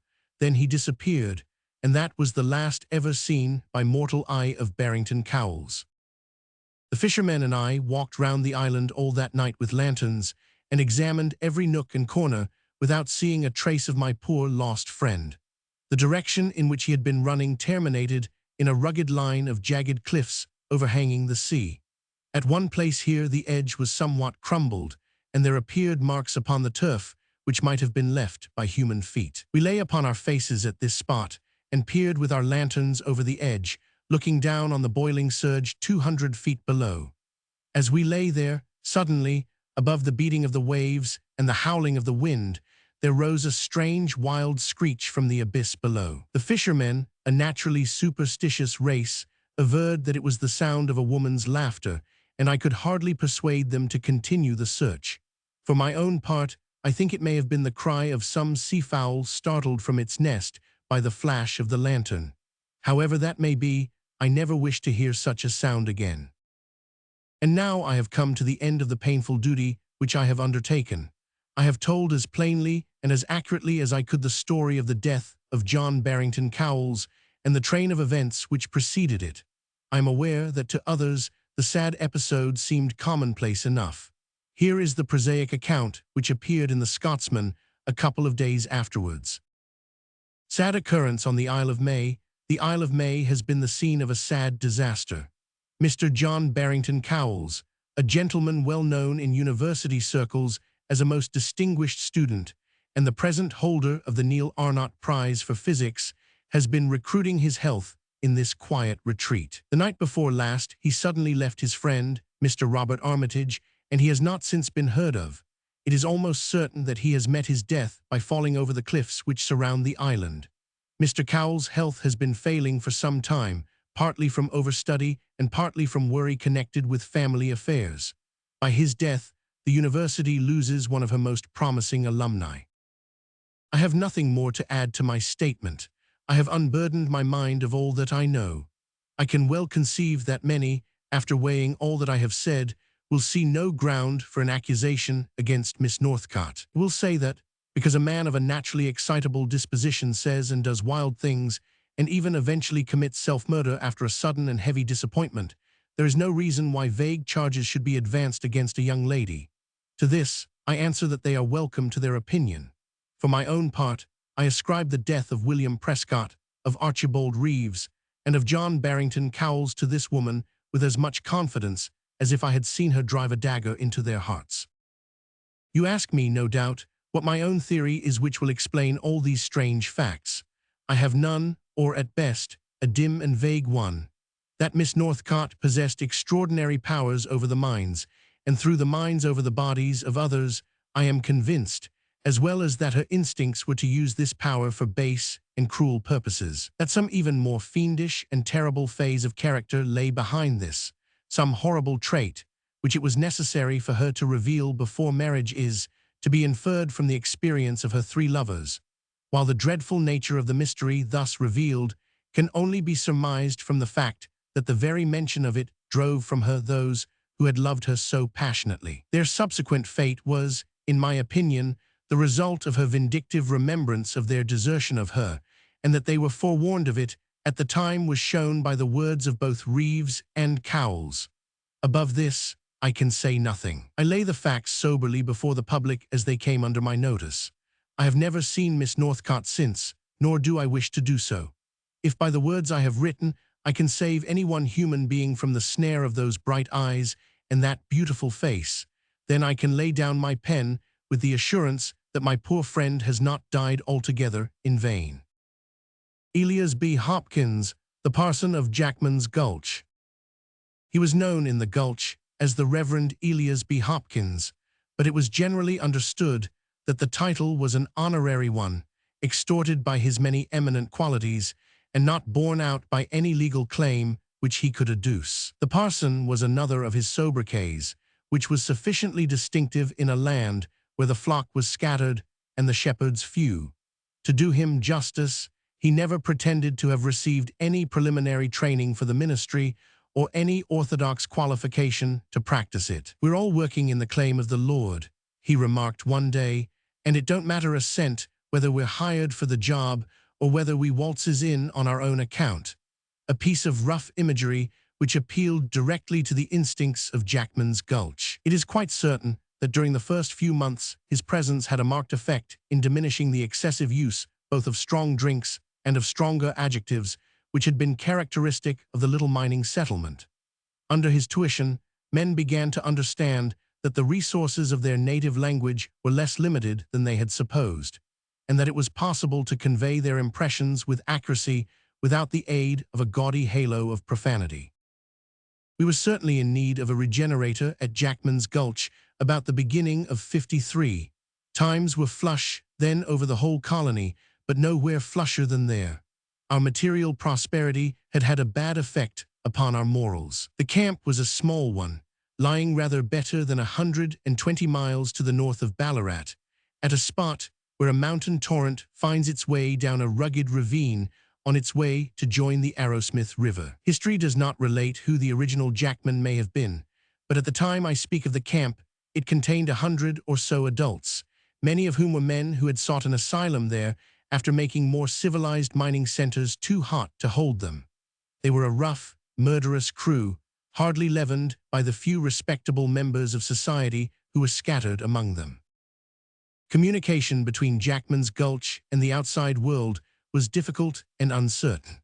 A portion of the bush between it and Ballarat was infested by a redoubtable outlaw named Conky Jim, who, with a small band as desperate as himself, made traveling a dangerous matter. It was customary, therefore, at the Gulch, to store up the dust and nuggets obtained from the mines in a special store, each man's share being placed in a separate bag on which his name was marked.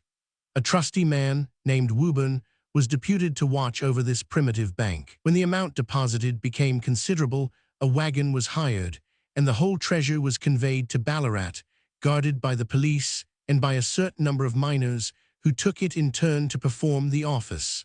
Once in Ballarat, it was forwarded on to Melbourne by the regular gold wagons. By this plan, the gold was often kept for months in the Gulch before being dispatched, but Conky Jim was effectually checkmated, as the escort party were far too strong for him and his gang.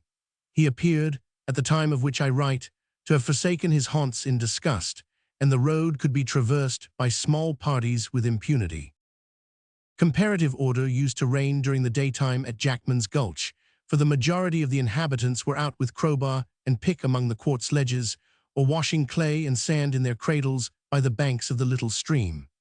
As the sun sank down, however, the claims were gradually deserted, and their unkempt owners, clay-bespattered and shaggy, came lounging into camp, ripe for any form of mischief. Their first visit was to Woburn's gold store, where their cleanup of the day was duly deposited, the amount being entered in the storekeeper's book, and each miner retaining enough to cover his evening's expenses.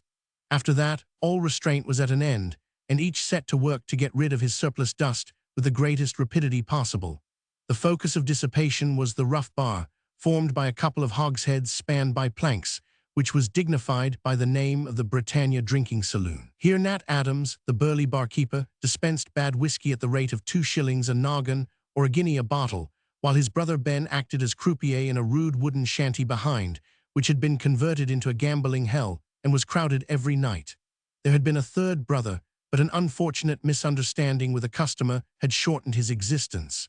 He was too soft to live long, his brother Nathaniel feelingly observed on the occasion of his funeral. "Many's the time I've said to him, if you're arguing a pint with a stranger, you should always draw first, then argue, and then shoot, if you judge that he's on the shoot." Bill was too perlite. He must needs argue first and draw after, when he might just as well have kivered his man before talking it over with him. This amiable weakness of the deceased Bill was a blow to the firm of Adams, which became so short-handed that the concern could hardly be worked without the admission of a partner, which would mean a considerable decrease in the profits. Nat Adams had had a roadside shanty in the gulch before the discovery of gold, and might therefore claim to be the oldest inhabitant. These keepers of shanties were a peculiar race, and at the cost of a digression, it may be interesting to explain how they managed to amass considerable sums of money in a land where travelers were few and far between. It was the custom of the bushmen, i.e., bullock drivers, sheep tenders, and the other white hands who worked on the sheep runs up country, to sign articles by which they agreed to serve their master for 1, 2, or 3 years at so much per year, and certain daily rations. Liquor was never included in this agreement, and the men remained, perforce, total abstainers during the whole time. The money was paid in a lump sum at the end of the engagement. When that day came round, Jimmy, the stockman, would come slouching into his master's office, cabbage-tree hat in hand. "Morning, master," Jimmy would say. "My time's up. I guess I'll draw my check and ride down to town." "You'll come back, Jimmy?" "Yes, I'll come back. Maybe I'll be away 3 weeks, maybe a month. I want some clothes, master, and my bloomin' boots are well nigh off my feet." "How much, Jimmy?" asks his master, taking up his pen. "There's £60 screw," Jimmy answers thoughtfully. "And you mind, master, last March, when the brindled bull broke out o' the paddock? £2 you promised me then, and £1 at the dipping, and £1 when Miller's sheep got mixed with urn." And so he goes on, for bushmen can seldom write, but they have memories which nothing escapes. His master writes the check and hands it across the table. "Don't get on the drink, Jimmy," he says. "No fear of that, master," and the stockman slips the check into his leather pouch, and within an hour he is ambling off upon his long-limbed horse on his 100-mile journey to town. Now Jimmy has to pass some 6 or 8 of the above-mentioned roadside shanties in his day's ride, and experience has taught him that if he once breaks his accustomed total abstinence, the unwanted stimulant has an overpowering effect upon his brain. Jimmy shakes his head warily as he determines that no earthly consideration will induce him to partake of any liquor until his business is over. His only chance is to avoid temptation. So, knowing that there is the first of these houses some half-mile ahead, he plunges into a by-path through the bush, which will lead him out at the other side. Jimmy is riding resolutely along this narrow path, congratulating himself upon a danger escaped, when he becomes aware of a sunburned, black-bearded man who is leaning unconcernedly against a tree beside the track. This is none other than the shanty keeper, who, having observed Jimmy's maneuver in the distance, has taken a short cut through the bush in order to intercept him. "Morning, Jimmy," he cries as the horseman comes up to him. "Morning, mate, morning. Where are ye off to today, then?" "Off to town," says Jimmy sturdily. "No, now are you, though? You'll have bully times down there for a bit. Come round and have a drink at my place, just by way of luck." "No," says Jimmy, "I don't want a drink. Just a little damp." "I tell ye I don't want one," says the stockman angrily.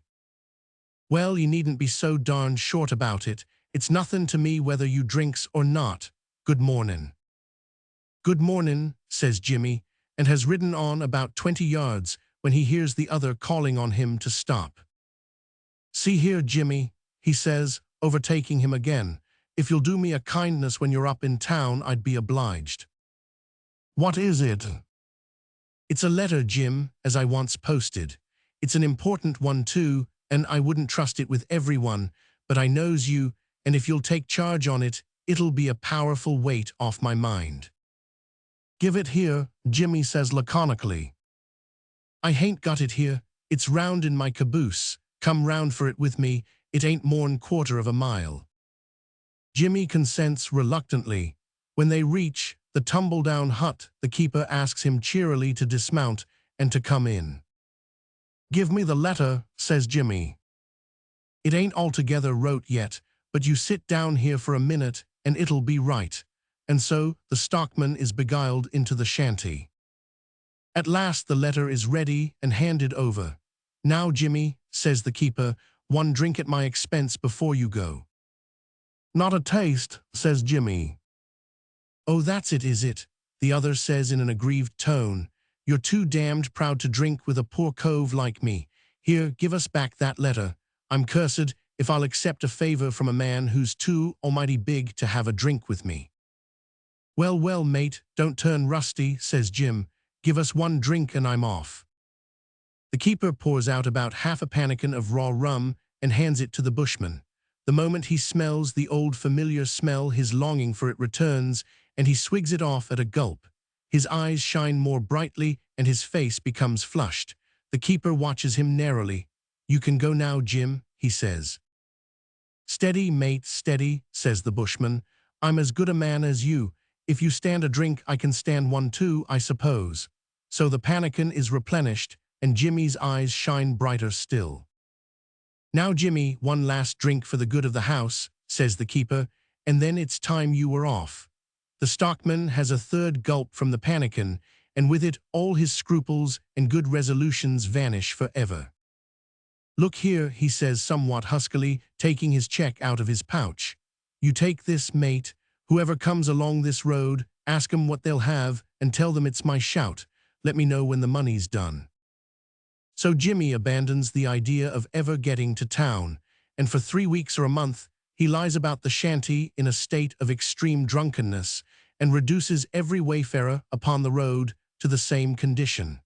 At last, one fine morning, the keeper comes to him. "The coin's done, Jimmy," he says.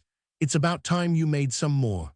So Jimmy has a good wash to sober him, straps his blanket and his billy to his back, and rides off through the bush to the sheep run, where he has another year of sobriety, terminating in another month of intoxication. All this, though typical of the happy-go-lucky manners of the inhabitants, has no direct bearing upon Jackman's Gulch, so we must return to that Arcadian settlement. Additions to the population, there were not numerous, and such as came about the time of which I speak were even rougher and fiercer than the original inhabitants. In particular, there came a brace of ruffians named Phillips and Moll, who rode into camp one day and started a claim upon the other side of the stream. They outgulched the gulch in the virulence and fluency of their blasphemy, in the truculence of their speech and manner, and in their reckless disregard of all social laws. They claimed to have come from Bendigo, and there were some amongst us who wished that the redoubted Conky Jim was on the track once more, as long as he would close it to such visitors as these. After their arrival, the nightly proceedings at the Britannia Bar and at the gambling hell behind it became more riotous than ever. Violent quarrels, frequently ending in bloodshed, were of constant occurrence. The more peaceable frequenters of the bar began to talk seriously of lynching the two strangers who were the principal promoters of disorder. Things were in this unsatisfactory condition when our evangelist, Elias B. Hopkins, came limping into the camp, travel-stained and footsore, with his spade strapped across his back and his Bible in the pocket of his moleskin jacket. His presence was hardly noticed at first, so insignificant was the man. His manner was quiet and unobtrusive, his face pale, and his figure fragile. On better acquaintance, however, there was a squareness and firmness about his clean-shaven lower jaw, and an intelligence in his widely opened blue eyes, which marked him as a man of character. He erected a small hut for himself, and started a claim close to that occupied by the two strangers who had preceded him. This claim was chosen with a ludicrous disregard for all practical laws of mining, and at once stamped the newcomer as being a green hand at his work. It was piteous to observe him every morning as we passed to our work, digging and delving with the greatest industry, but, as we knew well, without the smallest possibility of any result. He would pause for a moment as we went by, wipe his pale face with his bandana handkerchief, and shout out to us a cordial morning greeting, and then fall to again with redoubled energy. By degrees we got into the way of making a half-pitying, half-contemptuous inquiry as to how he got on. "I hain't struck it yet, boys," he would answer cheerily, leaning on his spade, "but the bedrock lies deep just hereabouts, and I reckon we'll get among the pay gravel today." Day after day, he returned the same reply with unvarying confidence and cheerfulness. It was not long before he began to show us the stuff that was in him. One night the proceedings were unusually violent at the drinking saloon.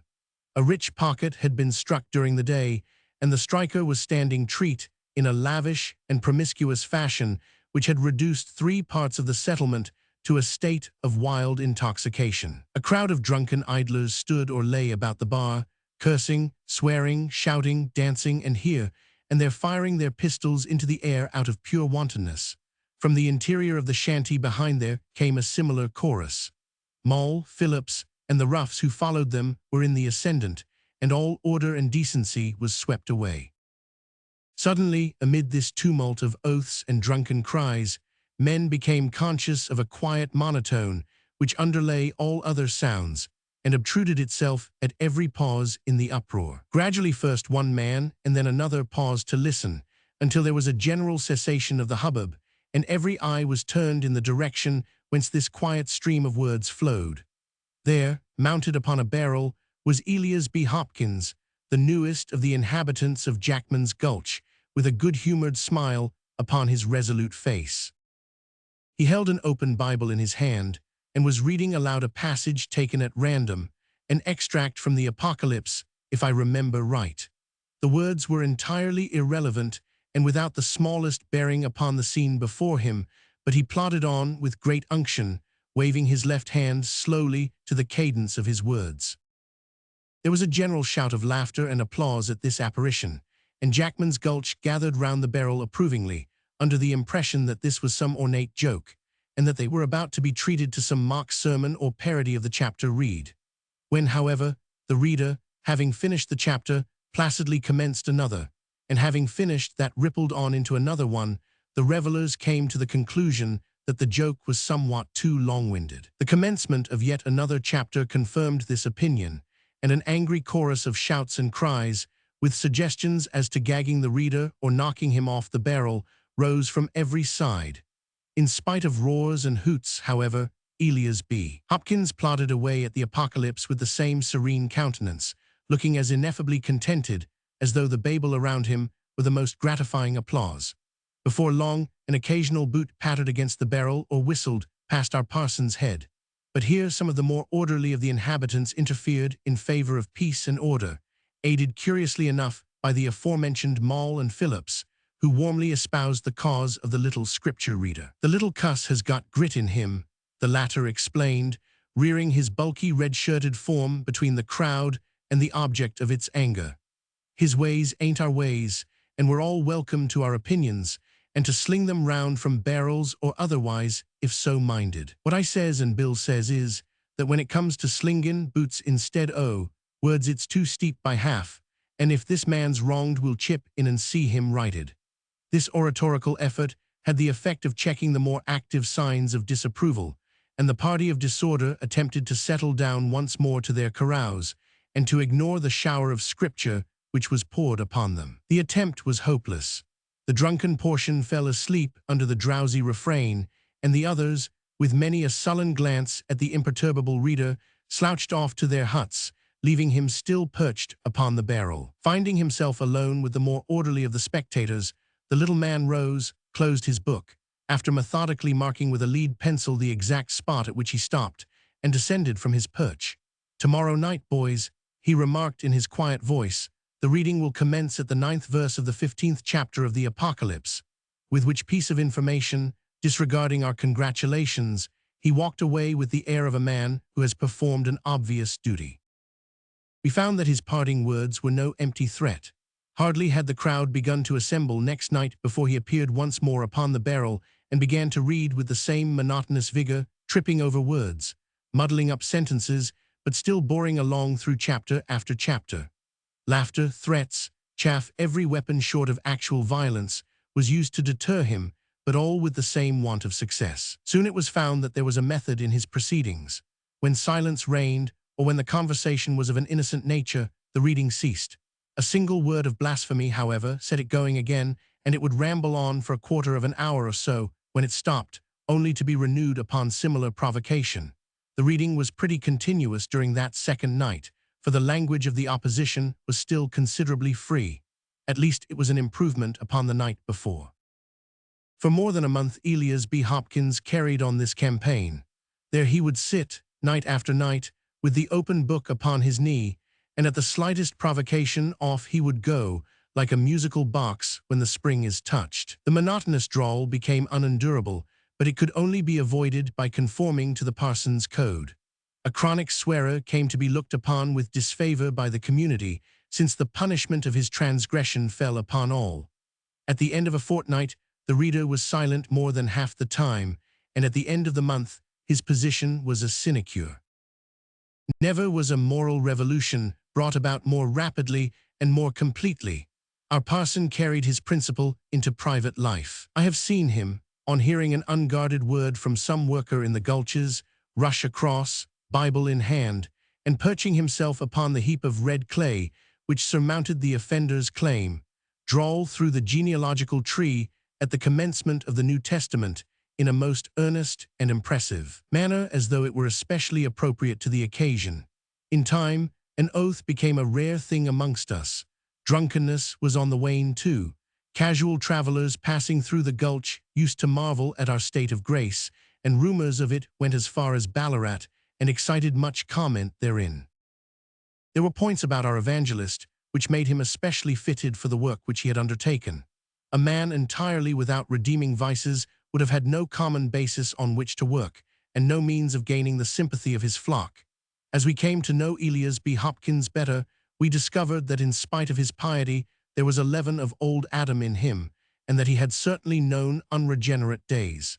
He was no teetotaler. On the contrary, he could choose his liquor with discrimination and lower it in an able manner. He played a masterly hand at poker, and there were few who could touch him at cutthroat euchre. He and the two ex-ruffians, Phillips and Moll, used to play for hours in perfect harmony, except when the fall of the cards elicited an oath from one of his companions.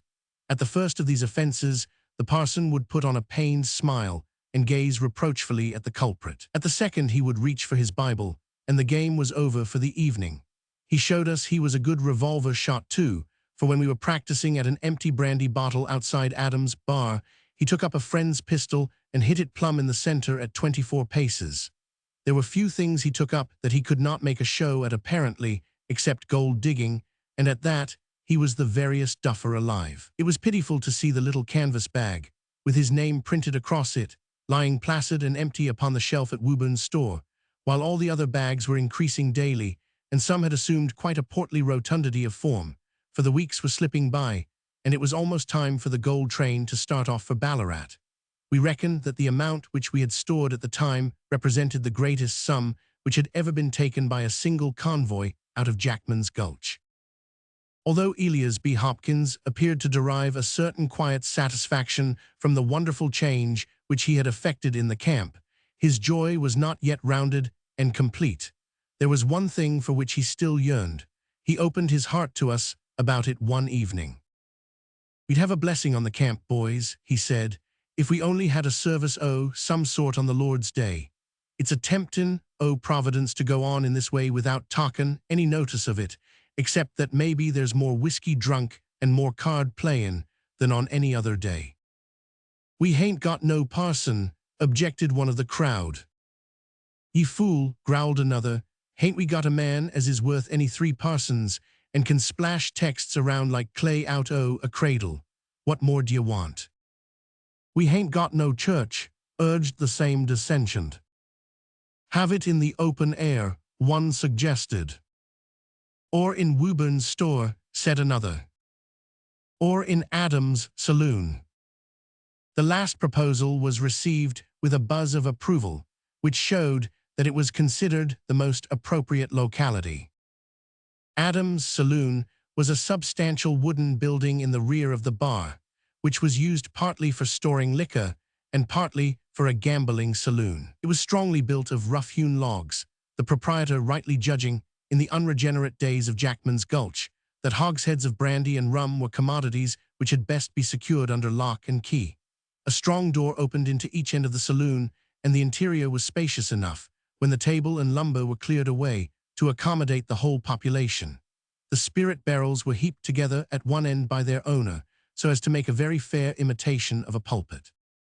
At first the Gulch took but a mild interest in the proceedings, but when it became known that Elias B. Hopkins intended, after reading the service, to address the audience, the settlement began to warm up to the occasion. A real sermon was a novelty to all of them, and one coming from their own parson was additionally so. Rumor announced that it would be interspersed with local hits, and that the moral would be pointed by pungent personalities. Men began to fear that they would be unable to gain seats, and many applications were made to the brothers Adams. It was only when conclusively shown that the saloon could contain them all with a margin that the camp settled down into calm expectancy. It was as well that the building was of such a size, for the assembly upon the Sunday morning was the largest which had ever occurred in the annals of Jackman's Gulch. At first, it was thought that the whole population was present, but a little reflection showed that this was not so. Maul and Phillips had gone on a prospecting journey among the hills, and had not returned as yet, and Woburn, the gold keeper, was unable to leave his store. Having a very large quantity of the precious metal under his charge, he stuck to his post, feeling that the responsibility was too great to trifle with. With these 3 exceptions, the whole of the Gulch, with clean red shirts and such other additions to their toilet as the occasion demanded, sauntered in a straggling line along the clayey pathway which led up to the saloon. The interior of the building had been provided with rough benches, and the parson, with his quiet, good-humored smile, was standing at the door to welcome them. "Good morning, boys," he cried cheerily as each group came lounging up. Pass in, pass in. You'll find this is as good a morning's work as any you've done. Leave your pistols in this barrel outside the door as you pass. You can pick them out as you come out again, but it isn't the thing to carry weapons into the house of peace." His request was good-humoredly complied with, and before the last of the congregation filed in, there was a strange assortment of knives and firearms in this depository. When all had assembled, the doors were shut, and the service began, the first and the last which was ever performed at Jackman's Gulch. The weather was sultry and the room close, yet the miners listened with exemplary patience. There was a sense of novelty in the situation which had its attractions. To some it was entirely new, others were wafted back by it to another land and other days. Beyond a disposition which was exhibited by the uninitiated to applaud at the end of certain prayers, by way of showing that they sympathized with the sentiments expressed, no audience could have behaved better. There was a murmur of interest, however, when Elias B. Hopkins, looking down on the congregation from his rostrum of casks, began his address. He had attired himself with care in honor of the occasion. He wore a velveteen tunic, girt round the waist with a sash of China silk, a pair of moleskin trousers, and held his cabbage-tree hat in his left hand. He began speaking in a low tone, and it was noticed at the time that he frequently glanced through the small aperture which served for a window which was placed above the heads of those who sat beneath him. "I've put you straight now," he said, in the course of his address. "I've got you in the right rut if you will but stick in it." Here he looked very hard out of the window for some seconds. "You've learned soberness and industry, and with those things you can always make up any loss you may sustain. I guess there isn't one of ye that won't remember my visit to this camp." He paused for a moment, and 3 revolver shots rang out upon the quiet summer air. "Keep your seats, damn ye," roared our preacher as his audience rose in excitement. "If a man of ye moves down he goes. The door's locked on the outside, so ye can't get out anyhow. Your seats, ye canting, chuckle-headed fools. Down with ye, ye dogs, or I'll fire among ye." Astonishment and fear brought us back into our seats, and we sat staring blankly at our pastor and each other.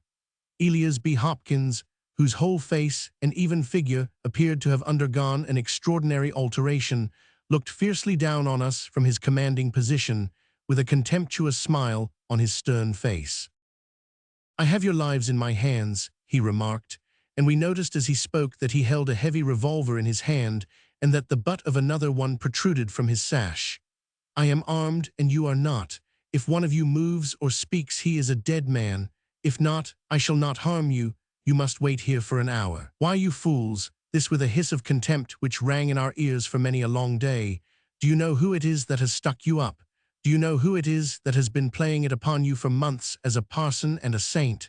Conky Jim, the bushranger, ye apes, and Phillips and Moll were my 2 right-hand men. They're off into the hills with your gold. Ha, would ye?" This to some restive member of the audience, who quieted down instantly before the fierce eye and the ready weapon of the bushranger. "In an hour they will be clear of any pursuit, and I advise you to make the best of it and not to follow, or you may lose more than your money. My horse is tethered outside this door behind me. When the time is up, I shall pass through it, lock it on the outside, and be off. Then you may break your way out as best you can. I have no more to say to you, except that ye are the most cursed set of asses that ever trod in boot leather." We had time to endorse mentally this outspoken opinion during the long 60 minutes which followed. We were powerless before the resolute desperado. It is true that if we made a simultaneous rush, we might bear him down at the cost of 8 or 10 of our number. But how could such a rush be organized without speaking, and who would attempt it without a previous agreement that he would be supported? There was nothing for it but submission. It seemed 3 hours at the least before the ranger snapped up his watch, stepped down from the barrel, walked backwards, still covering us with his weapon, to the door behind him, and then passed rapidly through it. We heard the creaking of the rusty lock and the clatter of his horse's hoofs as he galloped away. It has been remarked that an oath had, for the last few weeks, been a rare thing in the camp. We made up for our temporary abstention during the next half-hour. Never was heard such symmetrical and heartfelt blasphemy. When at last we succeeded in getting the door off its hinges, all sight of both rangers and treasure had disappeared, nor have we ever caught sight of either the one or the other since. Poor Woburn, true to his trust, lay shot through the head across the threshold of his empty store. The villains, Moll and Phillips, had descended upon the camp the instant that we had been enticed into the trap, murdered the keeper, loaded up a small cart with the booty, and got safe away to some wild fastness among the mountains, where they were joined by their wily leader. Jackman's Gulch recovered from this blow and is now a flourishing township. Social reformers are not in request there, however, and morality is at a discount.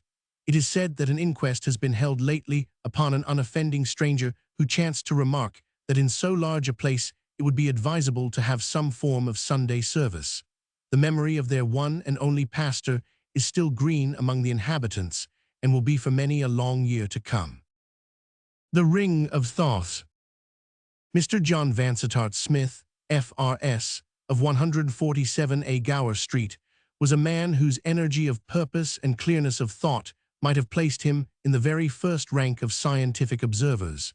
He was the victim, however, of a universal ambition which prompted him to aim at distinction in many subjects rather than preeminence in one. In his early days, he had shown an aptitude for zoology and for botany which caused his friends to look upon him as a second Darwin. But when a professorship was almost within his reach, he had suddenly discontinued his studies and turned his whole attention to chemistry. Here his researches upon the spectra of the metals had won him his fellowship in the Royal Society. But again he played the coquette with his subject, and after a year's absence from the laboratory, he joined the Oriental Society and delivered a paper on the hieroglyphic and demotic inscriptions of El Kab, thus giving a crowning example both of the versatility and of the inconstancy of his talents.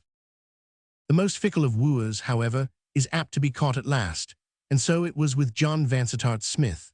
The more he burrowed his way into Egyptology, the more impressed he became by the vast field which it opened to the inquirer, and by the extreme importance of a subject which promised to throw a light upon the first germs of human civilization and the origin of the greater part of our arts and sciences. So struck was Mr. Smith that he straightway married an Egyptological young lady who had written upon the 6th dynasty, and having thus secured a sound base of operations, he set himself to collect materials for a work which should unite the research of Lepsius and the ingenuity of Champollion. The preparation of this magnum opus entailed many hurried visits to the magnificent Egyptian collections of the Louvre, upon the last of which, no longer ago than the middle of last October, he became involved in a most strange and noteworthy adventure. The trains had been slow and the channel had been rough, so that the student arrived in Paris in a somewhat befogged and feverish condition. On reaching the Hôtel de France in the Rue Laffitte, he had thrown himself upon a sofa for a couple of hours, but finding that he was unable to sleep, he determined, in spite of his fatigue, to make his way to the Louvre, settle the point which he had come to decide, and take the evening train back to Dieppe. Having come to this conclusion, he donned his greatcoat, for it was a raw, rainy day, and made his way across the Boulevard des Italiens and down the Avenue de l'Opéra. Once in the Louvre, he was on familiar ground, and he speedily made his way to the collection of papyri which it was his intention to consult. The warmest admirers of John Vansittart Smith could hardly claim for him that he was a handsome man. His high-beaked nose and prominent chin had something of the same acute and incisive character which distinguished his intellect. He held his head in a bird-like fashion, and bird-like, too, was the pecking motion with which, in conversation, he threw out his objections and retorts. As he stood, with the high collar of his greatcoat raised to his ears, he might have seen from the reflection in the glass case before him that his appearance was a singular one. Yet it came upon him as a sudden jar when an English voice behind him exclaimed in very audible tones, "What a queer-looking mortal."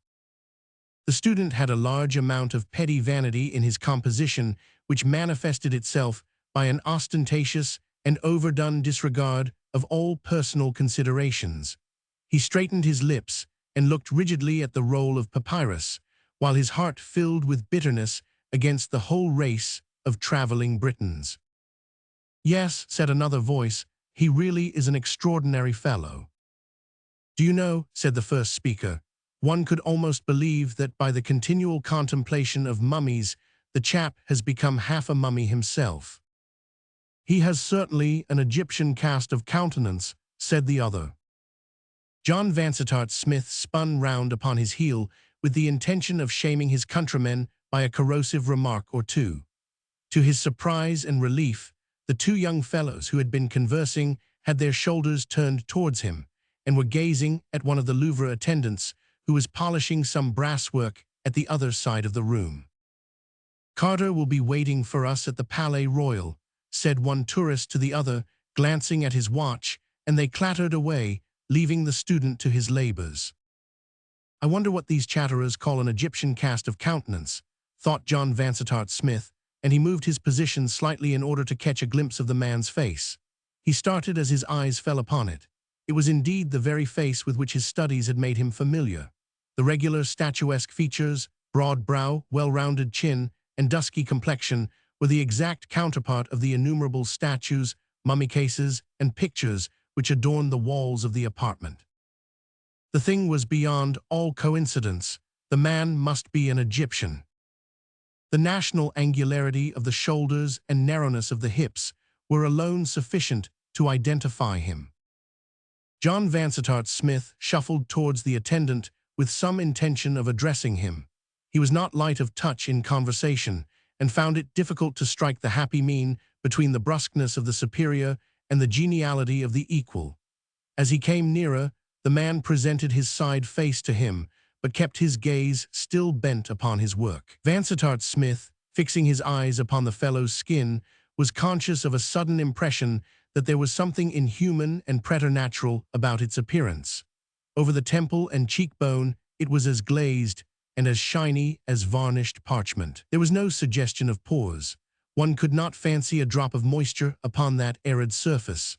From brow to chin, however, it was cross-hatched by a million delicate wrinkles, which shot and interlaced as though nature in some merry mood had tried how wild and intricate a pattern she could devise. "O est la collection de Memphis?" asked the student, with the awkward air of a man who is devising a question merely for the purpose of opening a conversation. 100 est la, replied the man brusquely, nodding his head at the other side of the room. "Vous êtes un Egyptian, n'est-ce pas?" asked the Englishman. The attendant looked up and turned his strange dark eyes upon his questioner. They were vitreous, with a misty dry shininess such as Smith had never seen in a human head before. As he gazed into them, he saw some strong emotion gather in their depths, which rose and deepened until it broke into a look of something akin both to horror and to hatred. "Non, monsieur, je suis franchise." The man turned abruptly and bent low over his polishing. The student gazed at him for a moment in astonishment, and then turning to a chair in a retired corner behind one of the doors, he proceeded to make notes of his researches among the papyri. His thoughts, however, refused to return into their natural groove. They would run upon the enigmatical attendant with the sphinx-like face and the parchment skin. "Where have I seen such eyes?" said Vansittart Smith to himself. "There is something saurian about them, something reptilian. There's the membrana nictitans of the snakes," he mused, bethinking himself of his zoological studies. "It gives a shiny effect, but there was something more here. There was a sense of power, of wisdom, so I read them, and of weariness, utter weariness, and ineffable despair. It may be all imagination, but I never had so strong an impression. By Jove, I must have another look at them." He rose and paced round the Egyptian rooms, but the man who had excited his curiosity had disappeared. The student sat down again in his quiet corner and continued to work at his notes. He had gained the information which he required from the papyri, and it only remained to write it down while it was still fresh in his memory. For a time his pencil traveled rapidly over the paper, but soon the lines became less level, the words more blurred, and finally the pencil tinkled down upon the floor, and the head of the student dropped heavily forward upon his chest. Tired out by his journey, he slept so soundly in his lonely post behind the door that neither the clanking civil guard, nor the footsteps of sightseers, nor even the loud horse bell which gives the signal for closing, were sufficient to arouse him. Twilight deepened into darkness. The bustle from the Rue de Rivoli waxed and then waned. Distant Notre Dame clanged out the hour of midnight, and still the dark and lonely figure sat silently in the shadow. It was not until close upon 1 in the morning that, with a sudden gasp and an intaking of the breath, Vansittart Smith returned to consciousness. For a moment it flashed upon him that he had dropped asleep in his study chair at home. The moon was shining fitfully through the unshuttered window, however, and as his eye ran along the lines of mummies and the endless array of polished cases, he remembered clearly where he was and how he came there. The student was not a nervous man. He possessed that love of a novel situation which is peculiar to his race. Stretching out his cramped limbs, he looked at his watch and burst into a chuckle as he observed the hour. The episode would make an admirable anecdote to be introduced into his next paper as a relief to the graver and heavier speculations. He was a little cold, but wide awake and much refreshed. It was no wonder that the guardians had overlooked him, for the door threw its heavy black shadow right across him. The complete silence was impressive. Neither outside nor inside was there a creak or a murmur. He was alone with the dead men of a dead civilization. What though the outer city reeked of the garish 19th century, in all this chamber there was scarce an article, from the shriveled ear of wheat to the pigment box of the painter, which had not held its own against 4,000 years. Here was the flotsam and jetsam washed up by the great ocean of time from that far-off empire. From stately Thebes, from lordly Luxor, from the great temples of Heliopolis, from 100 rifled tombs, these relics had been brought. The student glanced round at the long, silent figures who flickered vaguely up through the gloom, at the busy toilers who were now so restful, and he fell into a reverent and thoughtful mood. An unwanted sense of his own youth and insignificance came over him. Leaning back in his chair, he gazed dreamily down the long vista of rooms, all silvery with the moonshine, which extend through the whole wing of the widespread building. His eyes fell upon the yellow glare of a distant lamp. John Vansittart Smith sat up on his chair with his nerves all on edge. The light was advancing slowly towards him, pausing from time to time, and then coming jerkily onwards. The bearer moved noiselessly. In the utter silence, there was no suspicion of the pat of a footfall. An idea of robbers entered the Englishman's head. He snuggled up further into the corner. The light was 2 rooms off. Now it was in the next chamber, and still there was no sound. With something approaching to a thrill of fear, the student observed a face, floating in the air as it were, behind the flare of the lamp. The figure was wrapped in shadow, but the light fell full upon the strange, eager face. There was no mistaking the metallic, glistening eyes and the cadaverous skin. It was the attendant with whom he had conversed. Vansittart Smith's first impulse was to come forward and address him. A few words of explanation would set the matter clear, and lead doubtless to his being conducted to some side door from which he might make his way to his hotel. As the man entered the chamber, however, there was something so stealthy in his movements and so furtive in his expression that the Englishman altered his intention. This was clearly no ordinary official walking the rounds. The fellow wore felt-soled slippers, stepped with a rising chest, and glanced quickly from left to right, while his hurried, gasping breathing thrilled the flame of his lamp. Vansittart Smith crouched silently back into the corner and watched him keenly, convinced that his errand was one of secret and probably sinister import. There was no hesitation in the other's movements. He stepped lightly and swiftly across to one of the great cases, and drawing a key from his pocket, he unlocked it. From the upper shelf, he pulled down a mummy, which he bore away with him, and laid it with much care and solicitude upon the ground. By it he placed his lamp, and then squatting down beside it in Eastern fashion, he began with long quivering fingers to undo the cerecloths and bandages which girt it round. As the crackling rolls of linen peeled off one after the other, a strong aromatic odor filled the chamber, and fragments of scented wood and of spices pattered down upon the marble floor.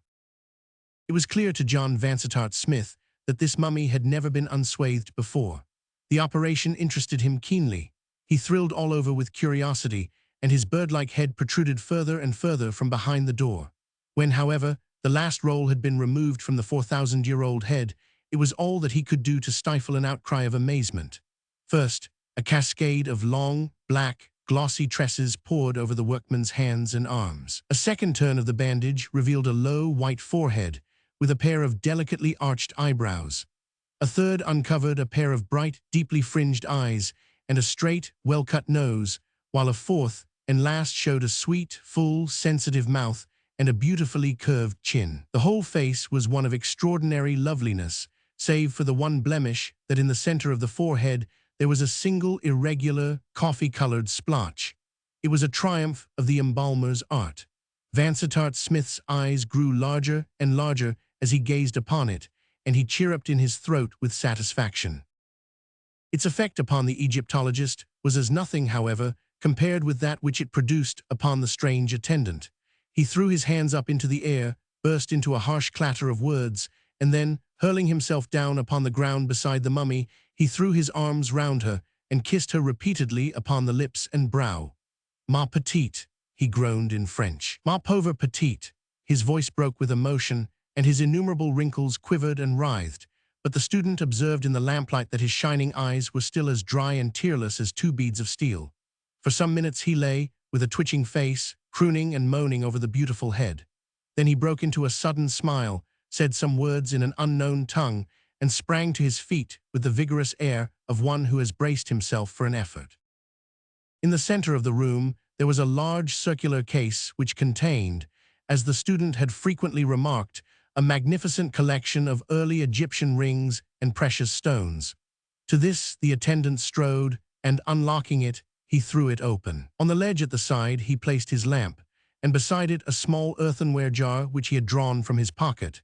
He then took a handful of rings from the case, and with a most serious and anxious face, he proceeded to smear each in turn with some liquid substance from the earthen pot, holding them to the light as he did so. He was clearly disappointed with the first lot, for he threw them petulantly back into the case and drew out some more. One of these, a massive ring with a large crystal set in it, he seized and eagerly tested with the contents of the jar. Instantly he uttered a cry of joy and threw out his arms in a wild gesture which upset the pot and sent the liquid streaming across the floor to the very feet of the Englishman. The attendant drew a red handkerchief from his bosom, and mopping up the mess, he followed it into the corner, where in a moment he found himself face to face with his observer. "Excuse me," said John Vansittart Smith, with all imaginable politeness. "I have been unfortunate enough to fall asleep behind this door." "And you have been watching me?" the other asked in English, with a most venomous look on his corpse-like face. The student was a man of veracity. "I confess," said he, "that I have noticed your movements, and that they have aroused my curiosity and interest in the highest degree." The man drew a long, flamboyant-bladed knife from his bosom. "You have had a very narrow escape," he said. "Had I seen you 10 minutes ago, I should have driven this through your heart. As it is, if you touch me or interfere with me in any way, you are a dead man." "I have no wish to interfere with you," the student answered. "My presence here is entirely accidental. All I ask is that you will have the extreme kindness to show me out through some side door." He spoke with great suavity, for the man was still pressing the tip of his dagger against the palm of his left hand, as though to assure himself of its sharpness, while his face preserved its malignant expression. "If I thought," said he, "but no, perhaps it is as well. What is your name?" The Englishman gave it. "Vansittart Smith," the other repeated. "Are you the same Vansittart Smith who gave a paper in London upon El Cab? I saw a report of it. Your knowledge of the subject is contemptible." "Sir," cried the Egyptologist, "yet it is superior to that of many who make even greater pretensions. The whole keystone of our old life in Egypt was not the inscriptions or monuments of which you make so much, but was our hermetic philosophy and mystic knowledge, of which you say little or nothing." "Our old life," repeated the scholar wide-eyed, and then suddenly, "Good God, look at the mummy's face." The strange man turned and flashed his light upon the dead woman, uttering a long doleful cry as he did so. The action of the air had already undone all the art of the embalmer. The skin had fallen away, the eyes had sunk inwards, the discolored lips had writhed away from the yellow teeth, and the brown mark upon the forehead alone showed that it was indeed the same face which had shown such youth and beauty a few short minutes before. The man flapped his hands together in grief and horror. Then, mastering himself by a strong effort, he turned his hard eyes once more upon the Englishman. "It does not matter," he said in a shaking voice. "It does not really matter. I came here tonight with the fixed determination to do something. It is now done. All else is as nothing. I have found my quest. The old curse is broken. I can rejoin her. What matter about her inanimate shell so long as her spirit is awaiting me at the other side of the veil?" "These are wild words," said Vansittart Smith. He was becoming more and more convinced that he had to do with a madman. "Time presses, and I must go," continued the other. "The moment is at hand for which I have waited this weary time, but I must show you out first. Come with me." Taking up the lamp, he turned from the disordered chamber and led the student swiftly through the long series of the Egyptian, Assyrian, and Persian apartments. At the end of the latter, he pushed open a small door let into the wall and descended a winding stone stair. The Englishman felt the cold, fresh air of the night upon his brow. There was a door opposite him which appeared to communicate with the street. To the right of this, another door stood ajar, throwing a spurt of yellow light across the passage. "Come in here," said the attendant shortly. Vansittart Smith hesitated. He had hoped that he had come to the end of his adventure, yet his curiosity was strong within him. He could not leave the matter unsolved, so he followed his strange companion into the lighted chamber. It was a small room, such as is devoted to a concierge. A wood fire sparkled in the grate. At one side stood a truckle bed, and at the other a coarse wooden chair with a round table in the center, which bore the remains of a meal. As the visitor's eye glanced round, he could not but remark with an ever-recurring thrill that all the small details of the room were of the most quaint design and antique workmanship. The candlesticks, the vases upon the chimney-piece, the fire-irons, the ornaments upon the walls, were all such as he had been wont to associate with the remote past. The gnarled, heavy-eyed man sat himself down upon the edge of the bed and motioned his guest into the chair. "There may be design in this," he said, still speaking excellent English. "It may be decreed that I should leave some account behind as a warning to all rash mortals who would set their wits up against workings of nature. I leave it with you.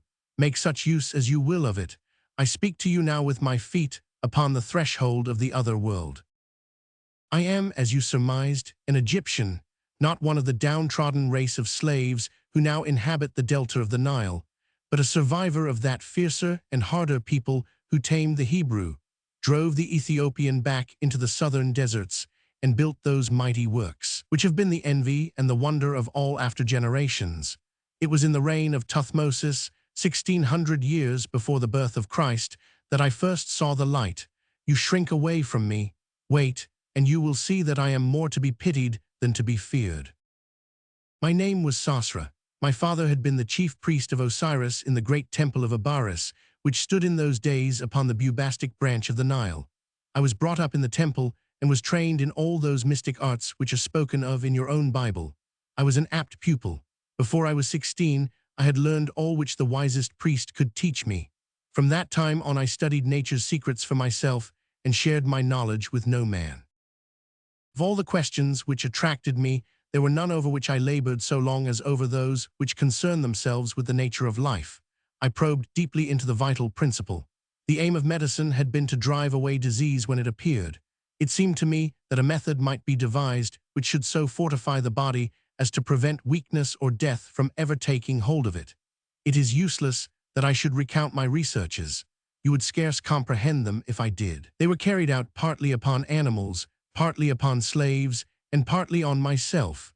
Suffice it that their result was to furnish me with a substance which, when injected into the blood, would endow the body with strength to resist the effects of time, of violence, or of disease. It would not indeed confer immortality, but its potency would endure for many thousands of years. I used it upon a cat, and afterwards drugged the creature with the most deadly poisons. That cat is alive in Lower Egypt at the present moment. There was nothing of mystery or magic in the matter. It was simply a chemical discovery, which may well be made again. Love of life runs high in the young. It seemed to me that I had broken away from all human care now that I had abolished pain and driven death to such a distance. With a light heart, I poured the accursed stuff into my veins. Then I looked round for someone whom I could benefit. There was a young priest of Thoth, Parmes by name, who had won my goodwill by his earnest nature and his devotion to his studies. To him I whispered my secret, and at his request I injected him with my elixir. I should now, I reflected, never be without a companion of the same age as myself. After this grand discovery, I relaxed my studies to some extent, but Parmes continued his with redoubled energy. Every day I could see him working with his flasks and his distiller in the temple of Thoth, but he said little to me as to the result of his labors. For my own part, I used to walk through the city and look around me with exultation as I reflected that all this was destined to pass away, and that only I should remain. The people would bow to me as they passed me, for the fame of my knowledge had gone abroad. There was war at this time, and the great king had sent down his soldiers to the eastern boundary to drive away the Hyksos. A governor, too, was sent to Abaris, that he might hold it for the king. I had heard much of the beauty of the daughter of this governor, but one day as I walked out with Parmes we met her, borne upon the shoulders of her slaves. I was struck with love as with lightning. My heart went out from me. I could have thrown myself beneath the feet of her bearers. This was my woman. Life without her was impossible. I swore by the head of Horus that she should be mine. I swore it to the priest of Thoth. He turned away from me with a brow which was as black as midnight. There is no need to tell you of our wooing. She came to love me even as I loved her. I learned that Parms had seen her before I did, and had shown her that he too loved her, but I could smile at his passion, for I knew that her heart was mine. The white plague had come upon the city and many were stricken, but I laid my hands upon the sick and nursed them without fear or scathe. She marveled at my daring. Then I told her my secret and begged her that she would let me use my art upon her. Your flower shall then be unwithered, Atma, I said. Other things may pass away, but you and I, and our great love for each other, shall outlive the tomb of King Shefru. But she was full of timid, maidenly objections. Was it right? She asked. Was it not a thwarting of the will of the gods? If the great Osiris had wished that our years should be so long, would he not himself have brought it about? With fond and loving words I overcame her doubts, and yet she hesitated. It was a great question, she said. She would think it over for this one night. In the morning I should know her resolution. Surely one night was not too much to ask. She wished to pray to Isis for help in her decision. With a sinking heart and a sad foreboding of evil, I left her with her tirewomen. In the morning, when the early sacrifice was over, I hurried to her house. A frightened slave met me upon the steps. Her mistress was ill, she said, very ill. In a frenzy, I broke my way through the attendants and rushed through hall and corridor to my Atma's chamber. She lay upon her couch, her head high upon the pillow, with a pallid face and a glazed eye.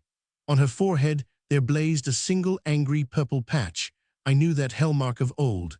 It was the scar of the white plague, the sign manual of death. Why should I speak of that terrible time?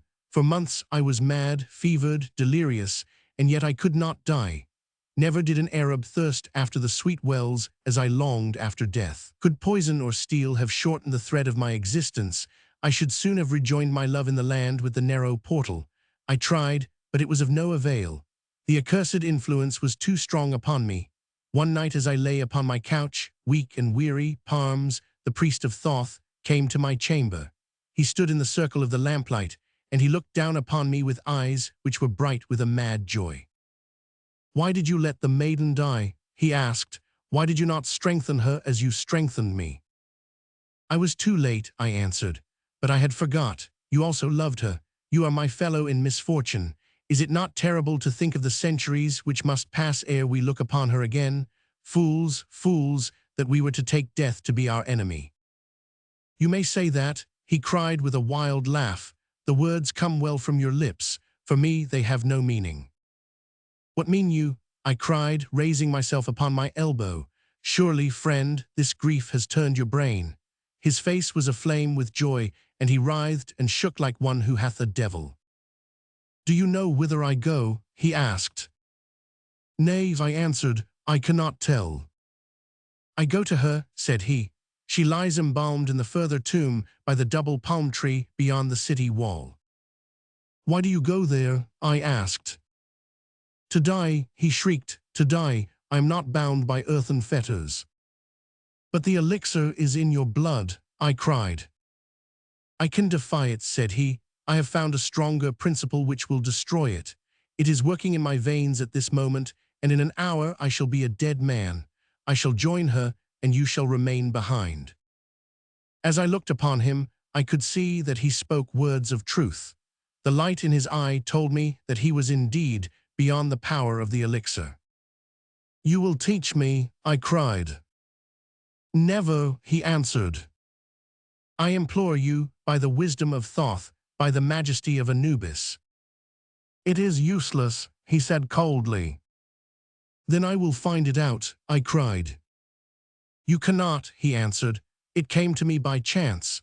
There is one ingredient which you can never get. Save that which is in the ring of Thoth, none will ever more be made." "In the ring of Thoth," I repeated. "Where then is the ring of Thoth?" "That also you shall never know," he answered. "You won her love. Who has won in the end?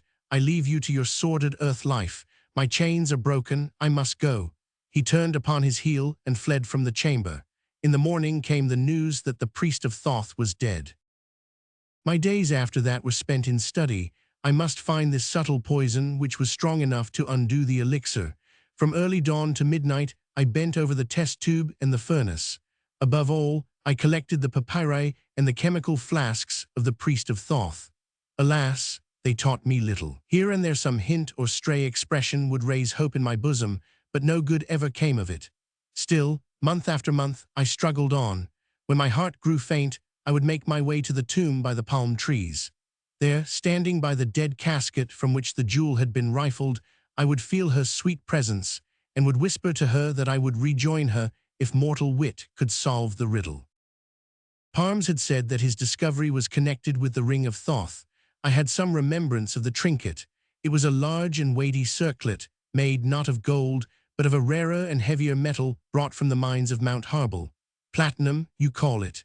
The ring had, I remembered, a hollow crystal set in it, in which some few drops of liquid might be stored. Now the secret of Parmes could not have to do with the metal alone, for there were many rings of that metal in the temple. Was it not more likely that he had stored his precious poison within the cavity of the crystal? I had scarce come to this conclusion before, in hunting through his papers, I came upon one which told me that it was indeed so, and that there was still some of the liquid unused. But how to find the ring? It was not upon him when he was stripped for the embalmer. Of that I made sure, neither was it among his private effects. In vain I searched every room that he had entered, every box and vase and chattel that he had owned. I sifted the very sand of the desert in the places where he had been wont to walk. But do what I would, I could come upon no traces of the ring of Thoth. Yet it may be that my labors would have overcome all obstacles had it not been for a new and unlooked-for misfortune. A great war had been waged against the Hyksos, and the captains of the great king had been cut off in the desert, with all their bowmen and horsemen. The shepherd tribes were upon us like the locusts in a dry year. From the wilderness of Shur to the great bitter lake there was blood by day and fire by night. Abaris was the bulwark of Egypt, but we could not keep the savages back. The city fell. The governor and the soldiers were put to the sword, and I with many more was led away into captivity. For years and years I tended cattle in the great plains by the Euphrates. My master died, and his son grew old, but I was still as far from death as ever. At last I escaped upon a swift camel and made my way back to Egypt. The Hyksos had settled in the land which they had conquered, and their own king ruled over the country. Abaris had been torn down, the city had been burned, and of the great temple there was nothing left save an unsightly mound. Everywhere the tombs had been rifled and the monuments destroyed. Of my Atma's grave no sign was left. It was buried in the sands of the desert, and the palm trees which marked the spot had long disappeared. The papers of Parmes and the remains of the temple of Thoth were either destroyed or scattered far and wide over the deserts of Syria. All search after them was vain. From that time, I gave up all hope of ever finding the ring or discovering the subtle drug. I set myself to live as patiently as might be until the effect of the elixir should wear away. How can you understand how terrible a thing time is, you who have experience only of the narrow course which lies between the cradle and the grave? I know it to my cost, I who have floated down the whole stream of history. I was old when Ilium fell. I was very old when Herodotus came to Memphis. I was bowed down with years when the new gospel came upon earth. Yet you see me much as other men are, with the cursed elixir still sweetening my blood and guarding me against that which I would court. Now at last, I have come to the end of it. I have traveled in all lands, and I have dwelt with all nations. Every tongue is the same to me. I learned them all to help pass the weary time. I need not tell you how slowly they drifted by, the long dawn of modern civilization, the dreary middle years, the dark times of barbarism. They are all behind me now. I have never looked with the eyes of love upon another woman. Atma knows that I have been constant to her. It was my custom to read all that the scholars had to say upon ancient Egypt. I have been in many positions, sometimes affluent, sometimes poor, but I have always found enough to enable me to buy the journals which deal with such matters. Some 9 months ago I was in San Francisco, when I read an account of some discoveries made in the neighborhood of Abaris. My heart leapt into my mouth as I read it. It said that the excavator had busied himself in exploring some tombs recently unearthed. In one there had been found an unopened mummy with an inscription upon the outer case setting forth that it contained the body of the daughter of the governor of the city in the days of Tuthmosis. It added that on removing the outer case there had been exposed a large platinum ring set with a crystal which had been laid upon the breast of the embalmed woman. This, then, was where Parms had hid the ring of Thoth. He might well say that it was safe, for no Egyptian would ever stain his soul by moving even the outer case of a buried friend. That very night I set off from San Francisco, and in a few weeks I found myself once more at Abaris, if a few sand heaps and crumbling walls may retain the name of the great city. I hurried to the Frenchmen who were digging there and asked them for the ring. They replied that both the ring and the mummy had been sent to the Boulak Museum at Cairo. To Boulak I went, but only to be told that Mariette Bey had claimed them and had shipped them to the Louvre. I followed them, and there at last, in the Egyptian chamber, I came, after close upon 4,000 years, upon the remains of my Atma and upon the ring for which I had sought so long. But how was I to lay hands upon them? How was I to have them for my very own? It chanced that the office of attendant was vacant. I went to the director. I convinced him that I knew much about Egypt. In my eagerness, I said too much. He remarked that a professor's chair would suit me better than a seat in the conciergerie. I knew more, he said, than he did.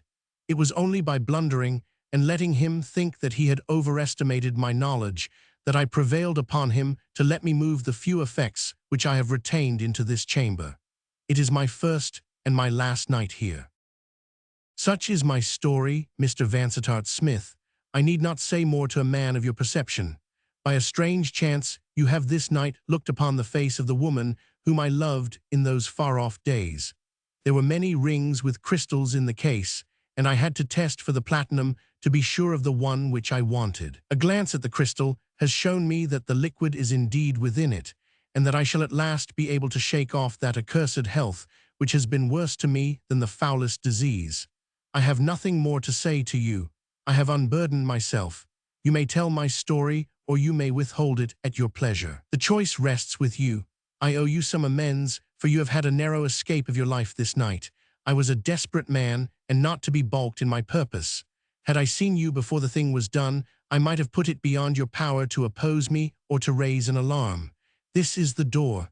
It leads into the Rue de Rivoli. Good night. The Englishman glanced back. For a moment, the lean figure of Sasra, the Egyptian, stood framed in the narrow doorway. The next, the door had slammed, and the heavy rasping of a bolt broke on the silent night. It was on the second day, after his return to London, that Mr. John Vansittart Smith saw the following concise narrative in the Paris correspondence of the Times. Curious occurrence in the Louvre. Yesterday morning, a strange discovery was made in the principal Egyptian chamber. The ouvriers who are employed to clean out the rooms in the morning found one of the attendants lying dead upon the floor with his arms round one of the mummies. So close was his embrace that it was only with the utmost difficulty that they were separated. One of the cases containing valuable rings had been opened and rifled. The authorities are of opinion that the man was bearing away the mummy with some idea of selling it to a private collector, but that he was struck down in the very act by long-standing disease of the heart. It is said that he was a man of uncertain age and eccentric habits, without any living relations to mourn over his dramatic and untimely end.